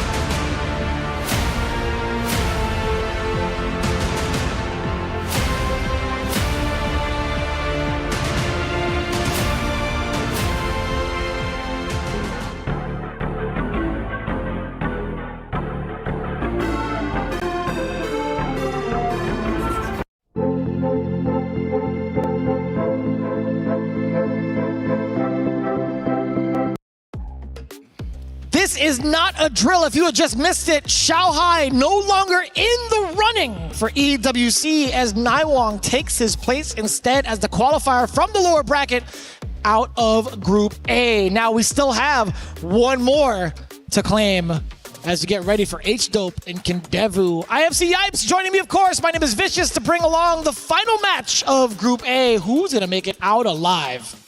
Let me tell you something. What Naiwong just did for the rest of the tournament, that was a big favor. You could thank him later. Now it is up for grabs. I mean, Goichi is the defending champion, but obviously everybody expected Xiaohai to make it all the way to the grand spill of things, right? The creme de la creme, of course, the curtain call, known as the grand finals. But who is going to occupy that seat? That is, of course, if Goichi can stay dominant the whole time, but that's in the past. This is the present. Ken Devil versus H-Dope. This is going to be a spectacular match. I mean, winner moves on. Two people that we can highlight from this group. We could say they could be potential threats in the grand final seat. When you talk about Goichi, he could face off against Lagia. He could face off against K-Top. Both have been looking extravagant on the way over to their qualified spots. I mean, K-Top again, right? We had a lot of things going on for the story about the twins, but it was him who took out Daniel Maza 3-1. 3-2 against Xiaohai, putting him into the loser spot in the first place, right? And then on the other side, Lagia having a phenomenal run versus Xiao Shai 3-1, actually was the one to put down the other half of the twins, H-Dope, here into the loser side. He took him down 3-0. So we'll see how this is going to play out. But Kendevo, I feel like he's just been like solid all the way around, right? He's had 3-2, fell a little bit short to Xiaohai, pretty much a tough ask going into this. But since then, being put into the loser side, he found redemption over Daniel Maza 3-2 and is looking to possibly do so again over H-Dope. It's going to be a tall task, going to be a tall order, but I can guarantee you it's going to be sick. Game 1, Mr. Big versus Mr. Karate. Who's the big mister here? Who runs the town? My goodness, man. Yo, shout out to Kendevo just sticking to his guns with the Mr. Karate. He does have an Andy Bogard as well, but he rocks literally. I kid you not. He plays every single character in the game. Oh, I believe it. So if he really wanted to, he could switch up at a drop of a dime. But Kendevo, I think I'm safe to say I want to stay in the money. Yeah, I mean, there's a lot of things to kind of consider in this game in terms of how the system works. Like any sort of hit that you do land, you kind of go into a linear XL route for the most part, right? All of it's still pretty optimal. Yes. Okay, looked like he whiffed on the mule kick there.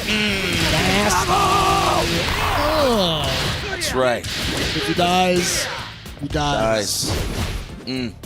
Alleviate that a little bit. Of course, waited for the search. Try to hit him with the command throw. Man, caught the whiplash there on that standing fierce. Good God. He's staring him down. You will lose. That's it. Oh, the electric jerky.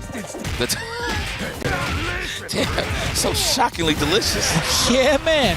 Get the hell up out of here. Knockout. Good first blood there from H-Dope.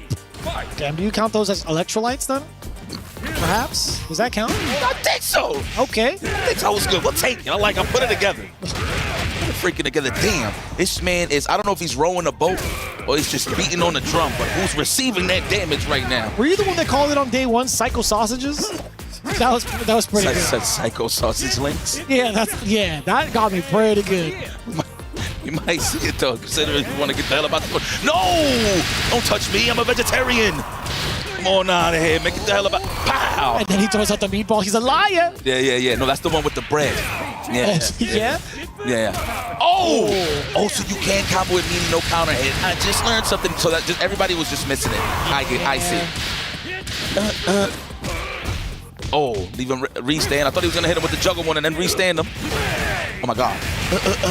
He got mad catch. This is gonna hurt. I feel like he could have went for another round. I'm not too sure if he could have continued that, but he's trying to save his ball. Nice, the command throw. Disgusting. I feel like that was the first one, hell, of the week I seen from Mr. Big, for real, Kendevo actually showed one off just very sneaky-like, right? That's the big problem. It's like you never know when it's gonna come out because there's no real, I feel like there's so much pressure that he could exude on your wake up that you never know when it's really coming. Whereas you compare it to someone like Mr. Karate, he has to go into a stance first before a command grab could even be, pulled out, right?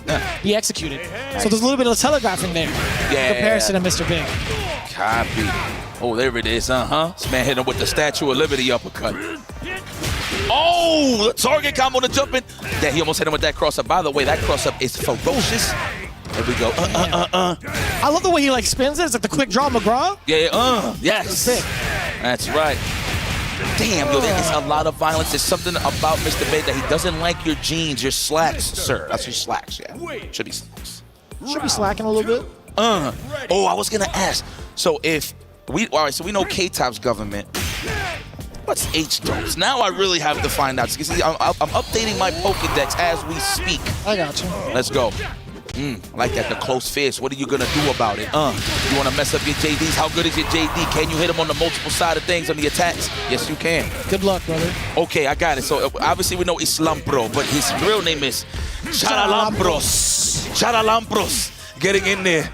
Of course, punishes the Tatsu with the neutral jump, but he doesn't get anything. Charalampros. I was gonna say, I think us saying his name kind of made him drop his combo. I'm not gonna lie to you. I might have, we might have cursed him a little bit. Man, hell no. If anything, we're showing him respect, calling this man by his name. You know the name. Charalampros. Let's go. Now I gotta see Kindevu's, man. Oh, Yosuke Ito. Yosuke Ito-san. Now, ooh, I like that. Hit him with the jump, air to air real quick just to fill out the temperature. All right, going for the whip punish. Notice how he's not throwing forward H. Oh. That's how high level this is, you heard? Notice. I can see that. Yeah, he knows that Kindevu could react to that and he could hyper defense accordingly. But it's just like clear airs. It's clear. It's honest. It's honest Abe neutral right now on the side of big. So he's just waiting for his proper spots to get some big damage with punishes, of course. Oof. There it was. As soon as I speak, and that's why he's not doing it. Respecting the H, not only respecting the HD, but respecting the Dragon. Like that. Damn. Ito-san on the verge of dealing massive damage, by the way. Great block on the overhead. We'll take that. Charalampros! Electrolytes! I like that. Oh yeah, do something, spend it now. Oh, not even? He's confident that he's gonna get some mileage here. Counter hit. Yeah, a couple of the lights. Let me get that XL route. Charge him up. Dash up afterwards. I love that he can extend his special moves into a dash. I think that's pretty godly. Did you see the shadow dancing in those ranges of the throw while he tried to full send it, just dash on the wake up and go for the command through? Kindevu is not having it. You have to go for the whoa to both of them, actually. All tied up, one apiece. You don't know what to do. Take it slow. Drink some H2O. Bars. H2O. Kindevu, strong start. But remember, this is one of my favorite lines. It's not how you start, it's how you finish. Facts. Let's see. He ran up to him twice. Okay, there you go. The Psycho sausage links. What is Oh, it's pretty good, man. Give me that. Let's go. Let's go for a throw here, shall we? Absolutely. Good call. Let's go for a neutral jump here. No, another throw. Absolutely. I'm telling you, a neutral jump is coming. He's going to have to look for it. Oh, try to hit him with the meaty overhead. The cross cut. Damn. You can't jump about Kindevu. There's one attribute I want to give it to him. You cannot jump on this man, especially when he's sizing you up. Shokoken. Uh-oh. He probably thought it was the command throw. It kind of does have that same animation, so it's a little rough to kind of tell. Word? Give it to me. Wait. A little problematic. Has to use the rev guard. Prevent the chip. It's going to come for you one way or another. Good call. Good call. Use it as a counter poke on top of it. I mean, a lot of people like stringing up and then back dashing, right? Big kind of does that to space out for the forward H as well, but good snipe out there with the Tatsu. Damn! Swinging! My man put both sticks in one hand and swung. That's crazy. Ultimate violence here for Mr. Big. Mr. Senor Big. Senor Big, please. If you would have got a combo from that, I swear on everything, I would have just got off this chair. If it was a counter hit, most definitely, because it pops up, right? Oof! The chase down. That's again the second time he tried to chase after a slight jump reset. Jackson, he's weak in the gut. He's weak. Damn! He's weak in the gut. You look like a Jackson. Yes. Oh. So you sound like my mother. Oh, now he's hitting him with the put up your dukes, right? Yes. Oh, mule kick. Try to go for the command throw. Chases it with the Tatsu. Disgusting. Oh my God. Hey! Hey! I would have pressed the button too. Nobody blames you for pressing that button in that exact moment, but it's Kindevu making the right reads with a neutral jump. Charalampros! You gotta find your way to retribution. It's down, what, 1-2 versus Kindevu? Yeah. Yeah, man. H-dope. You can't be throwing out his government for too long, man. I love it. I love real names. I got a planned name. My name is Michael. Come on. man. I will say this. I never met a Mike that I don't like. Yeah, I was about to say, like, that is your line for very good reason. It's true. It's very true. Oh, come on now. Help me. Damn, this is so like Jesus, stay with me now. What's the word? It's like it's so private in this area, don't you believe? Oh, you mean like yeah, right here in this warehouse. Oh, I see what you mean. It's the gym. That's right. Oh my God, what the hell did you try to press there? Maybe a check. Ooh, the hyper defense was gold like. Hey, I like that. HDGC, baby. That was very nice. That was OLED high quality. Damn, HD for H-Dope? It just all makes sense. The H-Dope guard cancel? I like it. The taser, the cross. He did the degeneration next with the super. Yup. Actually, he's playing Mexican style when he does that super. For people that don't know who the lefties, you know. This hand of mine is glowing red. Oh, damn. Yo, look at his ball, son. PPO. One expensive meatball. Make it hurt. Lord. Again. You're in throw range for kill. That's definitely enough. Oh, I lied to you. It's SPG defense. I actually thought I was going to kill too. Don't worry. You ain't lying to me. Ken Devil, of course, with a chance to move on here. Just one more game. I say one more round. H-Dope, how you feeling? I want to see more games. So we get a game 5. That's a great start. Damn, he dashed up in his face and smacked him across the chest. Oh, I like that meaty tick so you get the throw, right? Damn, he's hitting it with a full Taito drum, man. Uh-oh. I thought it was too high. Ross. That is what that is. Oh, spend it now? No, not even. He's so confident, man. Me, I panic. I spend that level 1. I want low percentages at all times. That plus the advantage you get off with the knockdown. Exactly. He's going to have to do it. He's going to have to do it. He is super high. He's already at 80% on the rev. He's got to relax. Oh, you already know. Block sequence all day. HD's incoming. The taunt just to rev up even more. This is looking troublesome here for H-Dope. Look like he could have jumped in with the bar. There's no way. There's no way you couldn't have reached with a heavy, right? I think the target combo one, yes. I think so. He should have. Oh, that was disgusting. I thought you fell for it. I like the patience here from H-Dope. There it is. Can we go for game 5? Yes. Shout out, bro. Stayed alive. Lampro. Oh, he's so pro. He's so pro. H-Dope hanging in there. Yes, I thought it was over, but he held on gracefully, taking that W to tie this up. I gotta say, if we're butchering the hell out of his name, I'm so sorry. Nah, man. Hey, I'm gonna tell him my name. He'll be like, you could call me Michelle. They call me Michelle in Dominican Republic. Miguel. That's it.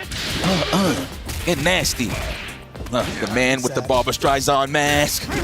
Oh. Damn, those mad kicks. There we go. Get up in there. Oh, I like the patience there. Wow, the mule. Was that the mule kick? I think it was there. That really, that was a deep jumping. I love that. I love being able to get that far D cancel into the super. No super? No super? Yo, come on, man. Chill, bro. Remember those memories, man? Come on, man. Chill. I was having a good time. I always have a good time. Oh! Nothing. Quite literally nothing. There was a command grab there, but it whiffed. I couldn't tell you why. No, he hit him with the light. He tried to take command throw him, but it was counter on the pokes. There was a lot of hit advantage. Oh, I missed it. Yeah, no, it happened pretty fast. Pretty fast. Oh, yeah, there was a launch him up there. NASA. The delay jabs, trying to throw off the JD time, and the OS, of course, on the side of Ken Devil. Oh, SPG, we in the final side of things. Can we tie this up? We do have power gauge available. Oh, the deck change, that was nasty. Yo, you're actually hella dead. Yo, H-Dope, hold on, wait a minute, he dropped it. Oh my God. No way. 55%? What do you think, Yipes? Oh my God. Hold on. Let me see the sequence here. I mean, this guy is amazing on the defensive side of things. H-Dope. I respect that. He should have went for the command throw side of things. Oh my God. One more hit away. He got to be careful how he uses his revs, unless, of course, he's going. No, not even. I thought he was going to use it all to just dead that overheat altogether. But the empty jump low, that was meaty as hell. Did say counter hit. And it is done. The job has been finished. Falcon's own Ken Devil moves forward, never backwards. Yes, Yusuke Ito, a.k.a. Ken Devil. He's already in the history books for those that really follow the Lord. This guy has been a killer for many, many years, and he continues to etch his name in history. Ken Devil moves on. That's right, the golden one, further representing the Falcons, qualifying out of Group A with a handful of different safe jumps. Amazing, amazing play. But we got to say, farewell, we bid you adieu from H-Dope as we stand by with Damascus. Thank you, Vicious. Indeed, one of the brothers is out as his brother moves to winners, and Kindevu says the winner. And you can see the relief on this man's face. Kindevu, there is one button to press, my friends. Only one. And there we go. You gotta get ready for this one. There's one key that's about to get absolutely shattered, and that is H-Dope's key. Kindevu taking his revenge after losing in grand finals to H-Dope. Ooh, that was a loud one. That was a loud one. Kindevu, congratulations as Kindevu moves forward. Commiserations, of course, to H-Dope, but a ridiculous match going down to the last game. Congrats again to Kindevu. Let's take a look at the game's highlights.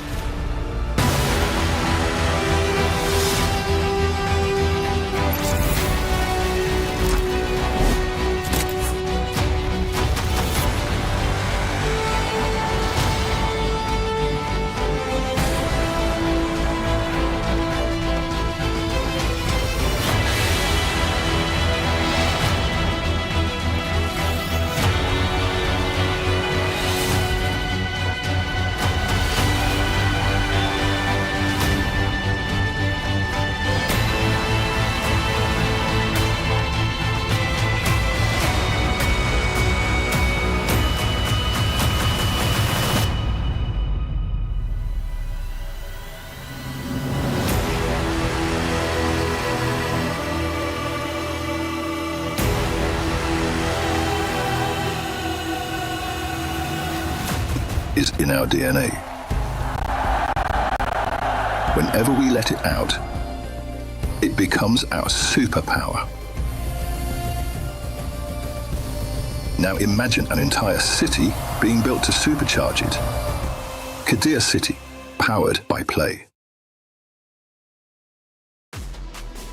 Group A, the group of death, did not disappoint. And in fact, we had a massive upset. We'll be talking about all that and more. I'm Taylor Reflections Noble, joined by Logan Sama. And of course, Yipes back on the desk. What's up? You just casted a brutal amount of matches with a lot of brutality, early exits, and Zaisho is gone. I mean, listen, Naiwong, everybody has just been playing strong. I mean, the common theme right now for this game is everybody came with a game plan defensively, but it's all getting exposed like bad credit. Like, it's actually pretty bad. Everybody's trying to custom, and it's kind of tough, so I understand. Tough indeed, man. Zaisho comes in early on, plays against K-Top, and ultimately ends up getting that defeat. You could see the heartbreak, Logan. I mean, this guy, second place, runner-up last year. The story we set on day one, Goichi versus Zaisho, it was going to happen with guaranteed. Everybody thought that to be the case. But as he looks on in disbelief, Logan, he's out. Yeah, he had so much expectation on him yet again. Like, I cannot overstate how much of his legend is tied to SNK titles. He has done literally everything there is to do. But when he gets on this eSports World Cup stage, Zhao Hai cannot close it out. I don't know why that is. The nerves, the pressure, the spectacle, the expectation, the weight is bearing down on him literally like that crusher. Zhao Hai just can't get it over the line. And Yipes, I guess I'll ask you, I mean, fundamentally, did he fall apart? What did you notice during your commentary? Because again, he suffers that loss to K-Top, but then ultimately ends up Nightwing taking him down. Did you think he was just falling flat today, or was his competition truly that elevated from last year to this year? Truly elevated. I mean, look, the thing about Shahai is he exposes bad defense and bad habits. So everybody played slow against him. So, and they had the proper characters. Of course, on the side of Nightwing, he has Billy Kane, and he has all the space in the world to just range out Shahai and make him think twice on how he's going to get in. And on top of that, the character selection was probably confusing Shahai, considering he does play Billy Kane as well, but he wasn't confident enough to pick it here in EWC. So we were all saying that, right? You know, he drops down to losers bracket. We're going to expect the Billy Kane to come out like, oh, you've pushed me to this, you made me do it. But he stuck to the karate, and he's out the bracket. It is what it is. It's tough. It really is. A lot of fans wanting to see him as obviously we look at the key crushing in just a bit. It was truly heartbreaking. And then, of course, you go over to Damascus. The key gets snapped in half. And, well, that's the way this competition is. You know, everything is earned. Nothing is guaranteed. And one of the things, again, going back to the competition rising up as we were discussing, it's like, you know, Fatal Fury City of Wolves introduced to EWC just last year. This is the second year. Knowing that this title was going to be coming back, clearly everybody was in preparation. Everybody wanted to be at their best, and they are. The club championship race is still underway. With Shanghai out, this could mean potential huge losses in the points race for Team Falcons. Trev is on site to break everything club championship down. Not only are we here in Paris for the Esports World Cup, but we're at the Team Vitality booth, ready to focus in on the club championship. They're already off to a flying start, getting some points on the board by cracking the top 8 in Valorant and looking like one of the favourites to go all the way. But focusing in on Fatal Fury City of the Wolves, we've just seen absolute destruction as a Vitality player takes down the favourite Zhao Hai, knocking a Team Falcons player out of the way.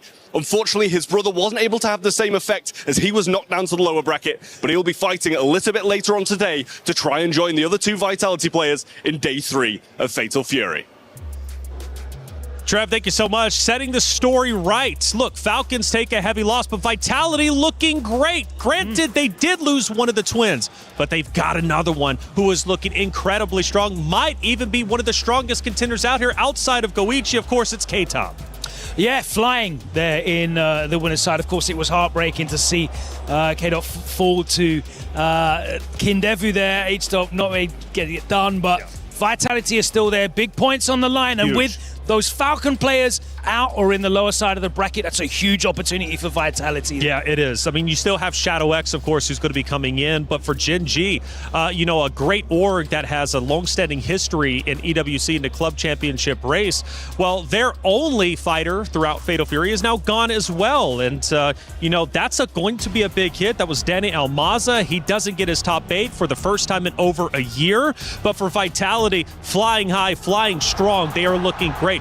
So let me ask you this, Yipes. I mean, K-Top beating Zhao Hai in the way that he did, controlling his group on the upper bracket. I mean, how strong realistically does he look going into the playoffs? Well, I'm pretty amazed. This is the first time I actually get to see the twin. I heard a lot of stories, so to see him play in the grand stage, beating a guy like Zhao Hai says a lot. I mean, the momentum is on his side at this point. Oh, this was one of the most crazy points, right? Yeah. That's going to probably be moment of the tournament, that comeback there. Pixel health. There he is. Incredible stuff. Man, and that reaction just shows how raw it was and how passionate he was about winning. And he's coming off the back of 2 losses at EVO France last year and EVO in Las Vegas, I think it was just a week or so ago. So that's a huge, huge result for him. Man, the bracket continues to move. This is Group A, and it has concluded. 4 keys were crushed. 4 guys move forward into the playoff bracket. You know, naturally, one of the biggest things is Zhao Hai is gone, but we've got a lot of great tenders moving into the playoffs, and we're not done yet, guys. This was just Group A.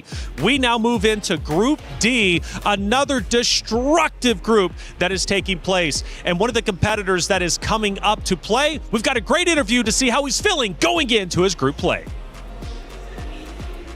三橋さん、今日スナル選手と対戦することになってるんですけれども、相手のことは一体どう思っているのでしょうか。そうですね、まあキャリアというか、まあ画廊プレッシャー時間自体は多分僕の方が絶対上だと思うんで自信持っていきたいんですけど、まあ仮にもやっぱり他の競技で世界チャンピオンになったことあるすごい選手なんで、もう油断せず全力を出します。はい。So, looking at the path of City of the Wolves, he feels that he's put in more drive, more focus, more hours in, but he has a lot of respect for his opponent. Of course, looking at his results of his career, he's got amazing success, world champion titles, etc. So he's going to go in confidently, with all that aside, and try to deliver the very best performance he can. そして、スナル選手、聞いてたと思いますが、どうですか、三橋選手のことです。はい。そうか、マイク持ってますね。はい。お願いします。はい。まあ、練習では、なかなか彼に勝つことは難しいんですが、まあ、大会の本番の勝負ならいけると思ってます。それと、あとはまあ、空手の力を信じてます。はい。笑ってます。So I asked him, what he thinks about what he said and what his response is. And he says that, well, during the practice, it's been actually quite difficult to take on Mitsuhashi. He's been taking the upper hand in their matches. But in the real match, on that big stage, I believe I can get the win. And also, I'm going to be utilizing the awesome power and authority of Mr. Karate. Thank you for the interview there, Ryan Hart. Mr. Karate Mitsuhashi about to play against Sinaru for our first ever matchup. Prediction real quick, who takes it? Come on, man. I'm going to have to go to Mitsuhashi just off of the strength that I've seen this great performance, great run at EVO World Finals this year. So he got second place, of course, cut short against Shanghai, but I feel like he's going to go have a great run. You're going up against the mask, yeah? 100%. Okay. Who you going with? I can't bet against the mask. Okay. Through Mr. Karate, all things are possible. Through Mr. Karate, all things are possible. Clearly, they have been. Hey, EWC, it's a big event. Plenty of games taking place and a lot of coverage. Speaking of which, check this out with the EWC Play Up. Thinks he can come in here and play my game. He knows nothing but go! Tyler Wine, you're done.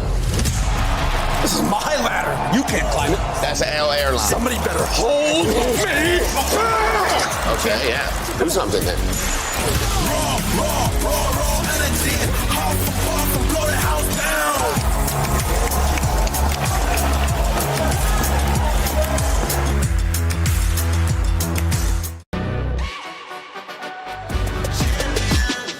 This ain't no regular thing. Came for the ring, you know what I mean. You see my name in the lights. Better get right, champion.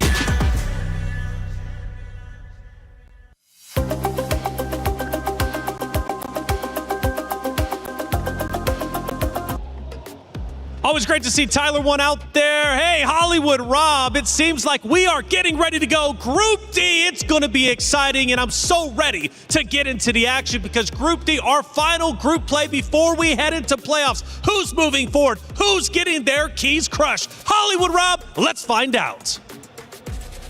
Thank you, Reflections. Again, right now we have an extremely important match as we get started with Group D. If we've seen anything today, we have learned that you have to expect the unexpected. Right now we have Mitsuhashi, fresh off of a second place finish in EVO Vegas, going up against Sanadu, a multi-game specialist and a wild card. Who can get it done, and will one of these players punch their ticket into our top 16 into the playoffs? You only get this action right here at EWC. Let's send things over to our commentators to get things started.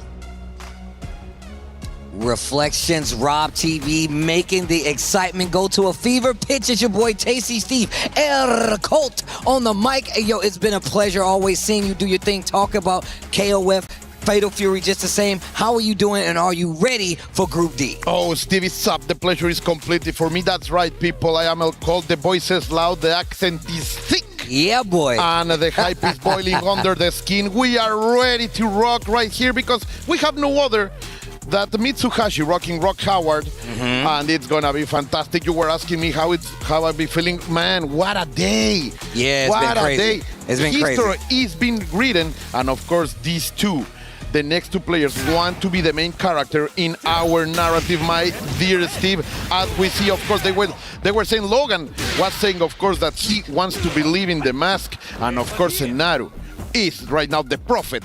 He's wishing to listen. I like that. Look, Mitsuhashi running the rock. First one we've seen Mr. Karate kind of run the roster when it comes to these tournaments so far. But people forget about Rock, right? He's kind of like the staple, right? The main character of this Fatal Fury world. But two, he's got good damage payout. They gave him some great buffs going into Season 2. And look, I want to see how he's going to be able to fight a character like Mr. Karate. But of course, Mitsuhashi had a great showing at EVO, like they were pointing out. Sanadu plays multiple games. He knows what it's like to be here. He knows that little extra bit it takes to get the W. So I want to see what happens. Completely right, my dear Steve. Of course, Rock, one of the strongest characters in the game, but right now, being a little bit outside as the new meta is being developing. But look at that beautiful guard cancel in order to take as much damage as possible. Wake up super, the choice of the champion, Steve. And like you said, off of a guard cancel nonetheless, Sanaru. And wake up Raging Storm? Right back at ya. Oh, where are you just going? Standing C, punch him in the mouth. Look at that, brother. that standing C close C, 6 frames on startup, and you are getting those haymakers in your face in that big nose. You know, we kind of seen this before, too, where players are starting to hit buttons in these ranges where Mr. Karate really wants to operate. Oh, yeah, and it's typically these big, heavy buttons. Big neutral jump here. Damage, cash out. SPG, tap it in. Spins it for the raging. And look at this, how much damage he's taking off already. Mr. Karate stuck in the corner. Then the party, in order to pulse, we are going to have the defensive options on this game are showing up. Steve immediately going into the guard cancel to deliver that much. El Cruzadito, the cross-up is not going to work, and you are down in the ground. Mitsuhashi showing us he's playing hella fast right now. Bro, Mitsuhashi, look, this is probably one of the most complete packages we've seen, like a player come in and hit everything on the first round, first game nonetheless. This is one of the reasons Mitsuhashi had such a great showing. The full kit, bro. The full kit in display right here, right now, Virtus Pro, with the clutch draft right there. Shout out to them for supporting this player. Of course, Mitsuhashi wants to pay back with some victories, but look at that scenario coming out of swinging, delivering the old classic. This is the bread and butter right now. We have been eating that all day long. Steve Fardi, in order to controlling kind of space, good backdash from Senaru for 10 anything, but he's also eating those fireballs. He has to be careful with the movement. I like how Mitsuhashi's playing back, though. He's using a lot of fireballs, but the guard cancels are on point, and Senaru's not able to get any game started because every time he even blocks something, he calls it out with a JD. Wild punish, gets the knockdown with the Cadillac kick, and he has been not afraid to wake up rising tackle so many times. Guard cancel on the close D into super. Raw super. SBG checking in. Senaru trying to make a statement right now, getting a dub here. He needs the damage, that's for sure. He wants to make things even. Oh, wow. The Shippukens flying all over the air.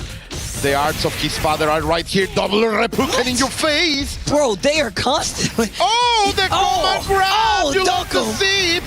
Is the blood blowing? Is the voice blowing? Raging. There you go. Storm. The blood boils, Steve, and the raging storm is gonna take that round. Oh, yo, they are playing fast too.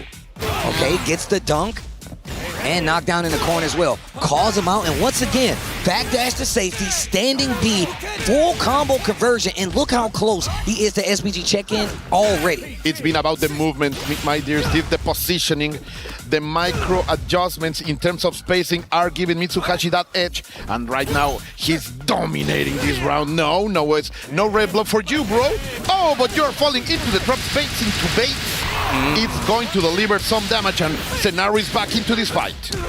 Big bomb, big damage, and now he's got some momentum on his side. First time we've seen in this set, by the way. Mr. Karate typically been the character that's been leading the charge, waits for it, this time doesn't take the bait.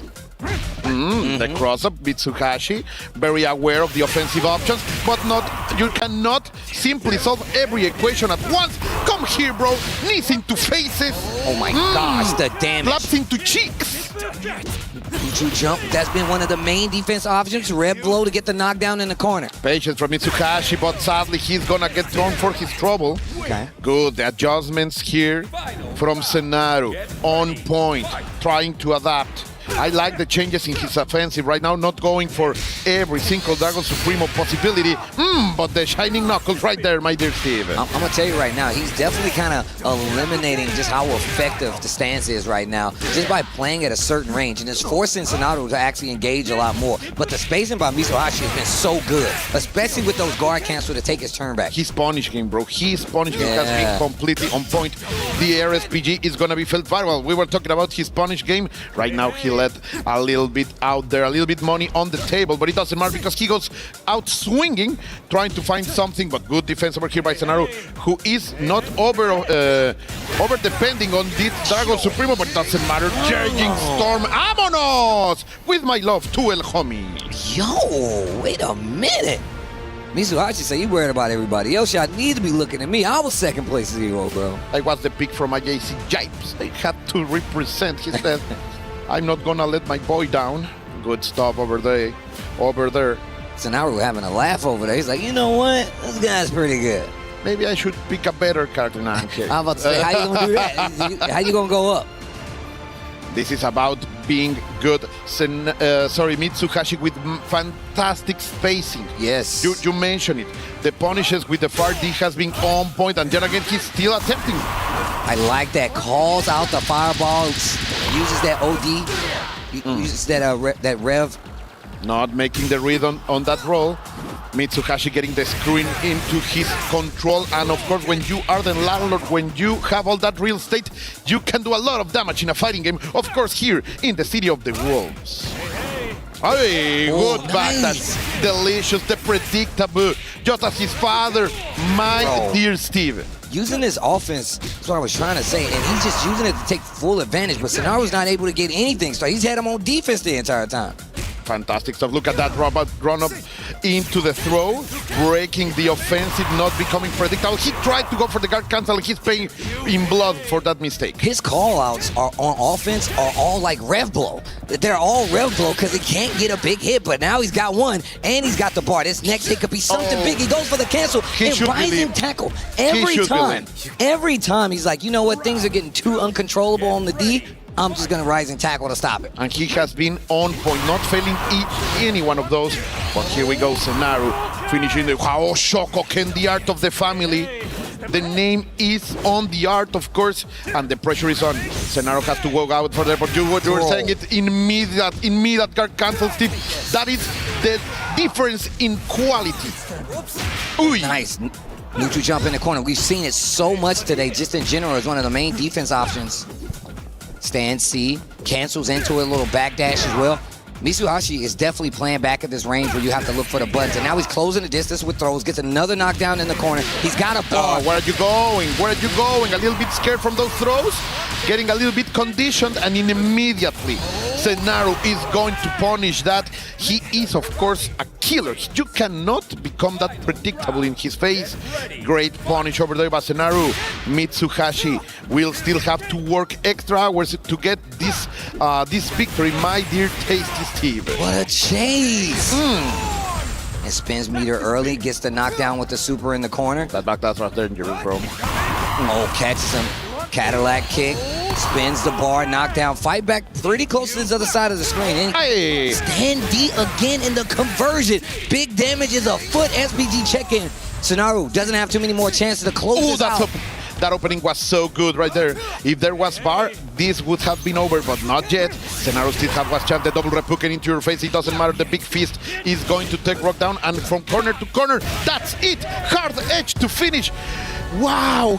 This Mitsuhashi showing us how you have to fight against Mr. Karate. That is Mr. Karate takedown 101. Mitsuhashi with a rock. First one we've seen all day. And I feel like this plays to how well he actually approaches a lot of these matches. And then he hits him with the finger. He's like, he should have known, bro. I have the read on you, brother. Oh, man. Oh. Yo, he's called out the nose. He's like, yo, you're not a real boy in my book. He's only telling lies. He's only telling lies. Don't believe his lies. That's what he just said. Don't believe Mr. Karate's lies. You might think he's the best. He's like, bro, I can take these guys out left and right, but he's got an army to go through if he wants to continue. This is Group D, and of course, like we said before, this is best of 5 first to 3. We're going to take a look at these replays, and this was clean. Yeah, man. Mitsuhashi showing extremely strong rock fundamentals and punishes. Just love the control of that far D during all the round. Absolute control over here by the Virtus Pro Titan.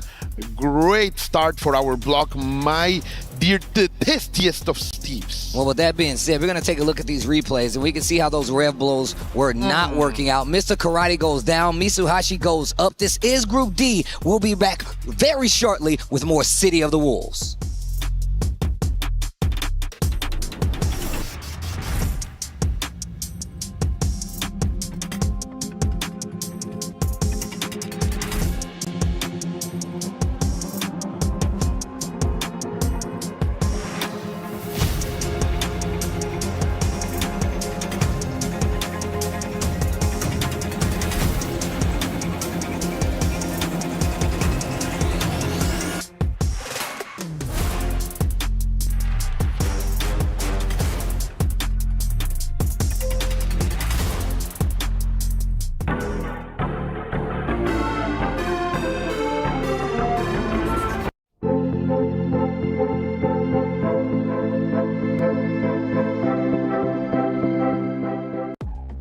We are back, people. So happy for you to be with us. Look at this golden stage.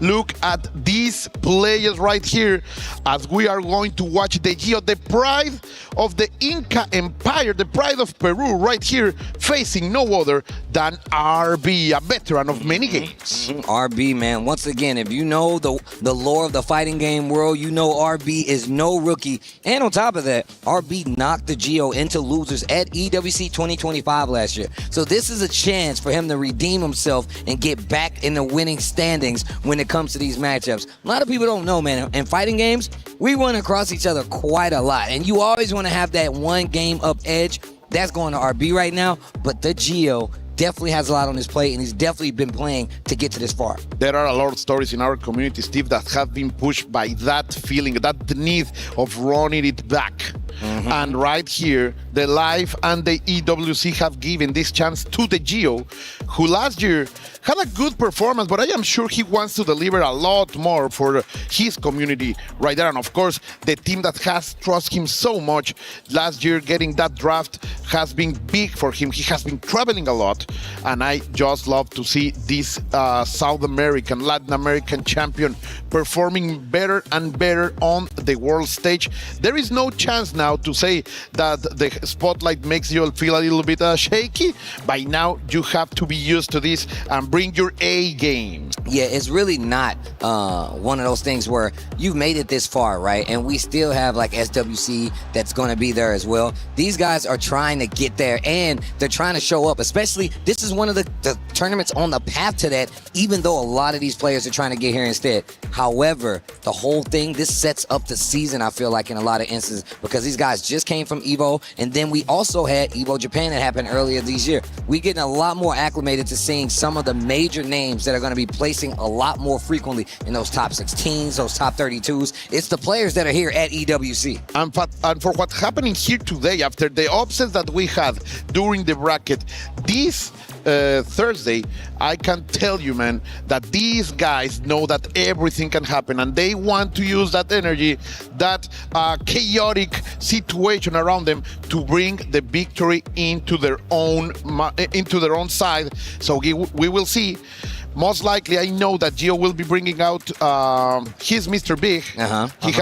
He's jumped from Hokutomaru into Mr. Big some months ago, having a fantastic offensive play. He has been for a lot of time a very offensive-centered player. I will love to see what he can bring to the big bouncer guy. Well, look, speaking of offense, we got Gato on the side of RB, and we know he knows a thing or two about making sure you can't do anything. Being an oppressive player, especially with a character like Gato, lots of damage, good buttons in the scramble, but this is going to be a little tougher because we know Mr. Big's got some long-range buttons. You got to respect it. The wake-up is a little different. That wake-up DP might not be on the table as much anymore, especially with the options that Mr. Big has put on display. As soon as I say that, he does it anyway. You got to set the president. You got to set the president. The stairway to heaven right there as the offensive is being brought by Gio. Of course, this is the potential that has Mr. Big. That is that big advantage. The damage that he can deliver is quite something, and also very efficient in terms of resources. But look at that. Super far poke, he getting that hurt box, extended hurt box, and RB delivering quite the punch. Big jump in once again, keeping him on his toes. SPG check in for the Gio, and RB isn't giving him any space. The guard cancel, gets the counter hit, but drops the combo. That is not what you want in a first round game versus Gato. But he picked it up. He can clean it up too. Not dead just yet though. Cuando la tiro la levanto, Gio says. He is trying to take the pressure here. RB, he's living on a prayer, but he's fighting out. What the? Dash up. This dude did dash up JD. Got it anyway, but still goes down to Gio getting that first round. Gio trying to feint a throw right there. RB reacted with his own, and it was a neutral jump instead. Good bait by the Peruvian player. The Peruvian Titan. Where are you going? Good punch. I love his new combos, how they work at City of the Wolves. Big damage and the knockdown in the corner. You don't want to be here because your options aren't the best. Outside of these, the obvious supers, right? You still have to respect it. Okay, sends the fireball just in case you try to twitch. You were talking about those big normals and right here, but he is going to get another jump catch, but he drops the combo. RB looking a little bit shaky on this round number one. Maybe the shiverings are on his side instead of the Gio, my dear Steve. Oh my gosh. The double throws, gets the knockdown back to the corner, finally wakes up, gets the DP, dash up to close the distance. Great just defense on the side, the overhead to sneak it in, call the police, and that's gonna be a broken neck and a broken back as well. Criminal robbery right here. What RB wants to escape with. No, it don't matter that you are making this revolutionary. The Rev Flying Man is not going to hit RB, recomposing, maintaining control and showing that there is a great contender in front of the Gio. You can see that RB's playing back just a little bit more because he's trying to space out these buttons. He knows the Gio is now just defending, and on top of that, he's willing to hit buttons. Not just do wake-up risky stuff, but actual buttons where he's going to check you and make you respect the ground game. But once again, RB not afraid to pull the trigger on that DP. Backdash to keep the corner, close D to keep the pressure. I love when you have those roll reads able to maintain the corner, as you were saying, to become the landlord. Oh! Talking about the overhead. Big damage over here by Gio. He has the potential two bars on deck. That's a lot of salsa. He has a lot of money to spend. My dear Steve, and you know how capitalism works. You're gonna watch a business, the dirty business from this bald man are going to be applied. And look at that. Oh, that's a lot of voltage, Steve. Choco plasma. Jeremy in Damascus somewhere face. smiling right now. The big cheese on his face. Mr. Big is his name. And the first game goes to the Gio. Great stuff over here. We want to see this kind of quality play that was back and forth. My dear Steve, RB adapting board. We saw a little bit of a shaky momentum from him, not only the defensive options, but when he was in the offensive, dropping a couple of combos there, giving the Gio the possibility to take the edge. And so far, when given the possibility, the Gio has done it. So right now, he's looking good. You can tell right now that the Gio definitely studied up hard for this match. He is playing super offensive, and RB's not been able to keep his momentum in his favor. Wow, the crouching anti-air, elegant stop, the mirror stop over here by RB, who yet again getting those reads on the rolls. I love it. First it was just for pressure, now he went for the grab, and he is mixing it up. If you are going to face me with offensive, I'm gonna bring my own power up, but look at the dash attack. Sadly unable to confirm, but the Gio is bringing good reactions. Bro, and RB keeping up this offense. He's not letting him leave the corner. Big life lead right here. And he's got meters, so this next touch, he doesn't actually have to spend it, but if he wants to make sure it's a done deal, he's going to have to spend it. Rev Blow gets the knockdown in the corner. Command throw as well. Look at him. First it was catching the landing, and then the command throw. The Gio right now in control against the corner. RB, he says, I'm going to stay here. I feel comfortable. Come to me, and you will make the mistake, and he's going to punish that, getting the first round. Stand C on top of that. You're starting to see a lot more of it. The Gio's been jumping quite a bit and staying at this range where that button is just a little too slow and gets caught by the bigger stuff. RB switching to these DP conversions and getting the damage even well. Knockdown, dash up, close this distance. Oh, and he's over him, bro. He's in the complete driving position, not allowing this bouncer to get out of there. He is letting anyone enter. Wake up super once again. And stagger pressure on the side of RB, but it doesn't stop the Gio from holding his ground with the defense. A couple of throws. Timing. Back throw on the punish. That's big for RB. We're going from close to close, but he doesn't care. Finally, a guard cancel in order to stop RB's offensive. The Gio breaking. He's trying to do the Muhammad Ali classic, bro, like fluttering. He's trying to flutter and then to sting, and he's gonna do it again with the cancel into the red blow. You have to be fast with the fingers to do that. Air to air on both sides. The Gio trying to bait something out with the neutral jumps. Catches the backdash with the fireball. RB hits the button because he's not afraid, and that should be the round. And a game on the board. RB keeping his wits about him. He said, you can slap me with those fireballs, but kid, look at this palm into your face. Combo starter.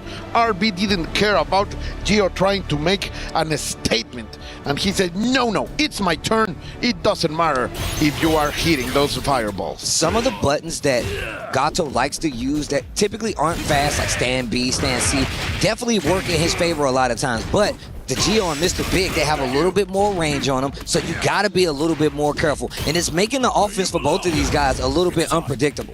And if Gio, by any chance, land one of those far Cs, that's a lot of damage. Like, no scaling, Mr. Big hits a lot harder, and he's trying to find those.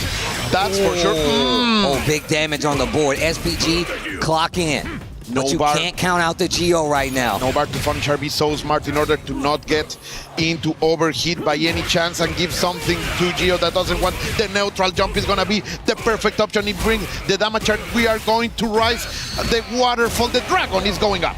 That's what I'm talking about. Now RB, once he gets these leads, he's kind of running it, keeping the corner in his favor, and Gio's having a hard time fighting with his back against the ropes. But here we go once again. And let's see what the changeup is. The Gio knows that RB's starting to stagger his offense, goes to the jumps this time, gets a big combo. And look, once the Gio gets to this SPG, he loves look at the damage. The damage was crazy. He loves to use that rev blow to get the knockdown, and for some reason, Mr. Big always pushes you to the corner, gets the back counter out of stance. The stance, he said, hit me.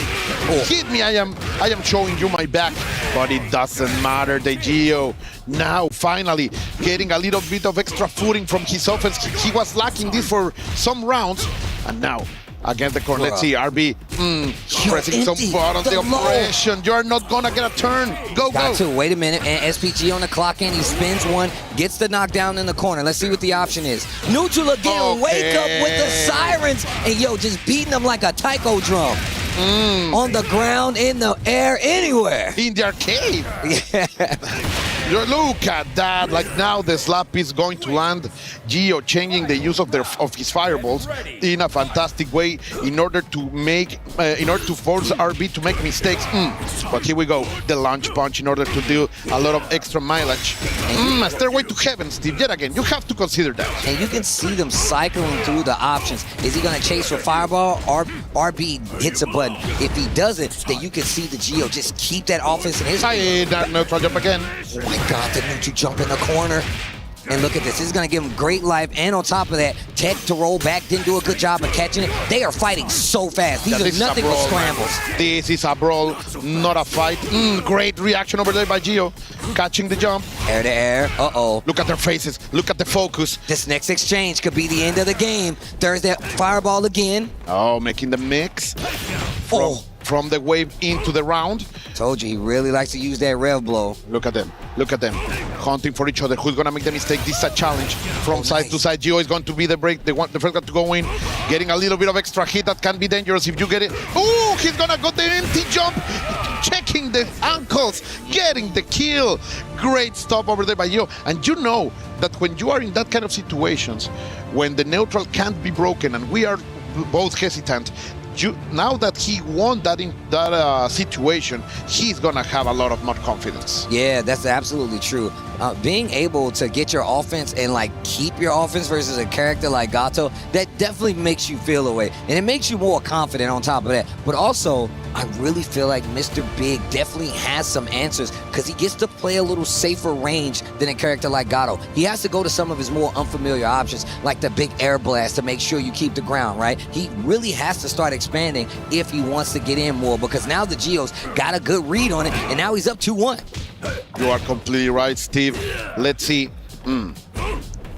So far, it looks like RB. Yeah. You were telling, like, is the change of style forcing the Gio to be the one to jump in, and look at that. Suddenly we go forward, going to cap Gio swinging, and the punish is completely done. Okay. Finishing with the start way to heaven and pushing the Gio against the corner, Steve. And look, once again, here's that stagger pressure we was talking about. Neutral jump not gonna work, and I like that. Gets the DP, dash out of the corner. Ron was telling me how this dash from Gato covers so much range, and it's such a good cover for when people get knocked down in the corner and they try to roll out. Big damage on the side of the Gio. Neutral jump. Big C, big damage. He's got a bar.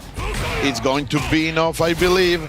He's going to spend all of the heat because there is a tomorrow. Let's go. The Rockets are on. The legend rises.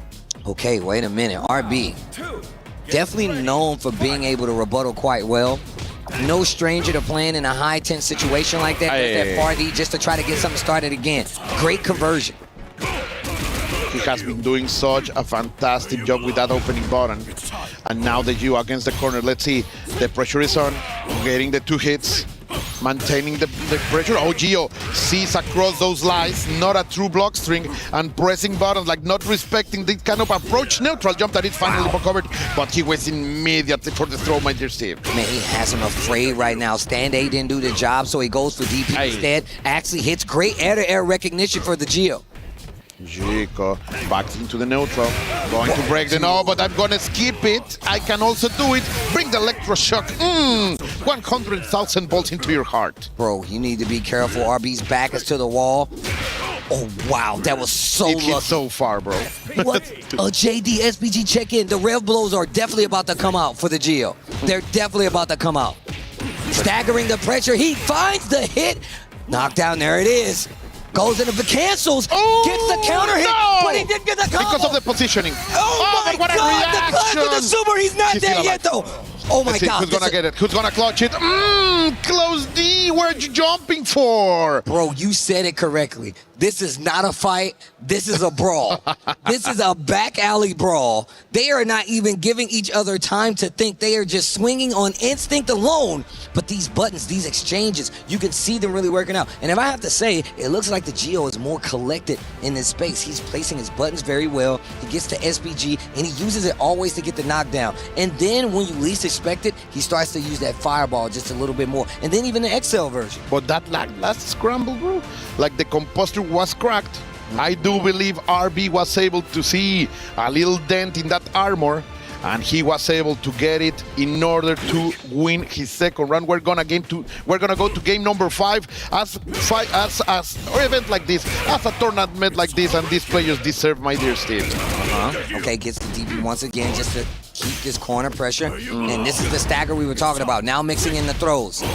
Rev guard to try to make it out alive, and it sneaks in the overhead reset into the throw. And look, he don't got a bar yet, but he's working on it. And he's not gonna get the kill, but this next scenario could definitely be deadly. Oh, he's gonna give a little bit of line. No, the rev blow is not gonna hit. Now it does.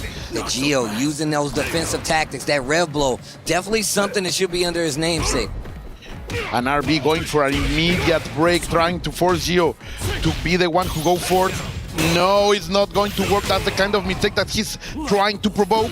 It's the rev blow, rev guard. RB staying on the defense now. There's the throw. Another one.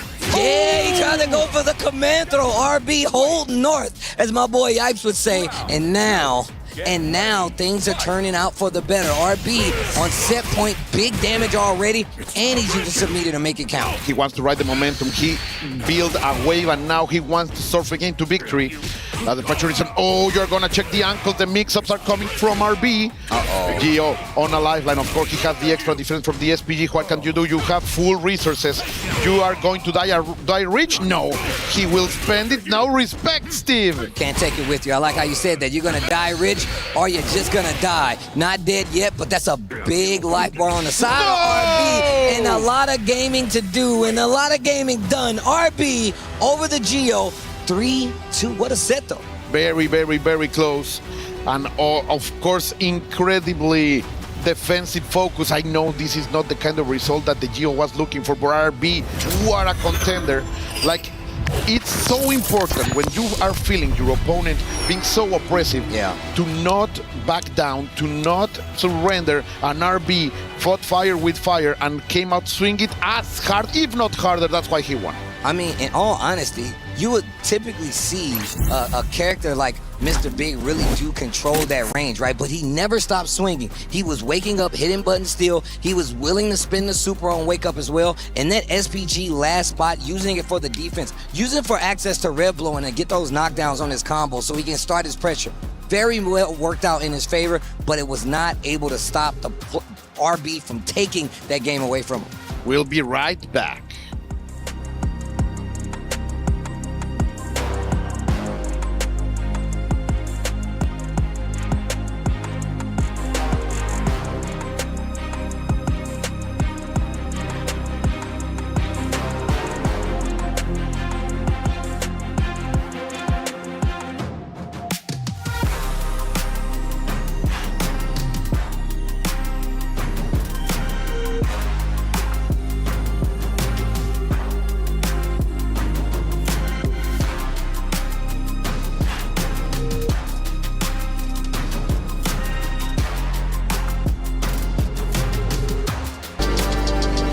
Every click, every clutch, every respawn. We were there for the years of grind, and we're here. Now, the proud founding partner of EWC, powering the biggest event in gaming, shoulder to shoulder with the world's best, making history. Greatness deserves a stage. Lenovo Legion, reach your impossible.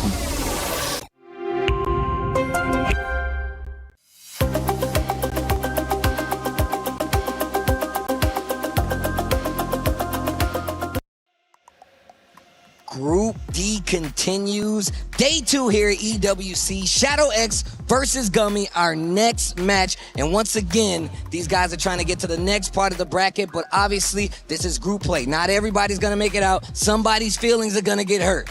You are completely right, and my feelings are the ones who are gonna be hurt because these two have big places in my heart. Shadow X, a friend of mine since years. Gumi, also a neighbor, in fact, part of the representatives of La Pura Ciudad, of course, fighting for the Smash Factor crew in front of him, Shadow X from Falcons. And right now, he has a lot of responsibility on because some of his teammates are out. Let's say like the star player is not going to go forward, and Shadow X needs to step up in order to maintain the hope for those points opportunity that the Falcons are wishing for. And these guys have definitely crossed paths before. Shadow X, of course, definitely leading in the set. These guys ran across each other. I think it was Cream City and Frosty Faustings recently. And Shadow X, I think, up 2-1 in the sets head-to-head across tournaments. But when it comes to big stuff like this, it's a lot of money on the line, a lot of ducats on the line. I feel like this is where you really want to take that W if you're Shadow X. But obviously, I feel like Gummy can make a big change, a big swing, because obviously he's on the ropes, he's down in the set. That means he's done extra homework in this matchup to try to stop Shadow X. I have to tell you, man, like Gummy has been grinding so much. This year, he left down or let away from his regular lifestyle so many things in order to dedicate himself to be a world-class City of the Worlds competitor, and that effort has brought him here, getting this ticket from the last chance qualifier and able to get it after so many tries. He is here, showing that S-Factor logo on his chest and placing that organization in the upper echelons of esports right here at the EWC. And of course, apparently these guys are training partners as well. So friends, look, this is what happens, man. Look, when you get good, sometimes you got to fight your partner. And look, that's not a bad thing to happen. It just so happens it's a lot on the line right now. So Shadow X versus Gummy coming up. Training partners, countrymen of yours. Do you feel like torn right now? Like if I asked you, who do you want to win? Why? I'm just part of commentary, bro. You know both of these guys. I need to know. We have to put you in these compromising situations. They're going to listen to this later, and then they're not going to be friends with you anymore. So you got to tell me. What a terrible human being, Steve. But I mean, look. Like I have reasons. Both of them, as I told you, I know them very well, and I know their struggles. Like I want Gumi to win because of the effort that he have given, but I also want Shadow to win because he is one of the most representative players of the Mexican community. I like that. So he is one of the players that many people of the SNK world, not only in Mexico, wanted to see traveling more, going out of the Mexican borders, and now he is here. He has been doing that traveling ever since last year, after he got his visa approved, and he has been doing waves. Now let's see if he can deliver. Of course, Shadow, you will see his classic cross hand as the old timers, like that's old classic technology, but we will see. You know how you know it's old school? Because you can't, I don't think you can do that on a pad. You can only do that on an arcade stick. So shout out to Shadow X. Far D wild punish. Immediately after that backdash and delivers the full series of rock, finishing with the hard edge, of course. Now coming face to face. He wanted to go for the crazy, just defending the multi-hit, but that's gonna make him pay. Oh, nice. Gets the knockdown, dash up, gotta hold this button up close. And once again, rinse, recycle, and repeat. And he's got the corner as well. All out with the fireballs, gonna cash out with the shiny knuckle. Now this boy needs to get a little bit of control on his hair. The rev blow in order to control everything. And Gumi spending the hit. He has to be very, very careful because, you know, okay, forget it. Forget he's dead. I was going to say if Gumi by any chance blocks, he was going to get into overheat. But look at that. Gumi feeling it. He's pumping. The blood is pumping, and he is feeling right. You can tell he's in gamer mode. He's leaning forward, getting closer to the pixels. Okay, nice defense. Goes for the low. And, of course, I love that he's early mixing up that Mr. Big fireball, especially to try to throw Shadow X off. Good opening. First blow goes for Gumi. In this round number 2, we're gonna play the drums of liberation. The electro shock against the corner. Oh, he's gonna miss it. That was an opportunity for Shadow, and he did not take it. Oh man, it looked like he tried to dash out of the corner, but Gumi just beat him to the punch. Oh, catching the jump. That is big, and with missed. Oh. I thought that could be it. Wow, JD quite. So many JDs from Shadow, but no counter hit. He could not finish. The EX into the EX. Oh, he went for the roll sweep, and he's gonna get it. Shadow. Okay, blocked. He sniffs the danger. Oh, that was a little bit of a soft punish, I'm gonna say. Well, that's because he knew this next hit was gonna be able to do a Raging Storm. Might not even need it. The arrow Pukin instead. Okay. Like the sun, like the fun, like the sun, right? Oh man. Oh wait, all early. Another one. That's a very interesting change of momentum. No, you don't see many Rocks doing that kind of stuff. Literally was just about to say, you do not see Rocks add that to their gameplay. But that's how you know these guys know each other so well. They gotta go deeper into the pockets of the characters so they can get to the new skills. Bring the shenanigans, bro, the gimmicks. Let's see. Ooh, the cross-up, that was a big hitbox. And now we're gonna see the Shining Knuckle. Shadow, he's getting close to the fever. I like the little rev run after the corner too. Here's the pressure once again. Rev blow, fireball on the follow-up. And now, Gummy has a chance now. Oh my God. The hit.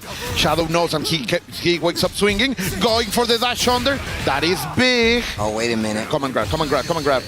Oh, just right out of range. Jesus. And just right out of range. Shadow X with the perfect spacing. He walked it like a surgeon, man, like a scientific body.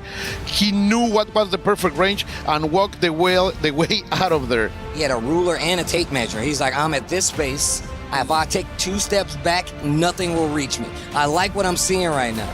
The little detail of excellence right there by Shadow X. Wow, what a catch over there, finishing with a hard edge. You just love to see it, right? Like anti-air into hard edge. Oh man, guard cancel up close after the JD. These guys, it's turning into a squad event. That's gonna be big. He has 50% of bar. He has the screen. He has the read. Hardest of reads over here by Shadow, who is gonna spend everything.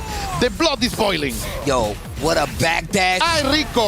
Watch your legs, hits him with the scoop. My daddy taught me how to do that. And that's gonna be another one for Rock. Shadow X getting another one on the board. Lots of back and forth. And it's not a kind of scramble back and forth. It's a collective back and forth, right? You can see them kind of rotating through their options because they know each other so well. Shadow very known for those command grabs, but that also means people are ready for that. So he has to mix it.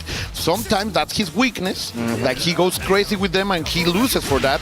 But so far it's working. Gumi has been unable getting some pokes, but finally a good hit in order to deliver the electroshock. Stan D once again. That was big damage right there. No scale, Steve.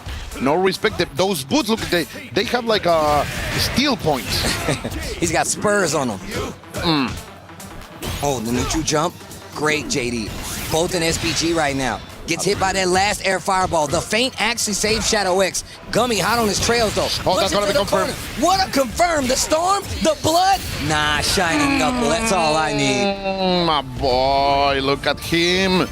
And of course, then fixing his hair. Because that's what we do over here. We get the win and look good about it. You know, I do that all the time, man. That's one of the reasons I like having long hair. Just get it out of your face one time while you're playing. Makes you feel like you're accomplished. You're so cool, right? I'm so cool. Get this hair out of my face. Good stuff over here by Shadow. The Falcons are spreading their wings. Of course, Gumi still not out. I believe that he can take us to that game, that prophetic game number 5.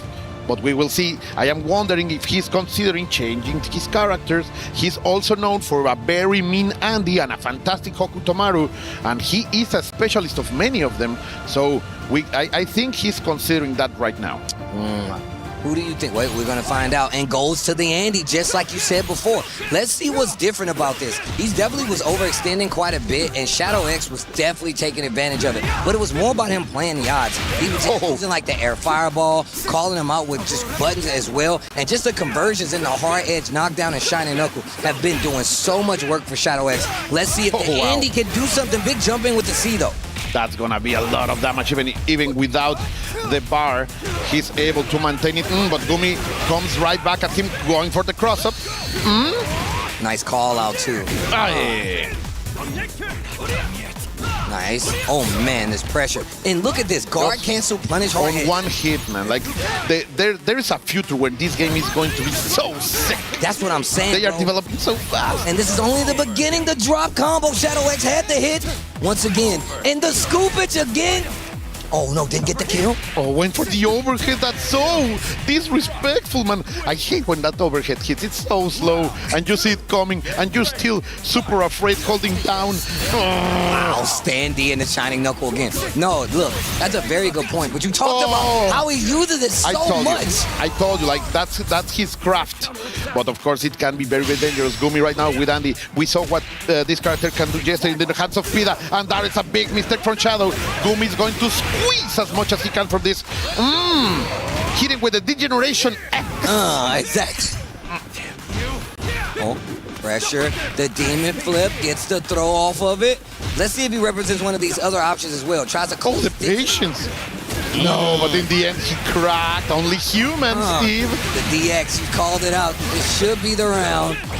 Okay. Gummy getting something on the board right now. And that character switch, which you called out, definitely paying dividends right now. Good stuff over here by SF Gumi. The fireballs are flying right here. Faint. Oh, and then the big opening. Yet again, the common series into the Shining Knuckle. Not a lot of damage, but he has all of the screen to play. And of course, Gumi is in lockdown. Oh, no respect at all. Cero miedo. Wow, punish. Yo, no fear. Okay. Nice, just defense. Give me feeding. Feed me. Feed me more. I like him playing back a little bit. Use the fireball, make him engage, and I like that fireball. I don't know what it is about fireball battles in Fatal Fury, but I'm like, that's what I'm talking about. They feel elegant. Yeah, they said they feel elegant, like a poem. Ooh, oh my God, the JD on the DP. Delicious, man. That's the kind of stuff that you want to see, and we're going to go for the ignition gear. Shadow win what he's going. Oh, I thought he was going for the common throw. Yeah, there you go. The Shadow Magic. I like how you said, I thought he was going for the throw. That was so good. Shadow X takes it 3-0. The Andy switch not going to help him out. But look, traveling companions, partners in crime, obviously a big stage to be on. And look, one of you got to lose, and Shadow X, it won't be you. Still, this is group play. There's games to play. So still an opportunity to get out of there, but it's going to be tough from here on out. Yeah, that's for sure, man. What a performance over here by the Falcon representative. Shadow is gonna take it. As I told you, I am sure a lot of the persons in the SNK community are happy for this victory, but I also have to say shout outs to Gumi for his effort, for his fight. He is a player that developed all of his fundamentals on the side of Mortal Kombat. Like, this is this is a game that brings so many communities together, and Gumi is the proof of that. But Steve, we will have a very short break, and we will be right back with even more Fatal Fury action.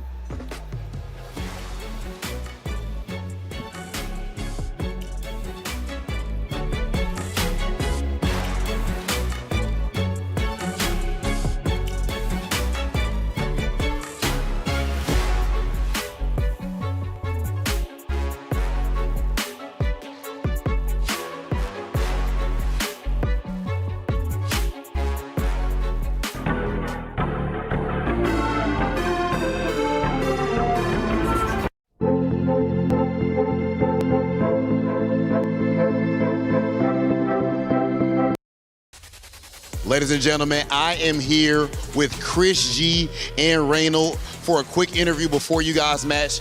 The first thing I want to ask you guys, you're representing the United States. Of course, this is an underrepresented region, I would say, when it comes to Fatal Fury or even SNK games. So how does it feel to represent the USA in a game that we're not really represented in? Look, I'm just out here to do my best. Like you said, right? We're not truly the best when it comes to this game. So yeah, I'm glad that me and Reynolds are able to do it the same way we did it last year. And yeah, let's just have a good game. Reynolds, of course, you guys had to, I guess I would say misfortune to some degree to just so happen to have to play first because you guys are training partners. I guess what was it like even having that draw, this be your draw, with you guys being training partners, and what's the mentality playing against him since he knows you? Yeah, I mean, that's a terrible draw, but it is what it is. We're just out here trying to win, and I mean, may the best man win at this point. Okay, last thing I gotta ask you fellas, as far as the meta, right? With you guys being training partners, sometimes you gotta throw something new in there, throw in some type of wrinkle. Do you feel that your mentality going into this match is any different than when you have maybe like a beef set or something of that nature? Look, I've been doing the same thing since day one. This is day now, I don't know, 500, and probably day 800, I'm gonna do the same thing.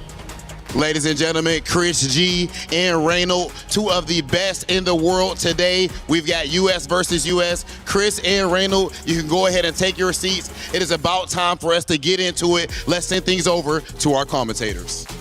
And it is USA versus USA. It is the luck of the draw, but I say it's divide and conquer. They have to fight each other, and it does come that way sometimes. However, also, you got to remember, this isn't the first time these guys have met up in tournament. I believe last year, Combo Breaker, Reynolds did take out Chris G. But at Level Up Expo, Double Jeopardy, Chris G did return the favor and take out Reynolds. So obviously there's a little spice between these two, where obviously they both want to win. But the question is, who are we going to see on the side of Reynolds and Chris G? Chris G, obviously known for playing a very strong game, no matter what the game is. World known, I would say, for what he's been able to do. Some of the best execution in all the fighting games. But Reynolds, this dude is representing the house. And if you know, you know. Those long nights playing in the garage at Paul and Mo's, Reynolds was there. He's one of my tutors when it comes to KOF and like Fatal Fury, because we got to play a lot back in the day. So it's amazing to see him here. He's a very consistent player and definitely just loves Fatal Fury and KOF. Yeah, man, like it's so good to see Chris G in this side of the community. As you say, those are the fingers that have sent 3,750,000 soul fists, and now he will be facing no other than Reynolds. Training partners, they have been working so hard in order to be in this upper echelon of events, even traveling together to many international events. But right now, it doesn't matter. It's going to be Reynolds against NY Chris G. Yeah, man. Chris G, definitely one of those players you have to respect, man. This guy has been playing on stages across the world for multiple different games. Whether you need the tag, whether it's one-on-one, whether you got an easy mode, my man Chris G figures out a way to play it at the highest level. But this dude, Reynolds, this guy plays every game the way he wants to play it, whether it's anime, whether it's a Street Fighter game, and of course, if it's a KOF or a Fatal Fury game. He's one of the people, especially when it comes to stateside, that's been consistent playing these games and a great representative. And I'm happy that my guy is wearing a jersey, bro, because he's such a great player, such a great representative, and I'm just a big fan of him. They deserve that, of course. Both Evo champions, both masters of their craft, and now rivals in this beautiful game. Man, you just reminded me, I was there right next to Reynolds on the stage. You know the glasses that he's wearing? The USA glasses? I handed him those glasses once he won Evo. Lord. Yeah, it's kind of crazy. I was also there when Chris G won his Evo and we had that mysterious challenger. I was there for all of this. So it's really crazy to see that these guys going head-to-head now in City of the Wolves, especially EWC, lots of money on the line. But you're about to see some world-class play. Two of USA's best going head-to-head here at EWC 2026. It happened to Mexico just minutes ago. Now it's happening to the country of the Stars and the Stripes. It's more than feeling shattering, that's for sure. And I just love what I am looking at this. These are players who have been making history on the fighting game community. Now they want to bring that kind of quality, that kind of excellence to the EWC. And let me tell you right now. You are watching it on screen. People. You're seeing it on the screen. The Wolfgang Krauser. You said you guys are tired of seeing the karate? Welcome to the armor. Chris G, Reynolds going head-to-head here in Group D. And it's Krauser versus Mr. Big. Let's get into it. Just the boss battle, my friend. And he's going to start swinging with the big kick, crossing the screen and delivering the full. Look at that. Look at the damage, bro. Is he going to charge the fireball? Look at the damage, bro. Oh, my God. Tries to sneak in the overhead. Chris G going with the Mr. Big. And this, I feel like, really kind of fits his style because it gets the knockdown, makes you pay a neutral heavy game. But it looks like if Krauser touches you twice, you might be dead. Completely right. Going for the blitz, Baru. He is in overheat. That can be the moment that come back, but no. Tai Kaiser wave. You just love to see it. Bro, this dude Krauser hits like a truck, bro. Look at how he's built, bro. Like he's gigantic. I wish he got to keep the armor on while he was fighting. Great throw. And I like how he's using that fireball, keep him at bay, especially in the mid-range. We know Mr. Big has great buttons. He's going to be working that range, or at least trying to. Trying to go for the cross-up. Great defense over there by Chris G. But be very careful. Yes, he's in overheat. The fever is seen. How can Chris G survive all this? What a great anti-air over there by Reynolds, who is maintaining the control as Chris G is still in overheat. Oh my gosh, and just look at this. Okay, wait a minute, wake up super actually works, but he's still in overheat like you said. He does have the corner. Reynolds taking his time, scouting, hunting the prey. Oh, what a catch out of the air. Big damage, keeps it close.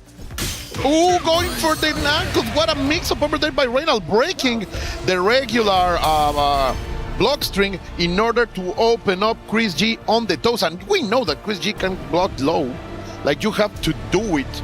On that tag game, he's a master of. But you can see that Reynolds is definitely using that kick. That I think that's called that leg tomahawk to actually close the distance and make you second guess if you're going to swing on wake up. He's making him hold it, and you can see that smile. You can see the cheeks forming. Over there. Reynolds is a serial smiler, by the way. No matter what's happening, the smile gets bigger as the gameplay gets grimier. Yeah.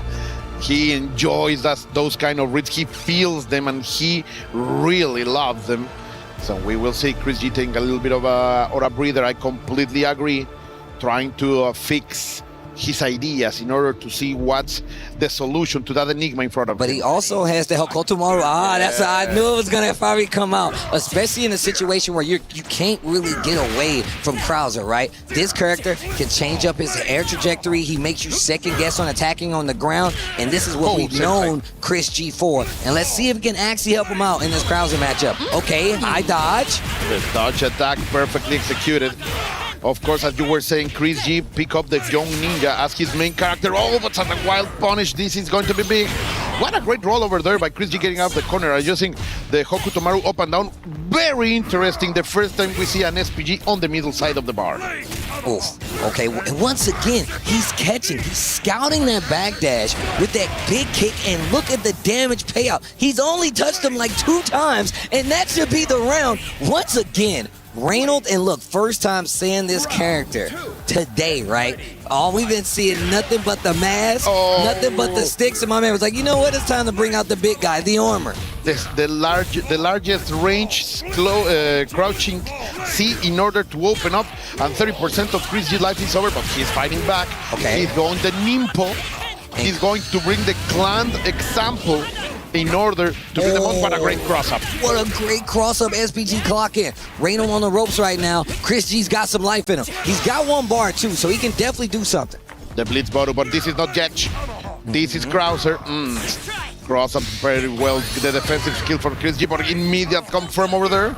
Trying to take out the SPG from the equation. Great take over there by Chris G. And you can see Reynolds trying to close the distance. That rev blow gonna push Chris G out. And nice high dodge, gonna get a full conversion off of it too. He's got a lot of meter. He's gonna use one of them, and that's all it's gonna take. Okay.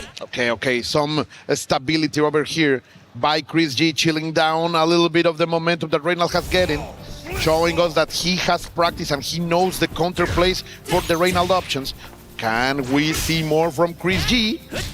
Oh, okay, a little stand D action right there from Reynolds early off before this offensive string coming from Chris G. Man, those even just defending that cross-up, that's the kind of delicious stuff that these players can't believe. And I'm going to tell you right now, those JDs starting to wear and tear, but the neutral jump and gets the wild punish. Look at the damage. And another thing to point out, Chris G with the SPG mid-bar this time around, so he's got access to it, and we've seen how many times he's got big conversions off of it, especially when he's been under pressure. Okay. Just like that. The red blow immediately perfectly used by Chris G. They just defend. Kaiser wave. What a confirm, and now he's out of that SPG range, so now he's got to do it as is. SPG still on the table for Reynolds. He dashes in to close the distance, spins a little meter on the fireball. The lead ball to keep things safe. The shurikens are flying, the shi. And look, he's trying to just defend. He actually got in trouble for a couple of them. Into the gear. Oh my gosh, okay. Oh, Chris G so ready. Immediate input in order to punish the tomahawk kick. I like what I am watching from these two. The way they know each other. The fact that they understand what they are thinking and deliver on these big plays, I just love to see it, Steve. Oh, nice catches him with the fireball. And I wonder what Reynolds going to change up, because now Chris G seems a lot more comfortable. It's a lot harder for Reynolds to lock him down because the movement is not on his side. Oh, interesting. Great. Catching the jump. Nice. Kaiser Claw out of the air. There's the throw. Keeping the momentum. Fantastic offensive. You're going to get out of the corner, but you're going to pay in blood. Oh my God, the side switch. Big damage. Kaiser Claw spins it all. That's another one. The momentum switches like that. And you can see the different demeanor in these two players, right? Reynolds feels cool, stoic, and Chris G is more expressive. Maybe it's getting into him. The pressure can be so hard, as you say, in these kind of places. I know Chris G is used to this, but the fact that Reynolds knows him so much maybe is the differential factor. I mean, like you said before, great point that you brought up. Two EVO champions, no stranger to the lights or the stage. Another successful high dodge, calling out that tomahawk kick. Those are 3 out of 3. Big damage, SPG right there. Nice. Forcing him into the corner. I like that from Chris G. Keeping it cheap. I think he won't be needed to spend any kind of bar. Yes. Keeping the resources. Okay. The wallet half full. Chris G getting a little bit of extra confidence. I see in his eyes he liked that round. A lot of back and forth between these two. And he's starting to use more fireballs, and now Chris G's kind of cycling through his options to get through. You saw him using that dash and elbow, and now more normals coming out for Reynolds just to contest that range. Yeah, completely right. That's the change. And he's not betting that much in the tomahawk hook. Tie that wave. Confirmation nation right here. Up and down with the Hokutomaru. The SPG little rev guard as well. That could have been big trouble if Chris G had scouted it out. But look, he's also been getting in trouble trying to JD these actual projectiles, so he needs to be careful there as well. And there's the air change that you gotta be curious of. Chris G has been using this so successfully, and now he's got the momentum in his third game and goes for the cash out as well. El oculto, the hidden gear is gonna show up. Of course, this is not going to kill, but is going to deliver a lot of cooldown, 0%. You have full possibilities and access, and he goes immediately to spend it. Patience by Reynolds. Knows that one opening could mean the end, and he's going to go. The rev blow gets the knockdown, the jump, the counter hit. He's keeping the pressure close to Coach D, not gonna do it. 23 seconds left on the clock. This next exchange for Chris could actually get the game. Oh, look at Chris G, what a patience, man. Resisting this onslaught, maintaining like a hero. He had performed a bastion of a defense, but it doesn't matter. Reynolds is gonna get the opening. Never surrender, Steve. Throw him in the dryer and let him know that he's dead. Yo, the charge, carry him to the moon. This is like an anime. He's carrying him on the wave to get out of that. It's gonna be a KO. Reynolds with the Krauser. No Hokutomaru landed after that. There was nothing left. Yo, he got hit with the Team Rocket. You just saw the little star sprinkles in the air. Yeah. But let's see, Chris G is going to stay with the young ninja. Well, that's gonna be big. Look at the confirm. Just love it. Reynolds ready for everything. He's like, yeah, you want that SPG in the middle? I can help you get to it a lot faster. And that's also big, right? Like the factor of that hidden gear hitting when the SPG was delivering that extra defense was why he survived. And now Chris G, It's so hard right now, Steve. Yeah, bro. You can see with a sliver left on that SPG, he's getting its worth out of it though. Cross up again on the ground, big wild punish, and I'm afraid to say that is dead. This next round could tell it all. Reynolds versus Chris G. Macho pointo. Match point at this moment. Let's see, going for the pokes. He's going to get the perfect jump in, and the damage is on, spending it for the bounce. 1, 2, no. Look at the damage this dude. Oh my God. 50%, Steve. 50% is gone. Oh, okay, wait a minute. Chris G, not out of this yet. Not out of this yet. Gonna spin one, gets the knockdown. Got the Oki, but sadly a bad rhythm into the cross-up. Reynald was ready. SPG still there. We know Chris G likes to use it. He tried to do it, got clipped, and this next exchange could be over. Oh, wake up super, the choice of champions. Of course, and Chris G goes for the overhead. Let's see, in the center of the stage. Right now, Reynald is on the hunt. He's going to use the armor of the Red Blow and gonna take it. I am sure he's not particularly happy about this. Chris G is out of the tournament. The shake is there. No, sorry. Yeah, he's into not, the loser bracket. Yes. And onto the lower side, this is. I was getting excited. Reynolds stays alive. No, it happens to me all the time. Gonna be the winner here. Taking it over Chris G. The Krauser pick, nonetheless. Probably the most unique pick we've seen out of all the players here for City of the Wolves as we take a look at this replay. And just look, like I said before, Reynolds known for being one of these players that very much is strong in these KOF games, these City of the Wolves, these Fatal Fury games. He has such an understanding. And on top of that, he always molds these games to his type of play. Yes. He always finds those characters that fit him well. In this case, it is very much so a two-touch Krauser that made you pay. And even the switch to Okutomaru, the character that we know Chris G has done so well with, it got him a game, but it was not able to save him. With that being said, though, we will be taking a quick break. You take a look at these replays and join us on the other side.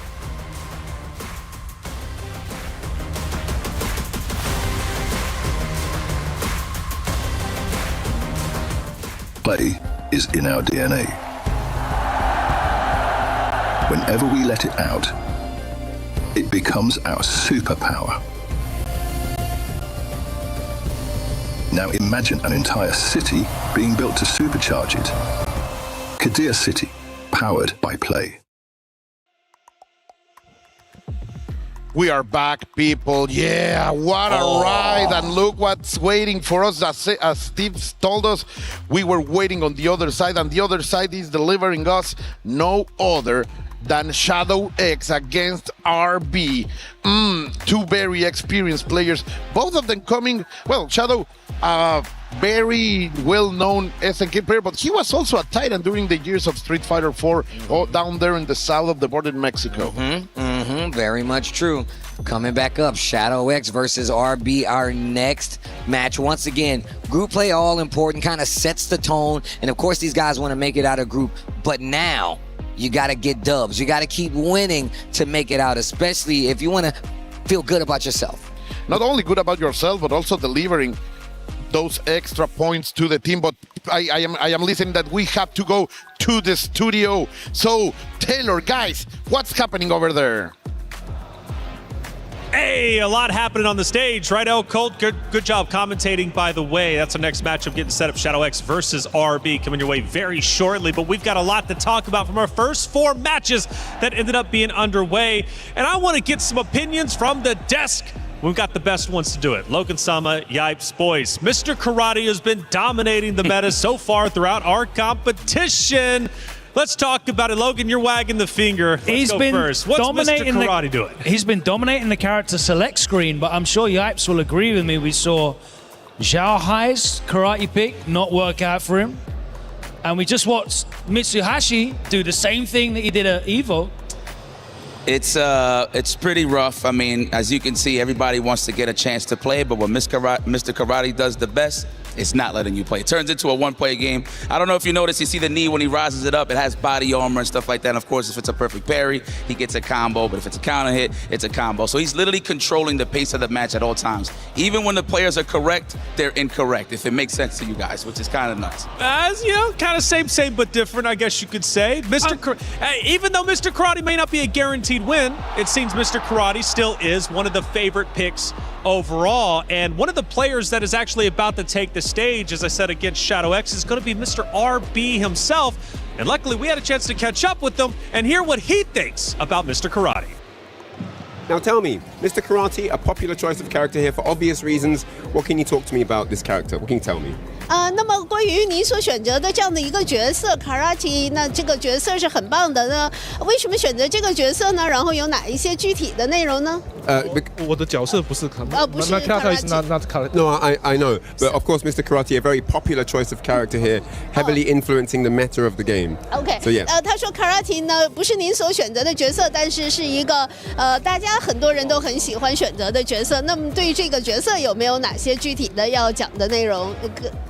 这个角色从他是个 DLC 角色，然后出了到现在大概1个多月，然后这次的 EWC 的这个比赛已经超过大概一半的选手都选用 Karate 这个角色。他这个角色我很强，但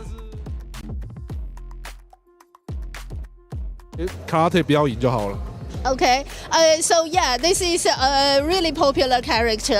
About maybe 50% of the players this year have chosen Mr. Karate to be their characters. I didn't do so. Well, I think maybe this is a very strong character. We'll see what comes, and maybe I will improve some techniques against this character. We'll see.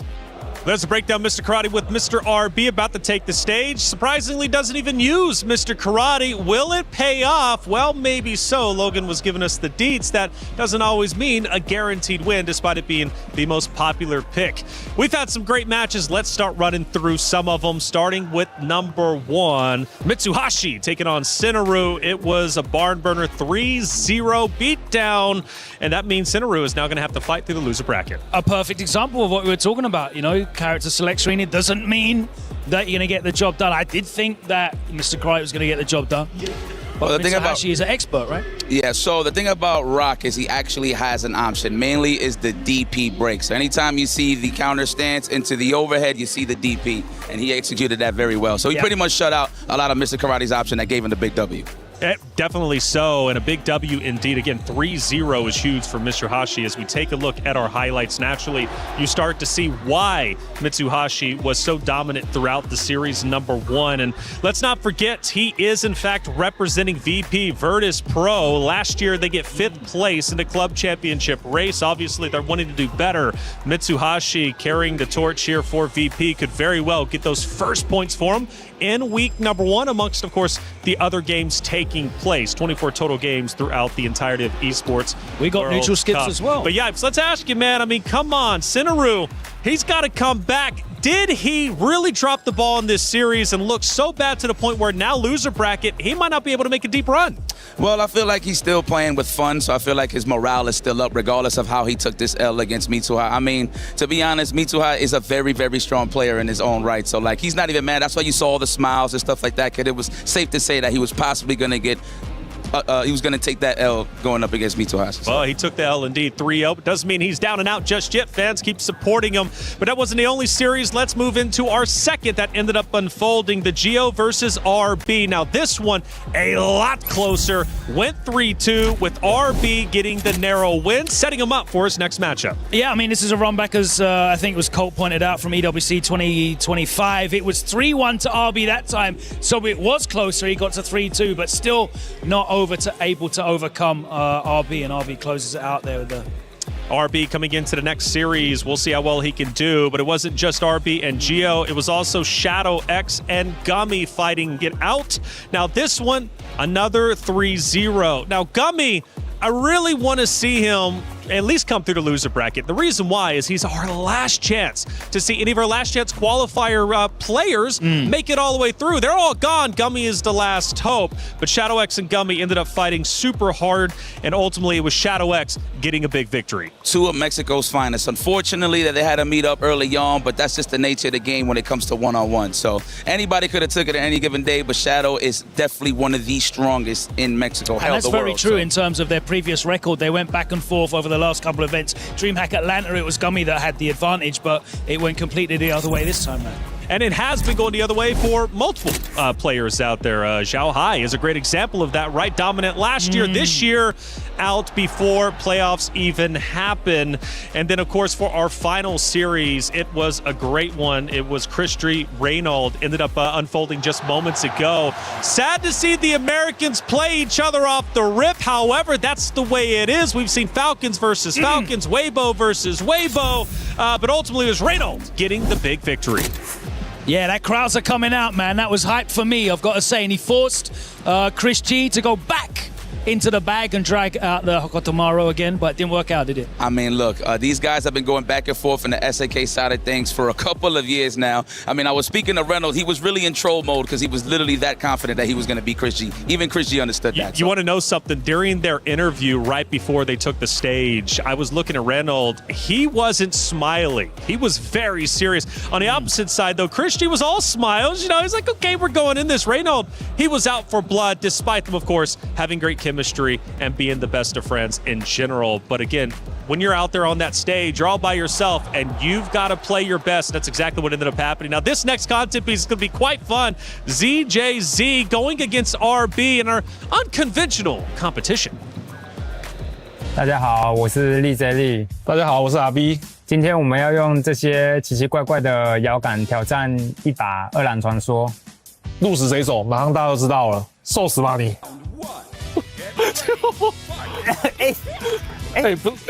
没有，你还会这种？太夸张了！你把它接了，不要再接了！你是这个 Whisper， 人家不然笑死，你死啊你讲！哎呦，你白痴啊！不要！啊，玩的手很酸，绝招出不来啊。这个玩的手很酸，好累。那个刚刚相信大家看完了，这个回去呢，我再自己做一个这个回去苦练一年，明年我 EWC 再找魔王报仇。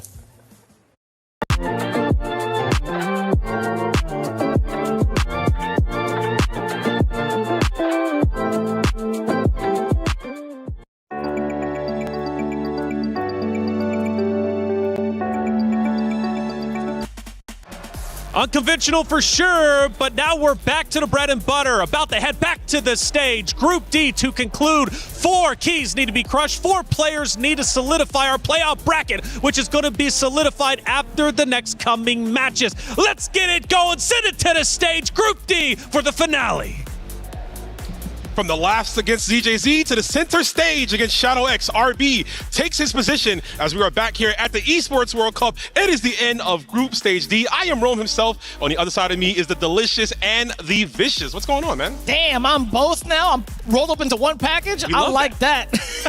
No, I'm very excited to see it, right? It's all come down to this, the final moments of phase number 1. Shadow X versus RB. Who's going to be the main qualifier? The first qualifier, I should say, coming out from Group D. And it's been pretty hotly contested, right? We've talked about our main focuses of the day. Group A into Group D. We just saw the conclusion between Chris G and Reynolds. A little bit of a heartbreaker, I will say. Both technically coming in from Cali. Although, you know, Chris G, he's always rocking the New York in his tag. But again, watching Mitsuhashi versus Senaru, that one actually was quite the surprise seeing it go 3-0. Yeah, I mean, it's a surprise for sure. Mitsuhashi is dominant as he can, and obviously seeing Senaru run Mr. Karate, but Mitsuhashi, I think, is the best player when it comes to fighting karate. We'll talk about that much more as we get to it, as we rock into this matchup. Shadow X also playing Rock Howard himself, going up against RB. RB back on the Gatito. I love seeing him play this character. It's been a while, but he made the switch back and obviously got him here to the EWC. Here we go, game number 1. We've talked about the characters on the screen already. Off to an aggressive start. RB does score the tick though.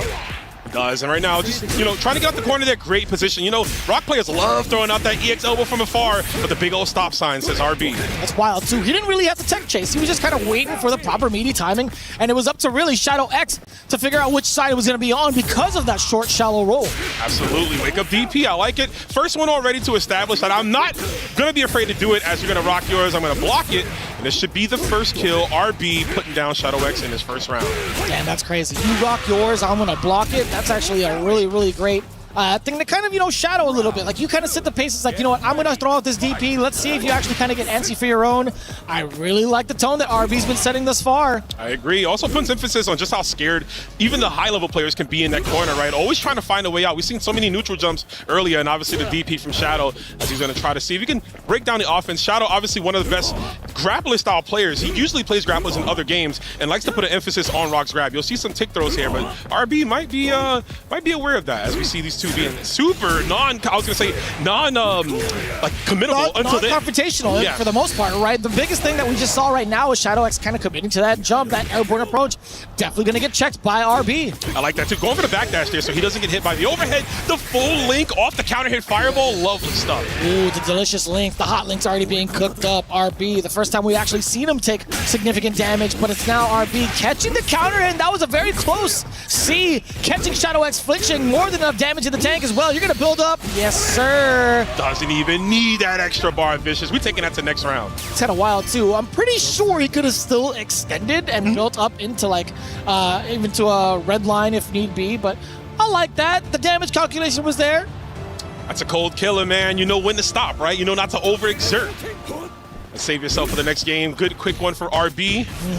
See if Shadow X takes into this next matchup here. Maybe some findings. That was a great far D. Finding is open and off the whiff throw. Hell yeah, that's what I like to see. Shadow X not going out without a fight, but still the JVGC. RB still intact defensively. Got him in the corner. Go for another throw. Now this is where it gets scary. Do we go for the hat trick? Of course we do, but the backdash unfortunately doesn't get anything out of it. RB looking like he's playing another game here with these throw loops. We were talking about Shadow X being the grappler style. It looks like it's RB for the most part. I like that too. Ooh, so again, catching him flinching up close. We still get the close C conversion. Hella damage incoming. Absolutely. We're going to the next round again. Shadow X unable to find his footing so far in the set, even though we see glimpses of brilliance, right? The far C counter hits, able to get him in and some of those elbows to close the distance, but really, RB is just so tactical in his approach coming back at him. Yeah, tactical in the approach, but also really patient in the neutral, right? He's forcing a lot of errors throughout the entirety of the set so far, and now we get that early sequence of offense. RB, are you gonna go for a tick throw? What's the setup like? Damn, no, a slight delay with the rev right in front of him to the rev guard, just kind of tantalizing Shadow X. Masterfully done. Finds his way out though. Great Abare from Shadow X, the 2A. Going to enable him to close the distance. Right again, caught off at the seams. The offense from RB, making sure that Shadow X does not get any confidence boost back into his system here. Shadow X being so persistent, eats a grab, and this is actually going to do, I do believe, even after the damage scaling, oh, he's just going to spin one. I thought he was going to go for the 2 there. I think it's totally fine. I would have also agreed with you, trying to see the red line damage. Oh, Lordy, tell me that wasn't the hotness. It's like that? Okay. It is like that. You in the streets, baby. Yo, RB stands for real belt because that was super Fatal Fury right there. Taking this one into a game 3. Man, Shadow X, this might be a fast one. No way. Might just be. That was really, really convincing coming in from RB. Okay, Playboy, I see you. Man, Shadow X taking a deep breath in between that matchup here, going to the character select, which I do agree. You got to take some time. You need to figure it out, man. You don't want to go down to the sharp. We talk about, obviously, Group A being the death pool, but this pool is just as stacked as we've seen some players earlier making their way on through. Shadow X wants to extend his life into tomorrow. Don't want to have to fight out in an even harder bracket. I could see that. A lot going for RB right now. The first time we've seen, okay, Shadow X getting started yet again, getting a pretty significant punish at that.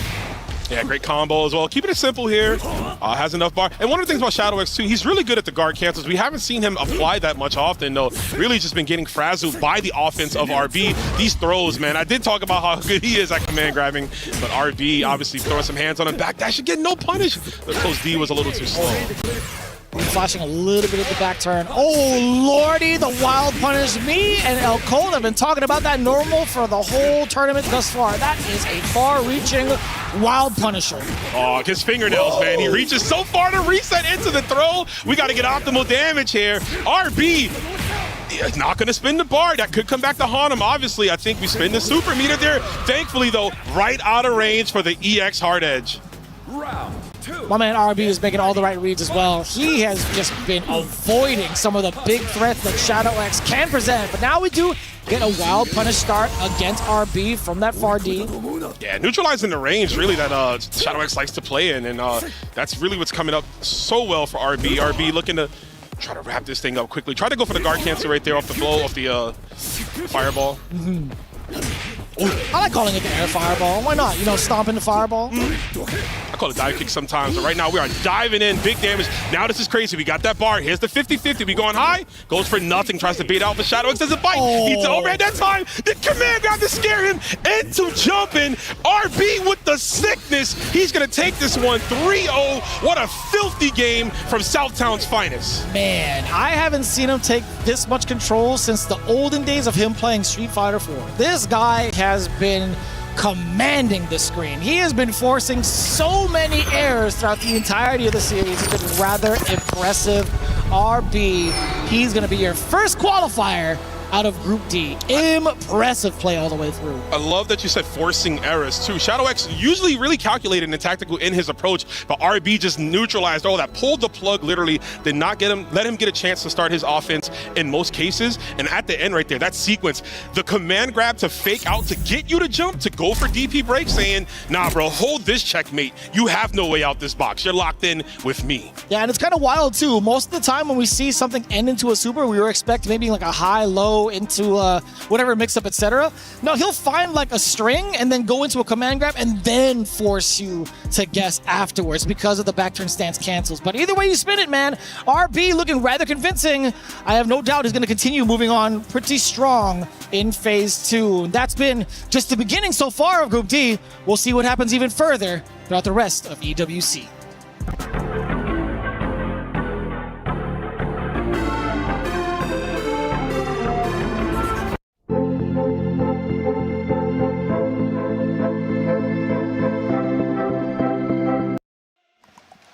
Just like that, we have the rest to go through as we get Reynolds into the hot seat to face off against Mitsuhashi. Oh yeah, that's going to be our final qualifier on the winner side here in Group D. Let's see who's going to join RB on the other side.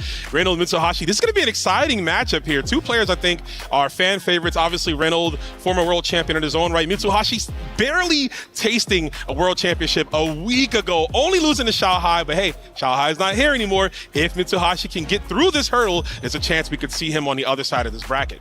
Oh, that's just so wild to consider. And it wasn't even that long ago either. It was what, almost like last week, pretty much? I've already lost track of time, to be quite honest with you. I know we were all there, able to experience it, and we've teleported here at EWC. Different circumstances, as you had just mentioned, but a new threat has entered the building. I repeat, Reynolds is now your opponent, who's already brought up some of the surprises. We saw the Krauser, and that's something he's been talking about quite a few times with some of the talent here. But now going back into the Mr. Karate. We had seen what happened with Senaru trying to make that work out for himself. It didn't by any means, right? As it was a clean 3-0. And you know, Reynolds, I would never guess or second guess his approach, right? This is a button check happening right now, so we could end up seeing him go back to Krauser. But if there's one person I don't want to play karate against, it's Mitsuhashi. He has represented so much that he knows how to deal with this matchup, leaving a body of karates at Evolution. And like you just mentioned, what we just saw him do to Senaru was a very strong player in his own right. I think you go in with the Krauser. Maybe if that doesn't work out, you know, you want to swap in for a Drago Supremo, because why not, right? It is the move of the day, the move of the tournament. But Mitsuhashi, and again, he knows how to navigate through. He likes to use air fireball to reduce like the Supremo stance. Like he'll do it on their wake up. The second air fireball will usually connect, if not trade. It gives him a chance to land and he can get a combo off of that. So we'll see if he likes to go for that option here. But of course, we are in button check mode. Reynolds could always switch things up. He's a little bit of a troll, and that makes Reynolds why we love. That's the reason why we love him, is because of his high energy.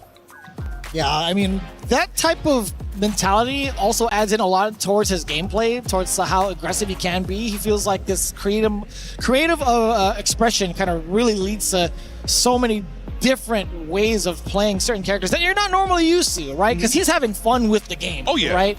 He gets to be so creative and also put a big smile on his face, whether he's winning, whether he's losing. He still gets to express himself. And I think that's why he's like one of the biggest threats. Like, if he's having this much fun, it's hard to kind of like condition a person like this or to anticipate what he's going to do next. So, speaking of anticipation, it's not going to be the Mr. Karate. It's gonna be the Krauser. Gonna get Krauser to come out here. Krauser, another strong character, just doing such amazing damage. Great long limbs. Buttons are a little slow to start up, right? He's obviously a big, older man. He takes his time to reach out there, but when he does, it's gonna hurt. Yeah, man, he's got the slow jam, but it's still the same song that you're used to. We'll see if you can get a two-touch going against Mitsuhashi. And obviously the tail of the table is that 2C from that range. Did you see how many whiffs there was? My man was moving so slow, but still avoided the danger. That's crazy. Nasty stuff right here. Great blocks too. Not falling for the block strings there from Mitsuhashi. Dashing under the right way to deal with that rock fireball, which is interesting. Krauser's a tall guy, so to get under that one, Randall definitely had the read scouted. Man, we were talking about the movement. We were talking about his stature. He'd be moving like a speedster right now. And that's them stem cells, brother. Jabbed in his legs. He is moving right now. Elbow to chest, throws to the corner. This is where it can get ugly now. Damn, he's got all the peptides on him, huh? Oh, wait a minute. Move them knee braces is nothing but ice. But right now, he's getting iced in the corner, possibly with the command grab. That was like a frame perfect. I think we level 3 here, Vicious. We spend it all. And we got to hit the hidden gear, play the theme song, what have you. You already know, from being ice in the corner to getting melted in the life bar, Mitsuhashi spending it and making it hurt on the first round. Burned in the summer heat. Mitsuhashi cooling off his own self, though, right? Keep him cool and collected in his mind. Randall with a hot start. Let's see how he can keep it going, though. That's crazy. He already brought out the Kool-Aid in the middle of summer. No, not the Kool-Aid. What color do you think Mitsuhashi brings to the cookie? The purple. Clearly, he's got the grape going on, man. You feel me? Good call. He about to get squashed like some grapes getting stepped on here, possibly by this Krauser. That big range, the 6C, man. Yeah, man. It's taking up like, what, 3/4 of the screen, it looks like sometimes. Ridiculous. Damn! Even the lows. Oh, windows and meter? Let's go! Yeah, the overheat is here. We were talking about the summer. Oh, that was actually midair on the wild punish. Yeah, that wild punish ping, man. Sound of direction in video games so important. You hear that ping, you know it's go time. And Reynolds with the air claw, the Kaiser claw, if you will. The empty load doesn't finish. No. You only need one more hit left. Not like this. Now you're an overheat. Break his god. Shout out to Yipes. I know he wants it. I know he wants to see it. It might happen here. We got access to Revlo. Revlo does a chunk on block. Reynolds tries to get out of there somehow, and he's going to lose this game. Another clutch back victory from Mitsuhashi. And that was actually mad unfortunate. There was a moment where he caught the empty jump low as Krauser, and he was literally 1 pixel, 1 light away. I don't know what went on through his mind for him to force the drop. Yeah, a bit of an accident, right? Just needed a 2A, right? Low B, 2A, and 2 knees, and that would have been knees to face. But we got another chance here. Nice stop sign, too, for the EX elbow. I like that. Just put in some hitboxes. Like you mentioned earlier, whiffing a few buttons. We've seen the wild punish happen as we got another one as he was off the counter hit DP. Oh, already off to a great start yet again. Mitsuhashi against Reynolds. Tell me that wasn't sick. Tell me that wasn't one of the illest plays today, son. You cannot JD the air throw, so Reynolds put him in prime position. You want to JD this? Well, hold this.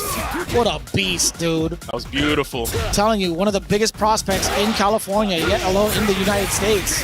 Has been for a decade plus right now, man. But Mitsuhashi showing you that there's a new era as he goes for the combo, keeps him locked down in the corner, 75%, walks him down.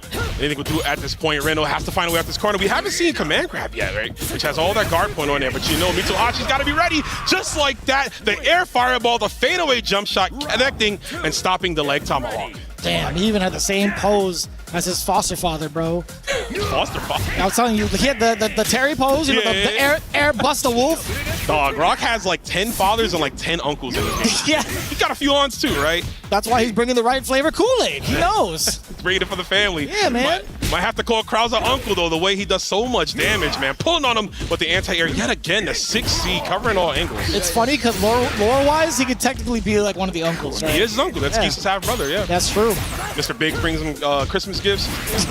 Yeah. Got it all, bro.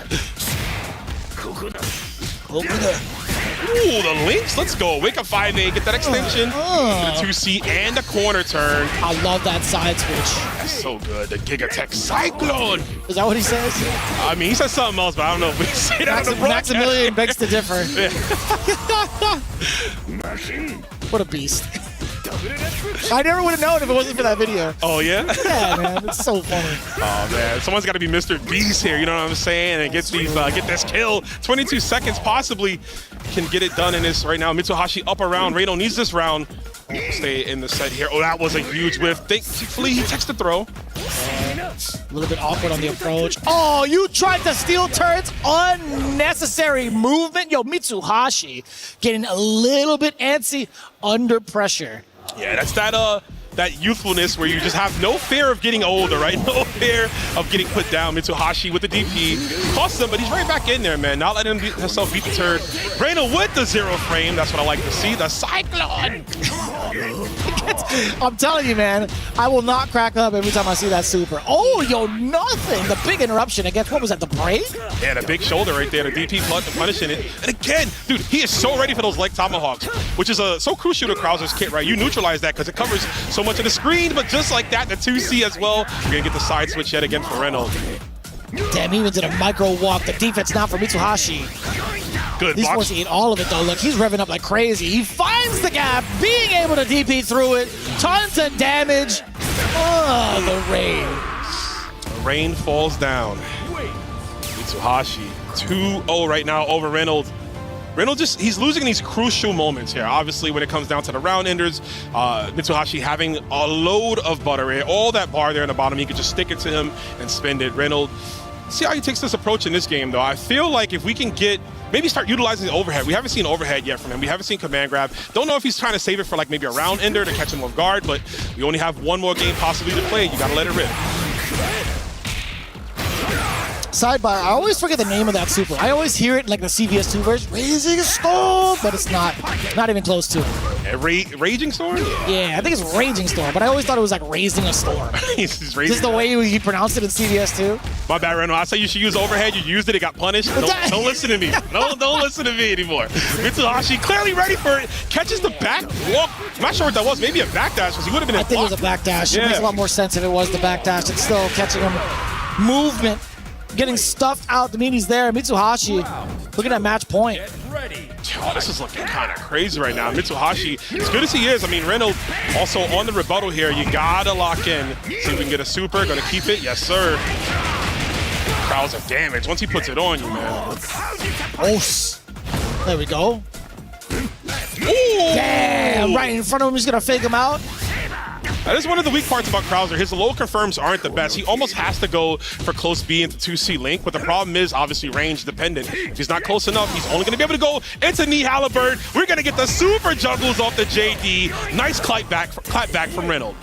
It's so cool to see that, like, how it functions the way that it does, still being able to get like the air juggle like that. You get to jump and then go into it. I still think that's one of the coolest looking combos. Hype. So hype. Oh, give me that. Take your soul away and your lunch money. Not my lunch money. So he picks you up like a nerd in the hallway.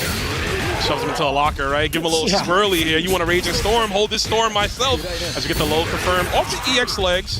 Damn, he puts you upside down in the toilet, Raging Storm. He comes out the toilet. But right now, he's coming out the victor. Because what a neutral jump from Mitsuhashi. The JC will seal the deal. 3-0. Mitsuhashi advances into Group Stage 2. You will see him tomorrow where he's continuing his hot streak off of his most recent placement. Damn, he put him in the reverse swirly. He actually did the uppercut, the rising tackle. I love that animation first and foremost, but man, he has been going nuts this bracket. Group D, Mitsuhashi undefeated thus far, not even dropping a single game.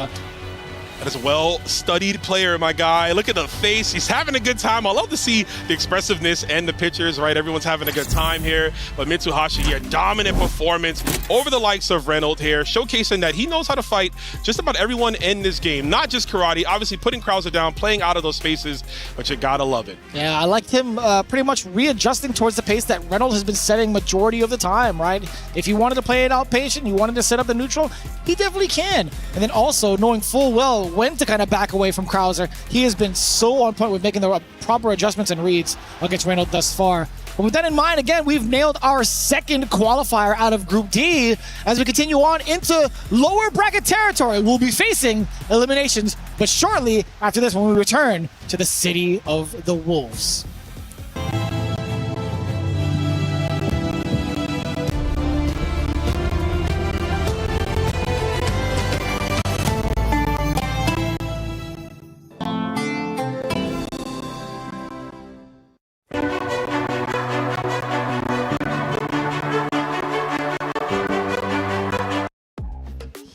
Fly in Saudi. You can also fly here to France and chill with us for the rest of this EWC. We just saw the winner side of Group D be solidified. We're going to see RB and Mitsuhashi tomorrow, but now it's time to crush Keys, baby. We're on the lower side of this bracket. It's going to be the one and only Gio from Peru going up against Gumi, the Latin American kill. One of them has to go home, Vicious. Yeah, it's kind of rough, and all things considered, there was a little bit of favorites going on in the over at the desk. You know, we talked about Gumi being the last person from the last chance qualifier to make a big wave out of EWC, but also big storyline coming in from the Gio, right? All the way from Peru, making that transition over to Mr. Big. He's always shown the fundamentals and the proper kind of like progression towards being a great player. I feel like there were a lot of things that were kind of holding him back in terms of how he wanted to play, not necessarily reflecting within the character itself. So now that he's found Mr. Big, hopefully he can find big dreams here in his path in the lower bracket. California, if you will, right? I mean, and I love to say that because honestly, like, yeah,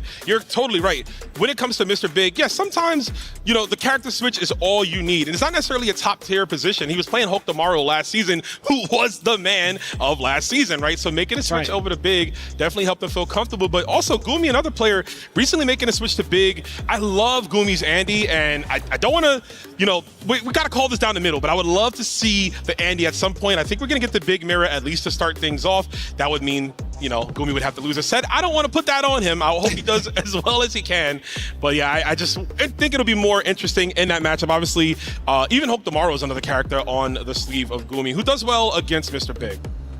A little bit of a sidebar before we get into the matches. I got to reach out to the developers on this one and the marketing team. Yo, when are you guys going to make Mr. Big merch? Listen, I'm going to try to cosplay as this big fella as soon as possible. I need the robe, I need the chain, I need the shades. Make it happen. Game 1, Gumi versus the Gio.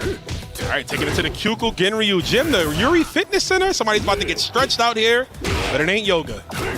We got the long limbs, the 5C. See who's going to 5C each other down. We got to match the call, Mr. Jeremy. That's your fault. That is your fault. You can't call me out on that, Romulus. Hold up. Oh, yeah, first name basis? That's crazy. Let's go. My bad. I didn't mean to dox. But right now, Mr. Big putting on the beats right there. I believe that is Gumi with the green robe for those at home keeping track of the colors. That's perfect. I mean, like, he's in the right gym. He can bring out the taiko drums just in case. Bam! We got Nick Cannon on the drum line. Give it to me. This. He's shaking it with it too. There it is. Yeah, it's all in the hips, baby. Oh, tries to backdash here. Don't want to deal big after that 5B. I mean, so many options coming out. Tries to get away. You are not flying anywhere, man. You're flying straight down to the grave. Nice first game right there. Damn, the flight's been canceled, rearranged, what have you. Ended up at a different airport. Didn't even get your luggage with you. I'm sorry. Oh, what? I see how it is. I just thought about it. Wow. I just thought that happened to both of us. Fair all right. enough. Okay, fair enough. It is what it is. Right now, though, Mr. Big putting in that work. Gio on the side of the positivity here with the plus frames here. Oh, he's trying to press buttons. Nasty time. Yo, my man is cooking. He's got mad health to him, but Gumi don't count him out yet, man. It's always the dashes that go into the normals that causes people to flinch, and I totally get it. Every single time, yeah, because you think a throw is coming, right? Big has a couple of options. You might be scared. It might be cross dive. Tries to JD, but the multiple hits on the DP. Sometimes it's good to not DP break, right? If you let it rip, you get multiple hits, and you throw off the just-defend timing of your opponent. I can see that.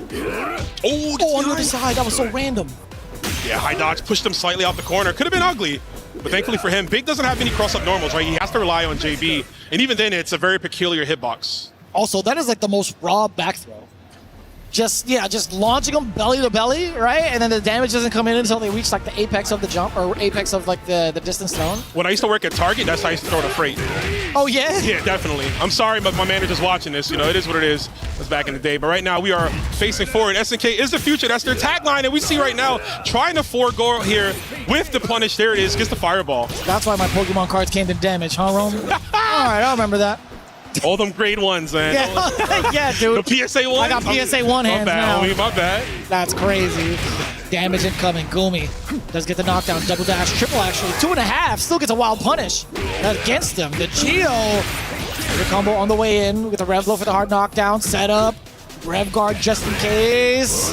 And this will do. No, actually, I'm looking at the wrong big, man. Too many bigs on the screen. Doesn't have the meter. Goes for grab. Nah, son, hold my hug. My grip is even tighter than yours as we spin the meter. Damn. Big bald fella action. I'll tell you what. One grab over another. It's going to be so kind of difficult to tell who's going to be doing what once they have that meter, right? Because he's going to be so much more dangerous on Wake Up. Absolutely. I mean, anything you can do, I can do better, right? The classic of a mirror match here. And that was so good. Tacking on heavy fireball, right? Throwing up the timing. Gumi gets hit. Oh, sorry, Geo gets hit by the wild punish fireball. Damn. The quick draw McGraws. The pair of quick Slim Jims. Just throw them out there. They are Slim Jims. Sheathed underneath those sticks. Yeah. Electro jerkies. Hold up. That might be a new flavor. Hold up. Probably. Here it is, man. That's Slim Jim. You got to pay us here. Right now, you're going to pay for that cross dive, man. Watch you going. No diving in the pool. Head first, at least like that. That's crazy. He doesn't even like a pool camp, right? He just go. He's already aerodynamic. He's good. Yeah, you know, I mean, I don't think he needs to cover his hair, right? Yeah, you know what I'm saying? That's crazy. He's good to go. It's not hydroplaning. Is it hydrodynamic at that point? Yeah, yeah. The aerodynamic is yeah, you know. Is that how it works? I'm gonna Google this later, actually. Or somebody in the chat got us, you know what I'm saying? They'll help us out, hopefully, right? Right now, we're going into it. Gumi is up 2 games here on the Geo. This is loser side, folks. The person here will get their key crushed and their dreams ended. Yeah, this is very convincing right now. Like, there have been some pretty strong starts from the Geo, but it's Gumi who's been the closer thus far. Every single time. Diving. Oh, man, that meaty could have been punished severely. Thankfully, it wasn't. Chase down. That far C, man, it's like a homing seeking missile. It feels that way. Yeah, just the very end of it, too. Slightly delayed on the uppercut. We like that from Gumi. This bear also definitely skipping leg day. Can you see that structure of that bear? It's wild. Mad upper body, bro. I'm saying we got to change up the resume a little bit. But right now, the chiropractor is in. Gumi with another round. Geo. This is looking unfortunate, man. You don't want to go down 3-0. Not like this, Gio. No, not in any capacity, especially in the lower bracket, right? You have to fight for yourself. You have to make sure to make it close. Okay, a little bit of a stutter step. Yet actually landed the initial counter hit, dash right back into it for another sequence. Oh, gets the 5B, but it doesn't link into anything afterwards. Oh, what a neutral jump as well. What a call out against the forward advancing normals. It's honestly not a bad option in this mirror matchup too, right? Obviously, Big's looking for the far C. They're looking for the cross dive, another great jump in. So a neutral jump in general, you kind of catch them on the way in and punish on the way down. Delicious. Let me see if we can get another DP up in here. Blocks the cross up. Hesitation to the throw. And Gio still trying to win this round here, but the SVG is in. Catches him running in. Gio drops it. He gets fireball. He wants DP instead, but whiffs. Again with the dash up. Yes, sir. Hit him with the Slim Jims. That is nasty. We still get a little bit of life coming in for the Gio. Speaking of life, I heard some claps in the crowd right there. Clearly some Gio fans want to see him extend his tournament life here and preserve his key. Obviously, going to need a lot more than that. Big confirmed from Gumi already sending Gio to the wall. Yeah, tripping over that fireball. You got to watch that at all times here in this matchup here. Caught him with the air-to-air from the side of the Geo. But a little bit more reserved in terms of the patience here in the neutral. Yeah, he's definitely trying to be, you know, very wary of a possible cross. Nobody committed anything. Just dashing in. I like it, though.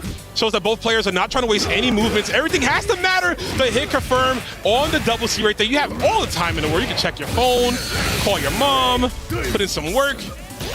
Oh, just in the air, going for that rev blow yet again. Finds success this time, gets the knockdown. Also getting the side switch. Pretty significant now for the GL. He's got plenty of bar to his name, but he's been revving up. That is way too high up there for you to continue to take your turn, man. And as a matter of fact, you flew too high to the sun. That's going to cost you your life. Gumi over the GL. 3-0 Mexico triumphs, sending Peru home, all the way back home from France. What a set from Gumi. We talked about Gio obviously being a premier Mr. Big. Gumi making this switch not too long ago, but showing his prowess in this matchup. Yeah, and you can see it too. Moving on, his reward for taking out the Geo, he has to face off against Reynolds. Very much so looking forward to seeing how the last chance qualifier moves on in the lower bracket. Let's take a look at the Key Crusher along with Rob the Builder. Okay, ladies and gentlemen, as you can see, Gumi getting it done. Congratulations, brother, of course, represented by that smash factor. And now he is smashing opponents' hopes and dreams. It's nothing personal. All love to the Geo. Gumi, if you don't know, is also a tournament organizer fighting out of Mexico City. Oh my goodness. Oh my gosh, back up, be careful. Okay, let it go, let it go, let it go. Jeez, congratulations, brother. My man's Gumi, he said he did his business. He ready to get to his next match, and we ready to get to the next matches too. Let's go ahead and send things over to our highlight package.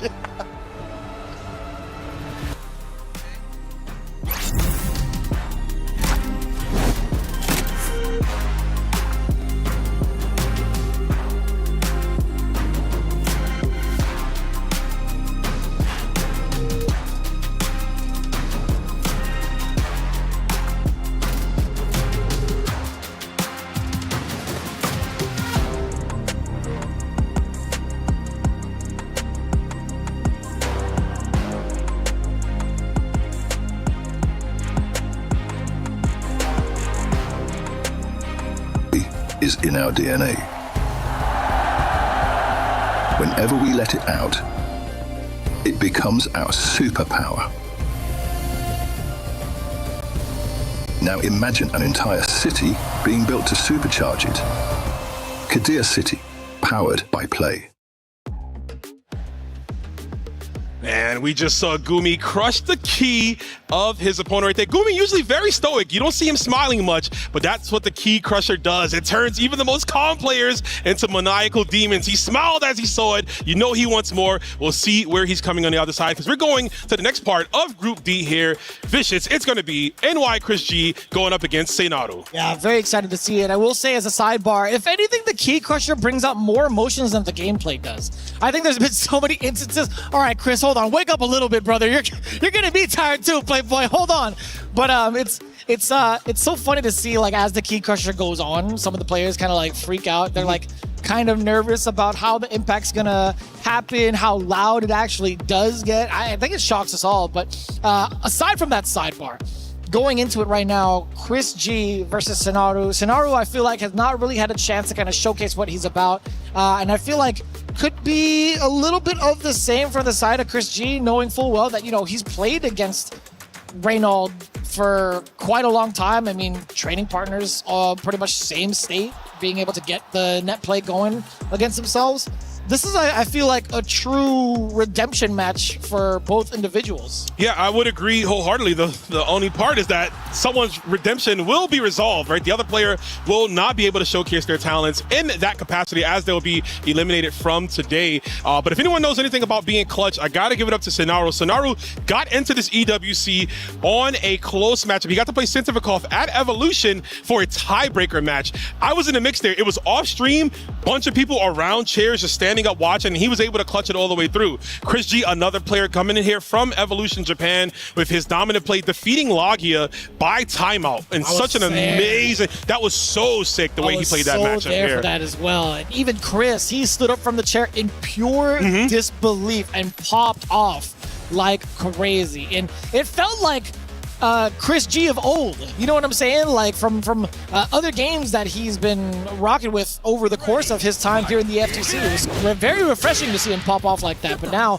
he's going to be put to the test against Seinaru. Hokutomaru is the choice versus Mr. Karate. Not a bad choice indeed. Karate doesn't have many counter picks, if any at all, but a character that fights him rather well. Obviously, Hokutomaru having that different air jump, moving his air trajectory. He can get over the counter. He obviously has his own teleports that help out just like that right there. You don't have to engage with it at all. So many multiple different moving tools in the disposal of the young ninja.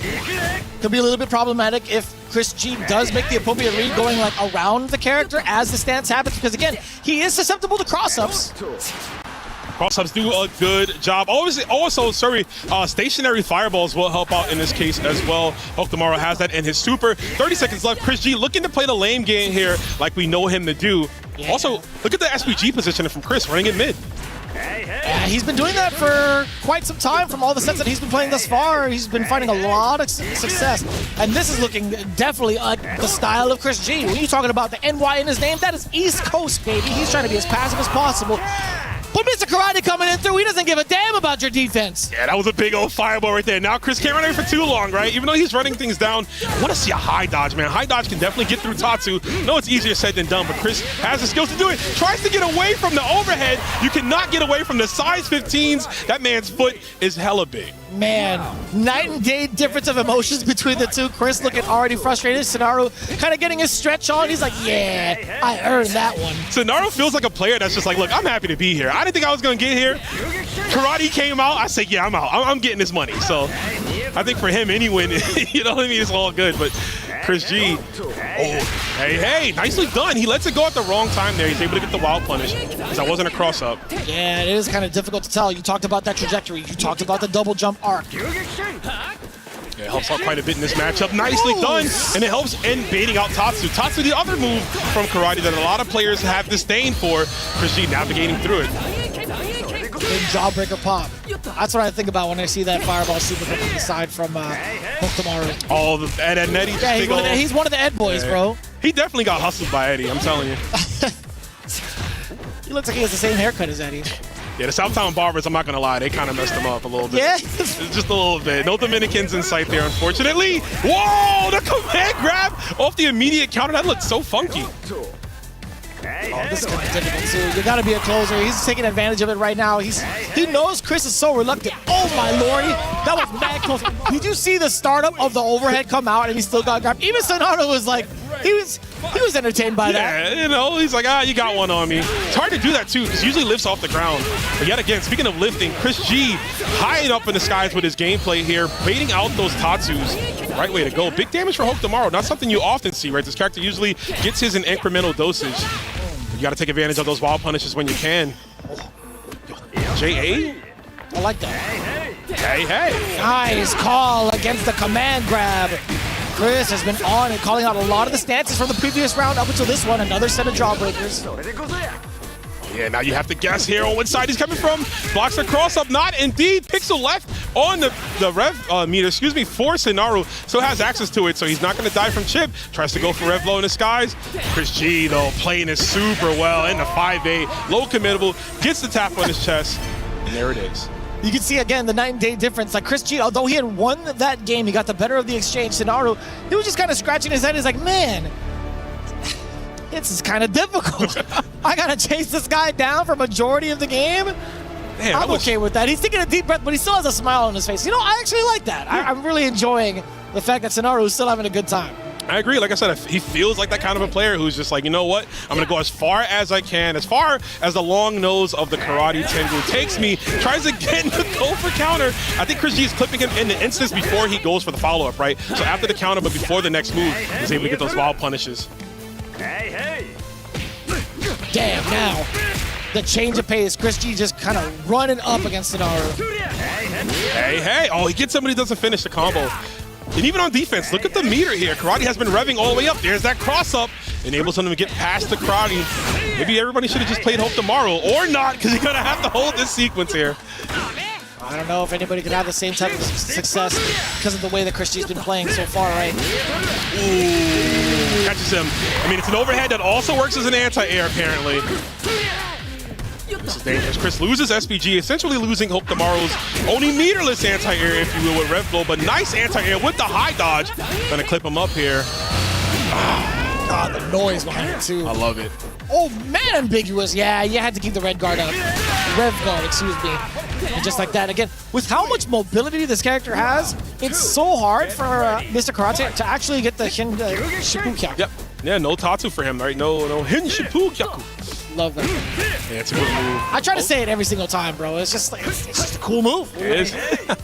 It's really good too, but obviously, I mean, if you have a double jump, you're able to get around it. And just characters in general that can bait it out. High dodge also beats it. A little more risky. But man, look at that fireball. So durable for Mr. Karate. Get that. Get the ninja star out of my face. He still held on to it. Yeah, holding on for quite a bit here. There's a throw tech, nicely done from Chris. On the other side, absolutely ready for it with Sonaru. Oh, just walking into it there. I'm not sure what he tried to go for there. There was a counter hit actually. Yeah. Sonaru tried to press a button. Oh, he tried to maybe JD on the last hit of the Kuhadan, but 100%. doesn't get it. 100%. Oh, it's time. Somebody call Yipes. If Chris G can get this sequence, it's time to make his god. Oh no, hidden gear out of the overheat into the fire. A lot of damage being dealt to Chris G. most importantly, recouping them funds, man. Getting all your money back on tax returns. I know nothing about that, but Mr. Karate obviously has a great accountant to hold him down here and gets it back. Wake up, Palm. He doesn't finish the Rev Excel. This could get ugly real quickly for him. Oh, after 20 seconds on the clock, doesn't even care. Wakes up DP. Sonaru, a man happy to be here in France, is going to send it all with that uppercut. It's reasonable too. You know, if you have nothing to lose, it's like, why not take that gamble on that 50-50? Absolutely. What a block. Double block, actually. The double overhead there. Good defense. Nice chase now. Was that like the tail end of the backdash? Looks like it, yeah. He caught him. Well, Kamaru, I mean, he kind of elongates himself with that light kick, right? Stretches out just a bit. He's the growing boy, but he can hit you with those, whatever he got on his feet. I don't know what those are. The Southtown 5s? I don't know what's happening there. The Air Ninja 3s. Because he be jumping too, man. He do, yeah. Oh, put him back on the ground, though. Man, skipped the cutscene on light. It came back down. And the super confirm. So sick. All the way to the wall here. Oh, the double hitting 2C actually avoids the guard cancel. Oh. You got caught trying to short hop. You should be. You build enough meter for yourself, right? He does. But, oh, he has to go for light DP. Yo, we're going to flex on him all. Not the full JD, but it's A-okay. We didn't need to over-exert right there. My man is dusting off the hands. He said that was too fire, bro. I had to cool off for a second. It's so sick. He's easily been like the most animated player we've had thus far in like any of the groups. I would say him and Mitsuhashi, but definitely, yeah, you can see it though for Sonaru. At Evolution, he had a Mr. Karate mask, and he was just putting it on at every moment. Kind of wish it was out here just to troll his opponents a bit more, but right now it's all business. Hey, ya! I get to say that for the first time on the mic here. We got Hulk tomorrow hitting that rev blow. Why did I look away? It sounded like a different person at the table. That's what we all saw. That's the vocals, bro. The range is crazy. Oh, meaty overhead, but doesn't get anything else after that. I don't like how he gives you the thumbs up after that. Damn, my man was jogging the marathon. He's getting in there, man. Got to get them steps in all the way through. Now Kushi looking to slow things down. This is where he had the most success here. Oh, he did something. As you saw the zoom in, it had to be a high dodge. I'm pretty sure that was a high dodge attempt. We're going to ask Chris G after. Nah, dude, it's difficult. He's trying to react to the impossible, even if you do react to it. Like, how much of a reward do you really get out of it? Yeah, for sure. I mean, that's the thing, right? Because it does scale your combos. It's a dedicated anti-air, and it can work in those situations, but the risk-reward, I guess, is not too much. Chris G, better off going for the double jump. So right now, it gets a better confirm with the super, the jawbreaker, if you will, another one. Damn, dude. Buy one, get one free. Oh, speaking of, he about to hold this Ryoko Rambo. You know that's the first super in all fighting games? That's crazy, right? Is that true? Absolutely. Huh, that's godlike. The very first super, yeah. I believe that. Hey. That's kind of wild. What a cool design. For a first super, right? I've always been a fan of like the super big rushdown into like a giant hit. The final, yeah, for sure. Yeah, it looks cool as heck. But right now, Chris G, not looking so cool, man. Sonaru on the up and up after that last game. The momentum is in his favor. Tries to go for something there, but gets sniped. I can get you with my own, says Chris G, to teleport. Lingering on. Oh, I mean, you had to know, right? He was just within SPG range. You got to expect it. Oh, yeah, in between the gap, the jawbreaker. I like it. Ooh, that was so scary. Yo, with the command grab off the counter. Yeah, that was nicely done from Sonaru. Yet again, he's stretching it out, man. He sees the finish line. There he goes again. He's flaunting the wares a little bit. He's like, I gotta exercise my back muscles a little bit. I don't want to stiffen up. He's like, the celebration about to go crazy. I need to start stretching right now. Oh, man, but there we go. Again, A kicks from Sinaru. Mr. Karate, I was about to dox him, call him his real name. I don't want to do that, man. He's got a mask on for a reason. Yeah. Colt did it earlier. Oh, come on. Wow, Colt of all people, doxing masked men. Insane. No loyalty, no royalty in the streets, man. We thought, thieves had a code, you know what I mean? That's what I thought too.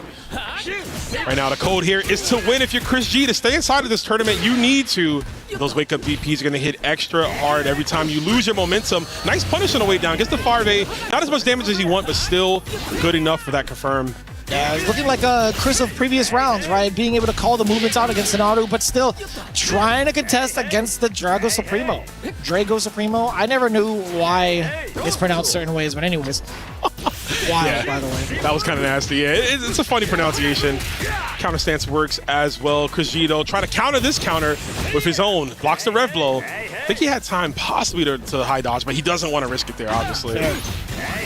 So what happened earlier? Oh, no, he's got all the bar, too. This actually will be it. Only needs one to do it. The damage of Mr. Karate on full display here at the EWC. Set point for Sinaru. He is popping out of his chair. Chris G needs to dig deep right now. Yeah, it's been rather tough for him to be the closer thus far, right? He's been working so hard movement-wise. Sinaru, he's just rocking out to the beat of his own drum right now. Hey, he's just going on about his own day.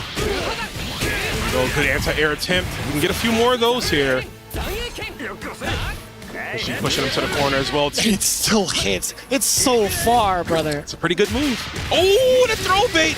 This is huge. That's a lot of damage. I think we have enough to, if not take him out of SVG, put him on the brink of it. The very tail end, which is not what you need. Hope Tomorrow has one of the better rev blows in the game, even though we haven't seen Chris G go for it often.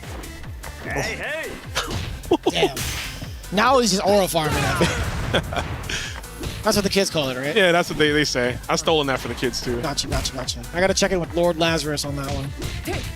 Lord Laz. Oh, Lordy. We got right into it. Again, it's one of the other MVPs of the game, right? Being able to get the EX Tatsu, Sinaru, eliminating Chris G 3-1, finally getting his opportunities to play, by the way, in comparison to how he played over in the upper bracket against Mitsuhashi. He's got to be feeling pretty ecstatic. You can see it on his face. What am I saying? Probably. That is guaranteed. I mean, hopefully that's not the victory celebration, right? He's celebrating a lot, and I get it. You're happy. You defeated Chris G, a demon in this bracket, but man, you got to preserve yourself. There's a whole lot more EWC matches coming your way, and you need to be ready for them. Chris G, unfortunately, defeated. He is done. One of the two Americans out of the bracket. That hurts us a little bit, but it is what it is. Right now, we're going to the Crusher with Damascus. All right, incredible performance, Sinaru sending Chris G out, and of course it is time to give the key, to get ready to absolutely crush that key and destroy the dreams. And of course, do you, yes, keep that guy safe, yes, we must keep it safe out there. Let's go, Sinaru just being briefed real quick on how to crush the opponent's dreams, and he's got to be looking good on this. And there we go, it is time for another key to be crushed. Whenever Sinaru feels like it. Ooh, is that going to be a noisy one or not a noisy one? Ooh,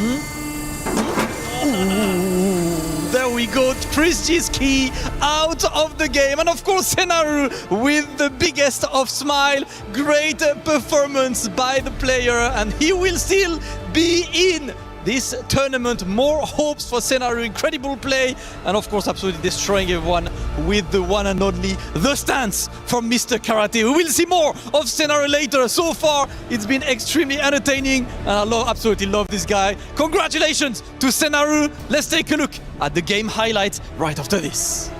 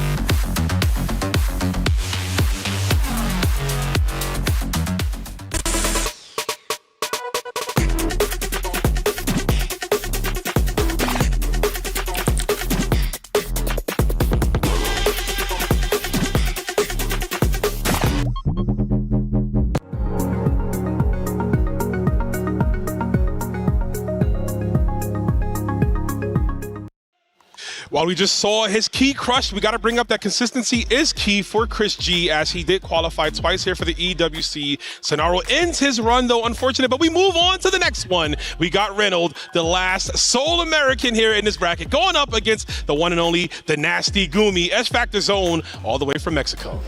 Can I give you just like a side statistic as we get ready for this next match? We have just been informed by Lord Lazarus that there were 105 Drago Supremos in that game alone between Sonaru and Chris G. That is kind of wild, to put it lightly, for a lack of better expressions. But yeah, man, I don't even know how to even follow up on that one. 105? In one game? That's got to be insane. But we're moving on to the next one, and we're about to get real religious with it. In the church, throwing down the unks, bro. The two deacons in the church throwing over the offering plate. This is crazy here. They be taking money from the offering plate. Oh, you know. Best believe they be, shaking down a couple of dollars. You command grabbing them? That's wow. There we go. Speaking of getting ripped up right there by the Phoenix Smasher.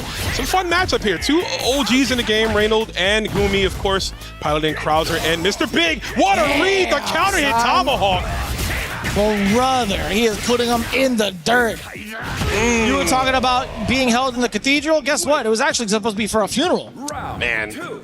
That's crazy, bro. Putting Big down. You think it's an open casket? Maybe. No, most definitely. The shade's on too. Yeah, shades on. The corpse is wild right here. You gotta do it big for Mr. Big, right? You gotta keep it open casket. Absolutely. We know Krauser's got the budget, man. He is spinning him around too. He getting tossed around in the church. This is wild. We finally got our confirmed for Gumi off the high dodge attempt here. Man, the KOF 96 boss team throwing it down here. Love to see these guys back in a modern game. It's been so long, and obviously their movesets updated here, and we're seeing that flex through Riddle with a quick game one. You are not kidding. It's been like a hot minute. I feel like I was never going to see Krauser again. That guy used to haunt my dreams. The first time I ever played him on a Sega Genesis, man. Brother, Sega Genesis getting it in? Oh, I see that. Yeah, Biggs took a lot of quarters. Yo, the round start though, Jeremy? That is wild, Rome. Leg Jama, yo, the dog in the background. What the dog doing? Yeah, what? Whose dog is that? So that's Mary's dog. That's Anton. Why is Mary's dog there? He's a big fan of old geezers throwing down. I honestly can't tell you. The dog. First off, the dog's got to be like 30 years old, which is mythical at this point. Might be an apparition, might be a ghost, and we might see Big going to visit him too. Damn, that's kind of wild. You're putting the lore in the cathedral as well? And so might just be tied to the stage. He literally is only in the stage. If you play Mary in any other stage, he's not there. Huh. That's why I'm thinking, I don't know, people said I'm crazy. I'm thinking he might be tied to the stage. I think you might be honest. He might be the apparition. He might be. Of the stage. I think that's fair lore. Yeah. Damn, that's deep. Unless dogs live to 30 in Southtown, even with that food in Southtown, I don't know. No healthcare out there. You can see it right here for Randall. No, that applies for the rest of the country. Don't even just tie it to Southtown. Speaking of tied, you are tethered by the grips of Krauser for that Gigatech Cyclone. Oh, my man just punches you in the gut. I don't even know what he's grabbing you by. Like, what part of the robe? I don't know either, man. But I know those are metal gauntlets, so it does not feel good regardless. That's true. He ain't grabbing him by the hair, that's for sure. Grabbing him by his thoughts? Yeah. Ooh, speaking of, Phoenix smashed the EX1. Put a little stank on it. We get to confirm Kaiser Wave. Damn, even Gumi's talking to himself. He was like, what the hell is this character, man? Gumi said, I ain't bought a season pass, bro. I'm still on season 1. I don't know what Krauser does. Yo, and even Reynolds like, yo, my fingers are too hot. He had to blow off his fingers a little bit. Steaming, bro. What a beast. That was quick 2 games. We're sitting here memeing it up, but Reynolds showing you why he is a former world champion in his own right and how he is utilizing Krauser. Krauser's damage. Again, we talk so much about karate and even Billy Kane. I feel like some of these other top tiers that are right under them because of the pronounced amount of karates, we're forgetting just how strong these other characters are. Yeah, we were already all asked before how many Mr. Karates do we think are going to be in the top 8. These cats thought I was memeing. I definitely said 8. They thought I was joking. Yeah, that's a fair thought. I put 4. I like 4. We saw that at some other events, but we're going for the Andy pick. So this is more traditional for Gumi, an older character in his arsenal. But the big pick was good. Right now, though, we do have access to Demon Flip. We don't have to take a lot of Krauser's nonsense. Yeah, it's actually pretty smart, too, to kind of set it up in that way, right? You kind of throw the fireball, force Reynolds to kind of diffuse it with his own. if he commits to that option, he gets a demon flip punish. That's one option you take away from him, but that's the wrong option on the side of Gumi. A wild DP there. No wild punish ensues. Wakes up. Oh, he is so lucky that Reynolds went for target combo. Had he canceled that close C into grab, it would have worked. Just about at SPG range, excuse me, for both. As got it lit up. Could be an emergency though. Yeah, he gets him right there with the confirm. Chase down again. You're not backdashing. Reynolds dashes up with the throw. That old man is moving. I'm telling you, bro, the stem cells are going full on, and crowds are paid for that. And right now, Reynolds might be paying to crush the keys of Gumi. Damn, he hit him with the peptide throw. Peptide throw is I can't believe he actually caught like the normal. It said punish, by the way. Yep. You saw the startup of it.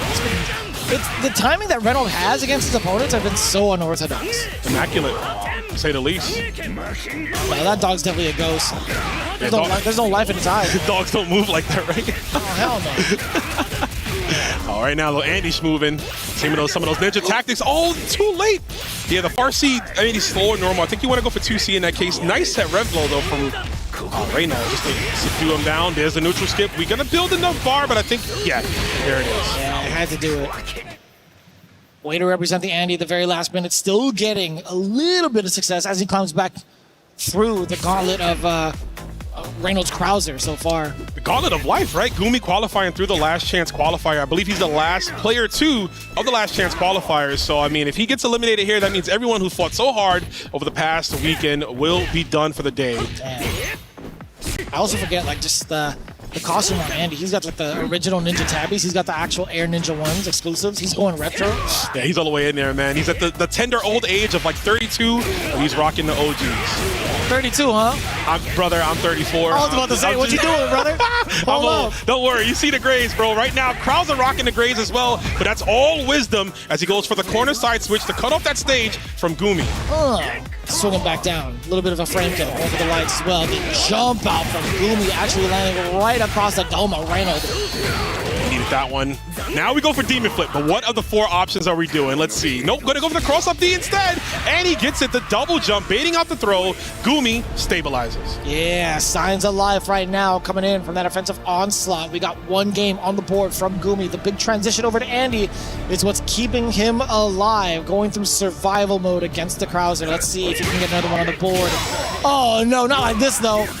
Another one's gonna take a while. Yo, he saw the dog, even like, yo, get in there, yeah. Yo, get in there. The dog's got its paws up. He's like, yeah, yeah.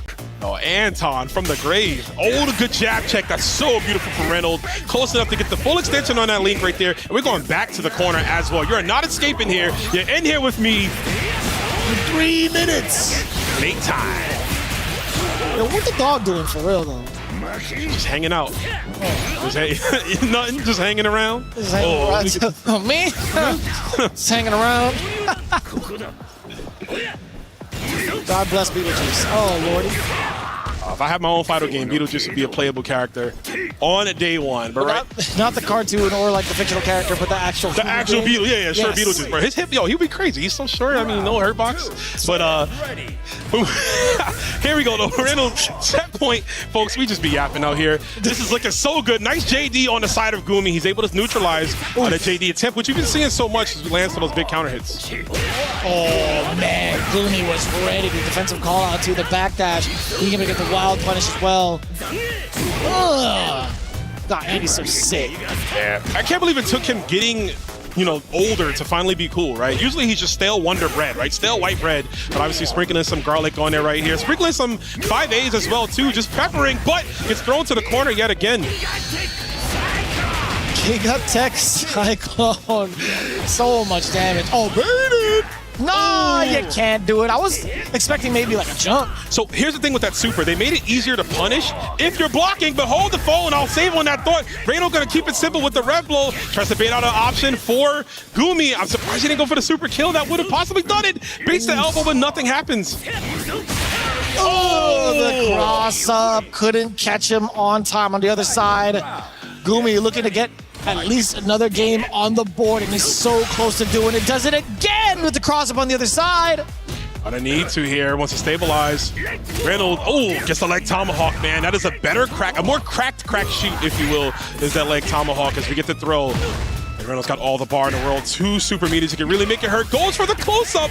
Base the throw attempt. The 5B will connect. We're going to spin just one here. I think we go for other super just to force, I was going to say force overheat, but never mind. Wants to maintain for damage. So trying to chase him down.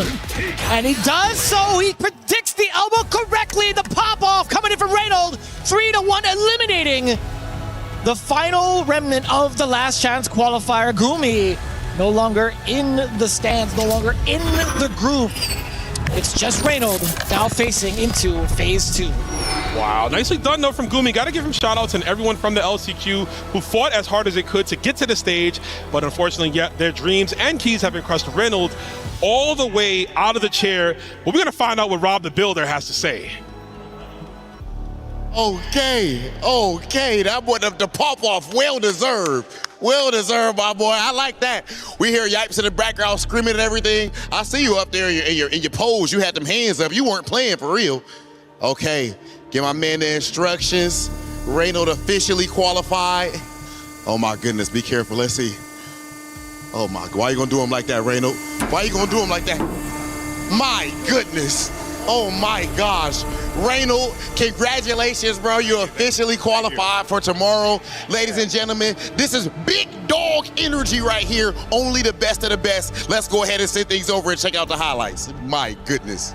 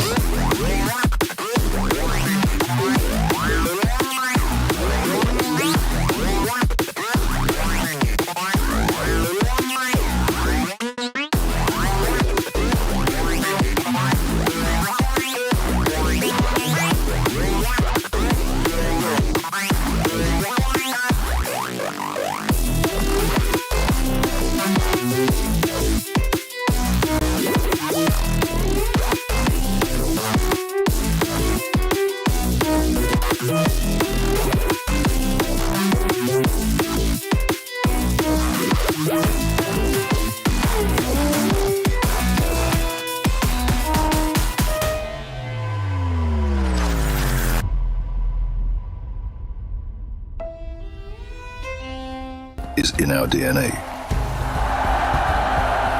Whenever we let it out, it becomes our superpower. Now imagine an entire city being built to supercharge it. Kadir City, powered by play. We've got 3 qualifiers moving into phase 2, only 1 remaining in our final match of Vicious here with Rome to bring you Shadow X versus Sinaru, our final matchup here in Group D. And what a matchup it's going to be. The carefree nature of Sinaru versus the tactical, the precise, the surgical, if not, Shadow X. What it's going to come down to, I think, obviously, is always the Drago Supremo stance, right? How do I play around that? But also the pilot that's using that. How do I get into their mindset? And Shadow X, as crisp as can be, going to have to rely on some of those command grabs if he can nail them. But Sinaru, man, the guy with a care in the world. It's so dangerous, Vicious, when you try to play someone who doesn't even care. They're just here to have fun. They don't have any, maybe he doesn't have any huge expectations, and his thought process is, look, I'm gonna do whatever works, and if it works, it works. Yeah, we've seen that kind of demeanor just a little bit from the side of Reynolds. That specific nuance where it's like, I'm not too sure if I really care about your defensive options. I'm gonna play the game that I want to play offensively. Sinaru, I feel like he's a mixed bag of all of that as well, offensively, defensively.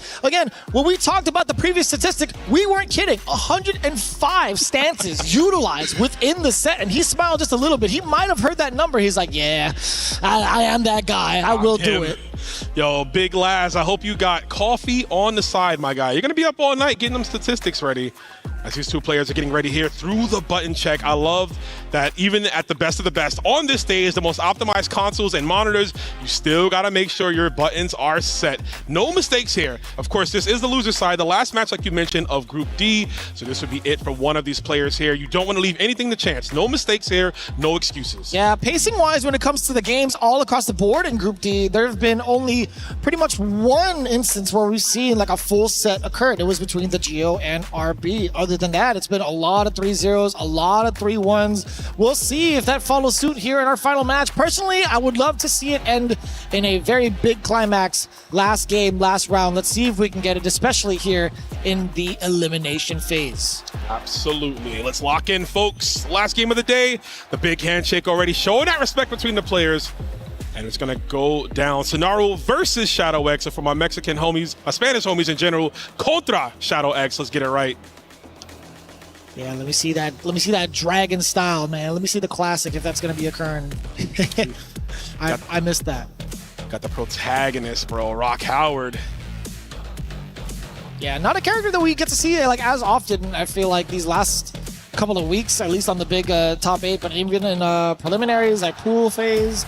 Yeah, we see it kind of. Here's the funny thing about Rock, right? Is like he's coming into season 2, people were saying he was the best character, but the argument for him not being is that he's never won anything, right? Obviously, Mitsuhashi got super close last weekend at EVO, and maybe he could win this one that could put Rock possibly into that argument again, but you got the Tangled Titan standing in your way at the door of heaven here. Yeah, it's a little bit different, too, as the characters kind of get released on that DLC schedule, right? Although it's like, you know, it's a brand new season, Rock could have been like one of the bigger winners. You know, you just had to wait until the characters came out. We don't even know how Kenshiro was going to play in full force, right? Oh man, giving you wet willies? That's crazy. Oh, we got the overhead kick though. The EX spent a little bit more for that one, and this is gonna take the game. Orsonaru just drops it. No way! But he gets to throw with the rebuttal. Shadow X not able to clutch it out in that scramble situation. Shakes his head in disgust. You can't disrespect the legendary move, calling it the wet. That's crazy, son. Yeah, Shadow X does get the opener. He did get the elbow all the way through. Raging Storm. Now Sonaru bleeding a little bit. Tried to move out of the way. No, that was actually a counter hit. He stuffed out of normal. Yeah, he got something there from Karate. Nicely done. Shadow X, all the resources in the world to make something happen here. He's got some of the best guard cancels. Nice jump out of the corner, too. He's going to get that link extension. The close B links into the 2C, enabling all of the damage here, and it is raining down upon Sonaru. Damn, what a rebuttal with back-to-back instances to get into that super. Nice work. Oh, Lordy, he just got hit. He tried to anti-air, right? That was the counter hit. Yeah. Uh-oh, run away. Do it again. Get out of there. That was three. That was three in like, what, 5 seconds? He's definitely right, but that was the 4th one right there that just got thrown out of. And take a swig of water, folks. Stay hydrated for every hey you hear. Right now, you ain't hear nothing but the bells ringing off that shining knuckle. Oh, yeah, you can see it on the player cams as well. 2 different styles, just blatantly, right? We got the classic dragon style. Yeah, that's right. That's what you referenced, the dragon style of. Oh, speaking of dragon, though, the raging tiger on the side of Art of Fighting. He's going to hit that one. Invincible dragon, not here. Maybe in the future we'll see Rio, but right now we're seeing a rev blow to your dome. Oh, no. The overhead would come for us all. Damn, son. Hella damage. Yeah, Sonaru talking to himself. He's hyping himself up. He's like, let's go. He's feeling good. He's like, yes. Yes, my character is quite strong. Man. Yes. Shout outs to Mr. Karate, the free trip to Paris, the free vacation. I'm having a good time. And I got to beat players in the meantime and possibly win an EWC. Nicely done. That's wild, son. I felt the power when I was studying him pretty much like, what, 2 whole weeks in a row? And I'm like, man, I gotta play Kenshiro instead. This is way too much power. This is way too much power. I know what to do with it, right? You might explode on yourself. Yeah, dude. Resume. We are exploding power right here. Rock Howard, man, the youthfulness of this character, man. The game's all about him. Eating them knees to the face, though. You can't get away from the demon that is Karate. And we hit that meaty so well right there. Gets the overhead link. And big old damage here.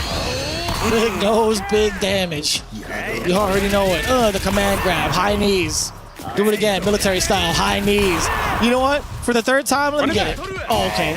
Oh, but we got that on the other side. Hey. And this will do it here. This round, all Sonaru.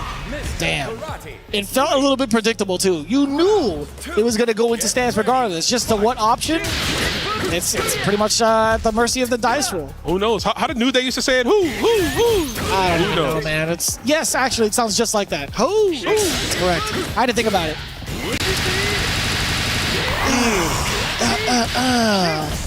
Wait. Oh, okay. Fancy frame kill. Yeah. The good old FFK. 4 counters in a way right there, man. Sonaru ranking up that meter. No more, says Rock with the far D. Give me that. Ooh, I like that though. The patience to see what he was going to do there. Obviously looking for another counter. Try to bait it out with the run. Having a run is so good in this game, right? It gives you that extra mix-up, which is forcing people for bad habits. Speaking of bad habits, you're about to get dropped like one because there's a super to send you on your way. Yes, sir. And I like the characters that do have run in their forward movement, right? Like when you tap forward twice, being able to tech chase a little bit better. It's also kind of tricky, too. Like, it could be a jump scare, too, right? For some characters, they run really fast. So, like, again, you just go for a throw, you can bait it, and, you know, properly punished. Ooh, I thought it was going to DP break. Give me that. Damn, stepping on the fireball, man. Not like this. You got to watch the mines, bro. Trying to stomp it out a little bit. Got some funky toenails to him. Ugh, nasty. He's got bread. I think he keeps the manicure possibly, right? I mean, probably. I'd like to think I that. think that's why he's able to like stomp on fireballs, right? They're probably reinforced. Oh, absolutely, yeah. Give me that. This character's still sick. I don't care what anybody says. The man on the cover, ShadowX with the patience. There's another EX dash grab. And this is going to hurt, taking him all the way to the corner. Oh! Yeah, I get it. 23 seconds. Wait for the rev blow. Nothing comes out of here. ShadowX, there's the fireballs. Puts himself in overheat. This could be a super detrimental place, but he does get the run-up jab, just catching the movement option of Sinaro. Looks like he was trying to just jump back or maybe dash back possibly. Yeah, it makes a lot of sense. Being able to get that kind of pressure, light pressure at that, he's not going to be like overexerting himself. He's not going to put himself in an awkward position where he does lose momentum, get his potential guard broken. Sinaro getting a little bit of composure to himself. He had a little bit of a smile, but it's all tied up 1-1 between ShadowX and Sinaro. And the fireball actually stuffing out the early hits of the Hinshipukaku. You said that correctly, man. A little bit of a mouthful. Yeah, you got it. There we go. Wait, yeah, that's it. Senpuka, that's what it is. We need Rock to hit the Shinkunage. That's the command grab. I only know Nage. I can't remember what Shinku means. Me neither. Something cool though, isn't it like Shinku? I think it's like super. Yeah, super grab. That's lame. It should be something edgy. Yeah. Oh, the guard cancel. So he wanted to counter hit on that guard cancel fireball, right? That enables the confirm, but instead we're gonna get a taco to the back of your shins, man, blowing out your kneecaps. Man. Destroy the ACL. The fact that he still gets like the roundhouse into the super. Yo, you gonna hold it the whole way through? And even Sonato was laughing it off. He's like, yeah, you got me. I wasn't gonna retract. I was going to leave it, but gets his ankles checked by the command grab. I think we have to spin it all here for the hidden gear. Not going to be enough to kill due to the scaling of command grab from ShadowX, but he learned this from Terry Pawagaiza. Wait a minute, am I a liar? I'm not a liar, Vicious. You're the best. That's a pixel left. I've been there in that position and I've cried, that's why. Damn, ShadowX. Even Sonaro was like, yeah, you got me. You got me again. That's twice. Real recognize real right there. That was beautiful, right? Guard cancel into the crack counter. Oos. We got the Senpuka. Stealing neutral yet again. The culprit. Oh. Dude, I'm begging for someone to whiff punish the hell out of that. I know. That thing just lingers now. High knees yet again. Stays out there, man. Mass Marauder, if you will. He's gonna wake up DP. Oh, ShadowX wasn't ready to convert off of that, though. Whoa, what? That was kind of cool. Yeah, that was wonky. So what happened here was the counter obviously blows back the fireballs from Rock, but it nullifies it, so no one gets hit right there. Trading with the Tatsu. That's what those 5As were from last time, too, for ShadowX. He's trying to stop the startup of the Tatsu. Makes a lot of sense. And now the big jump in, leading into this exact scenario. Here comes the Crimson Nose. He always gets him with the command grab, dude. Not me. I'm canceled. That's what's going to happen if he gets nerfed. Yeah, it makes sense. We're using that in the next EWC. Yo, gets the overhead though. Let's bring it back to the present here. Tries to go for that setup again, but that was the regular Drago stance. He only reflected the one fireball that time. A little different, right? Ooh, all the way down. Little hit and run. Fade away, bro. Looking like JB for a minute. 6 and 5, baby. We still on it. Yeah, man. Yeah, again, ShadowX just putting some hitboxes out there, just catching those Tatsus. Nice backdash, unable to get a punish though. Short hops are better in those scenarios, but obviously it's naturally to just backdash faster than short hops. You think that Android still has Tim's on?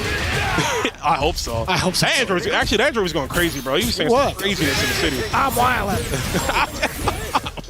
We got to overheat now from Shadow X. He can't let up, right? Like, as soon as you let go of it, guess what? You're going to get your guard broken. And also, hidden gear is potentially on the table for Sonaru. Broken yet again. And I'm not talking about the character, I'm talking about the sequence. Oh, the drop! Wait a minute! Sonaru dropped the sequence, letting Shadow X live. That was supposed to be his game.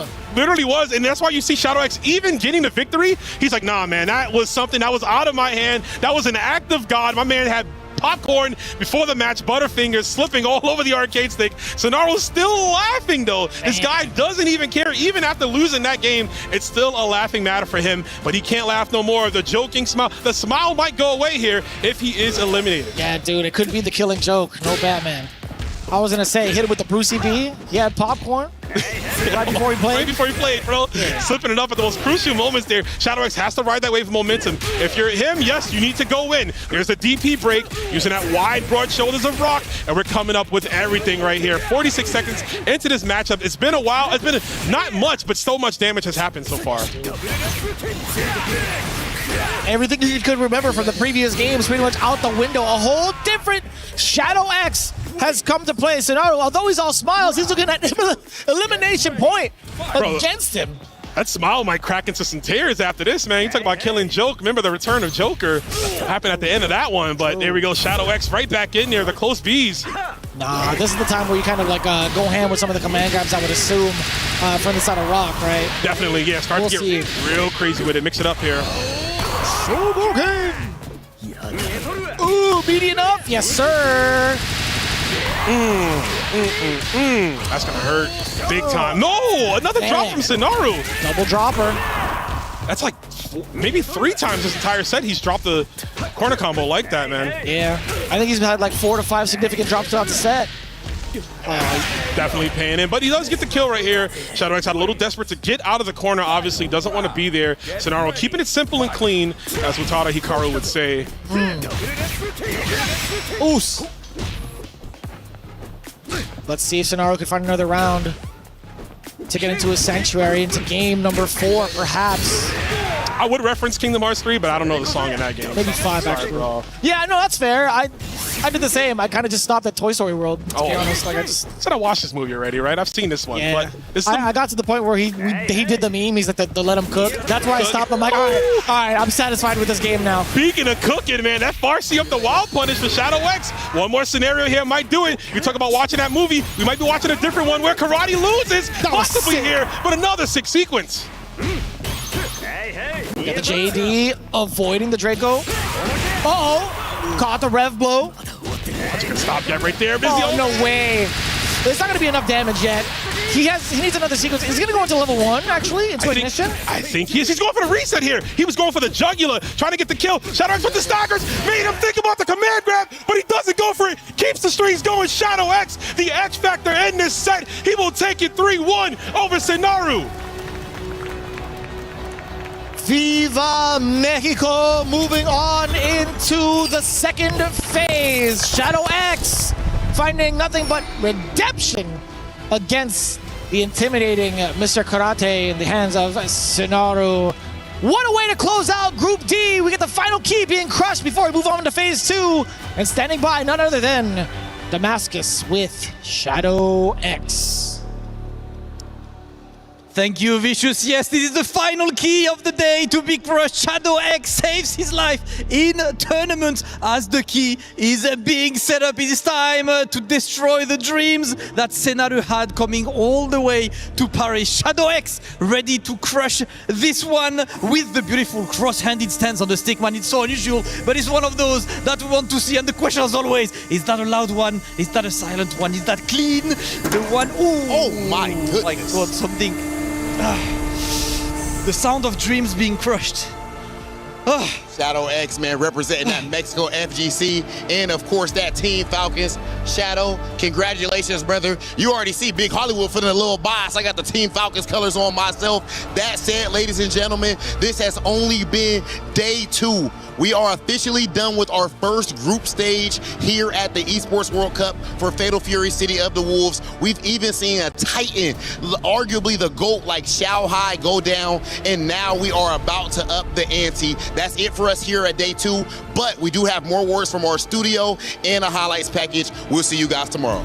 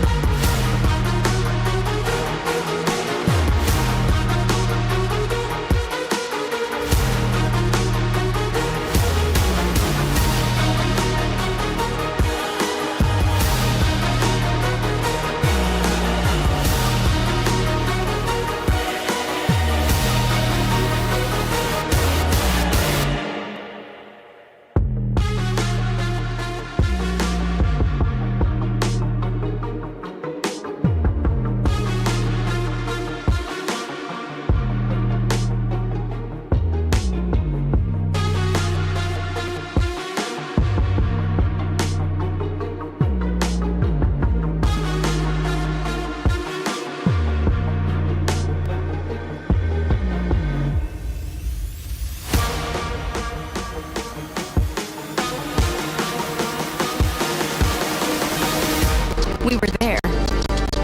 For every click, every clutch, every respawn. We were there for the years of grind. And we're here. Now. The proud founding partner of EWC. Powering the biggest event in gaming. Shoulder to shoulder with the world's best. Making history. Greatness deserves a stage. Lenovo Legion. Reach your impossible.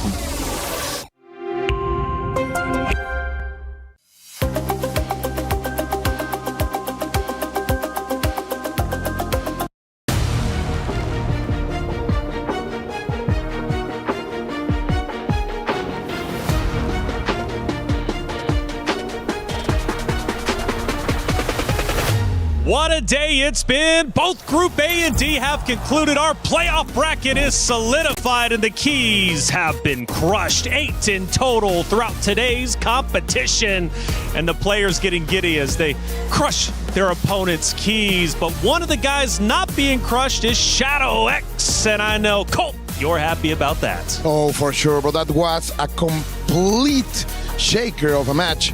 To be honest, sometimes Senaru let Shadow live, and he took those chances, able to survive. But Xiao Hai, a champion in his own right, at least close to it last year. This time around, Logan, falling very short. Yeah, we saw Naiwang holding that. The most valuable of keys. Has he unlocked the path for Goichi to retain? Potentially.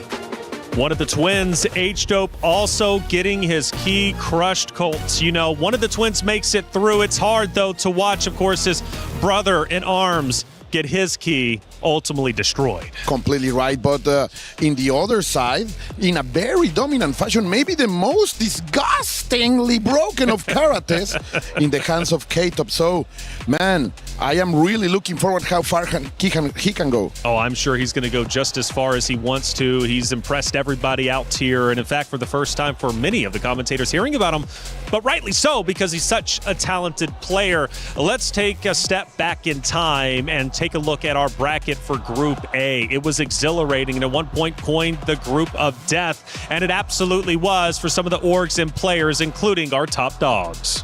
Yeah, I mean, it proved to be the Group of Death for Xiao Hai's hopes at sealing the one title that's evaded him in his career. But Falcons hold out, Kindevu making it out there in the lower bracket. Naiwang doing it for Weibo as well. But K-Top, Wow, I love the energy here inside the Esports World Cup in Paris. The noise is crazy. K-Top doing it for Vitality, though, and rejects Lagia is cruising. And we're not really talking that much about Lagia, but he has to be respected. But let's not forget Danny Almaza getting taken down early on. The only hope for Gen G, right? When it comes to Fatal Fury City of the Wolves for the club championship trophy. Gen G no longer going to get those club championship points, but Xiao Hai has been the biggest talking point, getting taken down early on. No longer a chance to try and reclaim what he narrowly lost just last year. Let's hear what he had to say.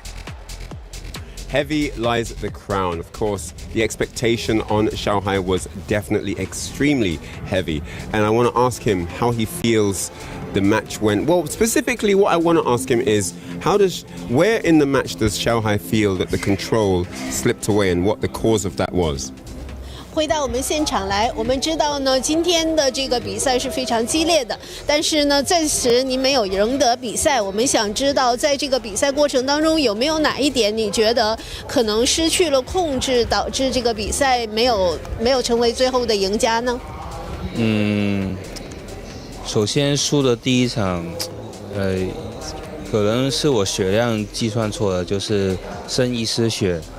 没有做好，然后后面被翻盘的那一下，可能平时自己没有遇到过，然后没想好怎么去破，然后有几个招也是平时没有遇到，就是这个角色新出来，不同人不同样，导致都没准备好，就是我自己练的跟别人练的就是有不一样，所以都被打中了。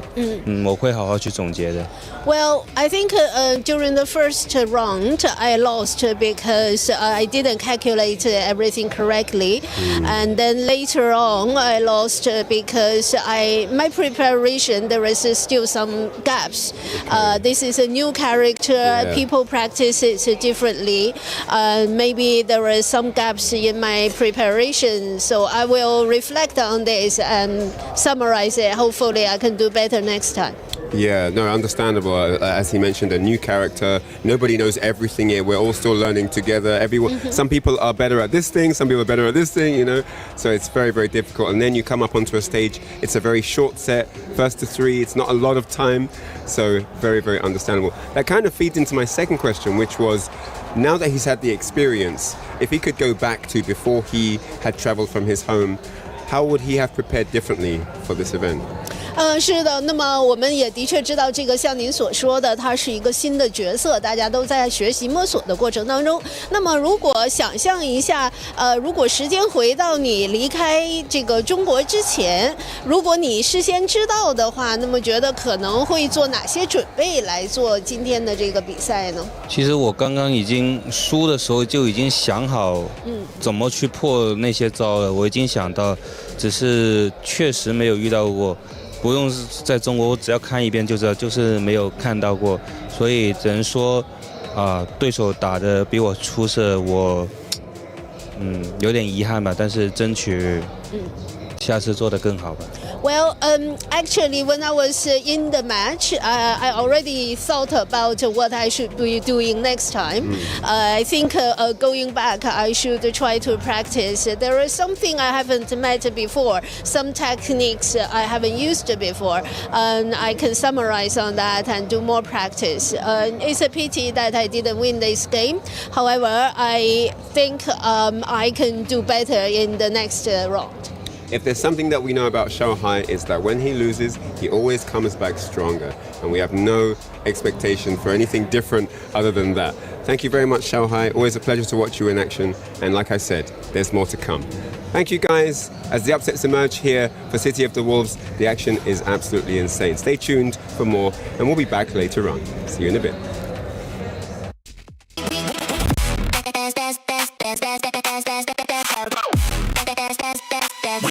ESPORTS WORLD CUP.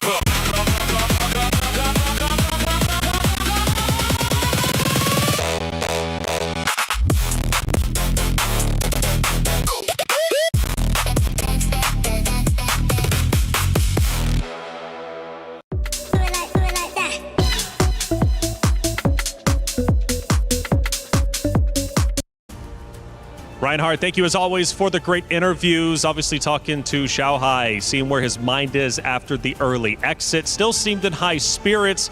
Colt, one of the things we discussed earlier in the day is the skill ceiling for Fatal Fury has risen quite high. Xiaohai's going to have to catch up.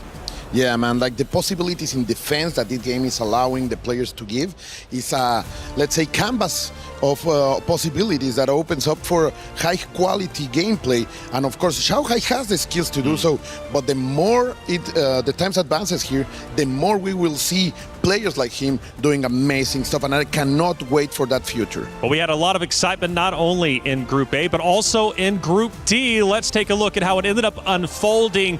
We lost some heavy hitters, but we also gained some also heavy hitters, and of course in the playoffs going into tomorrow's competition. Shadow X, Colt, I know you were pumped up about that gummy from the LCQ. None of our LCQ competitors make it. It makes me sad, but still, stories are developing throughout the day. Yeah, Mitsuhashi powering through, proving alongside, I guess, Shadow X that Rock might be the counter to Mr. Karate, the big pick there. RB, incredibly impressive, though. He hasn't really put up a big result. He qualified through a 4th place at DreamHack, and that's his biggest placement of the year so far. So RB is a very surprising name to get through in that winner's side. Everyone, of course, super hype about Shadow X, but Reynolds, man, that crowds are tied up. Yes. Kaiser Wave. And our green room, by the way, going absolutely insane. Loving that. I mean, you know, it's nice to have a variation from seeing that mask on the screen, to be fair. But yeah, we're super hyped for that. Super armor, command grabs, big bodies. Everyone loves that in fighting games. That's it. We definitely do. What a day it has been. Chad, who is your favorite competitor to move through to playoffs tomorrow? Let's take a look at our Kadia top 5 plays, because we had plenty of them taking place. And boys, honestly, sometimes it's hard to pick these top plays throughout the day because, well, there's so many that end up taking place. Let's take a look at our first ones going into the competition. And ultimately, of course, we start off with our guy of RB versus Shadow X. And it was this bait play that ended up paying off in the ultimate 3-0 to take the cake. Completely right, man. Like, Shadow X was really feeling the offensive from RB, going into many of his traps and biting in most of them. So this bait not only left Shadow X without a hope, but all of us without a voice. That's right, and hopefully we'll have a voice for tomorrow's competition. We're going to need it. It was Danny versus Kindevu over in the end, and it was super clashes with Red Blow, and then the scramble ultimately to take the win. The number 4 play of the game. Kindevu obviously playing out of his mind to take a win. Yeah, man, like Kindevu really bringing it. The hit he shaked the defeat of last year and brought one of the favorite players in the tournament, Danny, out of it. So shout outs to the Golden Thick Boy. The Golden Thick Boy going thick time. RB versus the Geo takes the number 3 spot with the super free scramble, Colt. Yeah, man, like these two were really in a slugfest, not respecting themselves, never, and showing up. Look at that reaction, super on super. You just love to see it. That's the kind of tangy, tasty stuff you love. Delicious. Chico. That's it. Number 2, it was Lagia with the Pixel comeback versus Zhao Sai, ultimately to take the number 2 spot. Yeah, we've had some incredible Pixel comebacks throughout the day. I love picking this one. And of course, Gato's been looking a very strong pick for a lot of these. Yeah, man, like that's a character that wants to be very close. And Lagia doing this fantastic comeback, just showing that he is the world champion, the SWC champion, and wants to maintain that momentum. Those pockets, it seems that they have no end. I feel like with all the commentary you're giving me, Colt, I think you're a little bit hungry. You're ready to eat and seeing all these tasty plays. Have you seen me? I'm always hungry. That's right. Number 1, though, has to be K-Top versus Xiaohai. It was the final round, and we know what the reaction, of course, we've got from K-Top himself, getting a tremendous victory and taking down the 2nd place finisher of last year's competition. The Regicide play, that's for sure, going with the complete challenge with a pixelite, like Logan was saying, demonstrating that you have to always believe, you have to never surrender. That's right. Never surrender indeed. And that was one of the key talking points I heard you guys say on the desk, right? When that ended up unfolding. You always got to keep competing and playing hard. Chat, It's only been 2 days. We still have 2 more to go, including playoffs tomorrow. And what a day that's going to be. These competitors have fought tooth and nail to reach that very stage. Now that they continue to advance, how far do they want to go? Do they want to be a champion? Well, it's up to the competitors to decide because they hold destiny within their fingertips.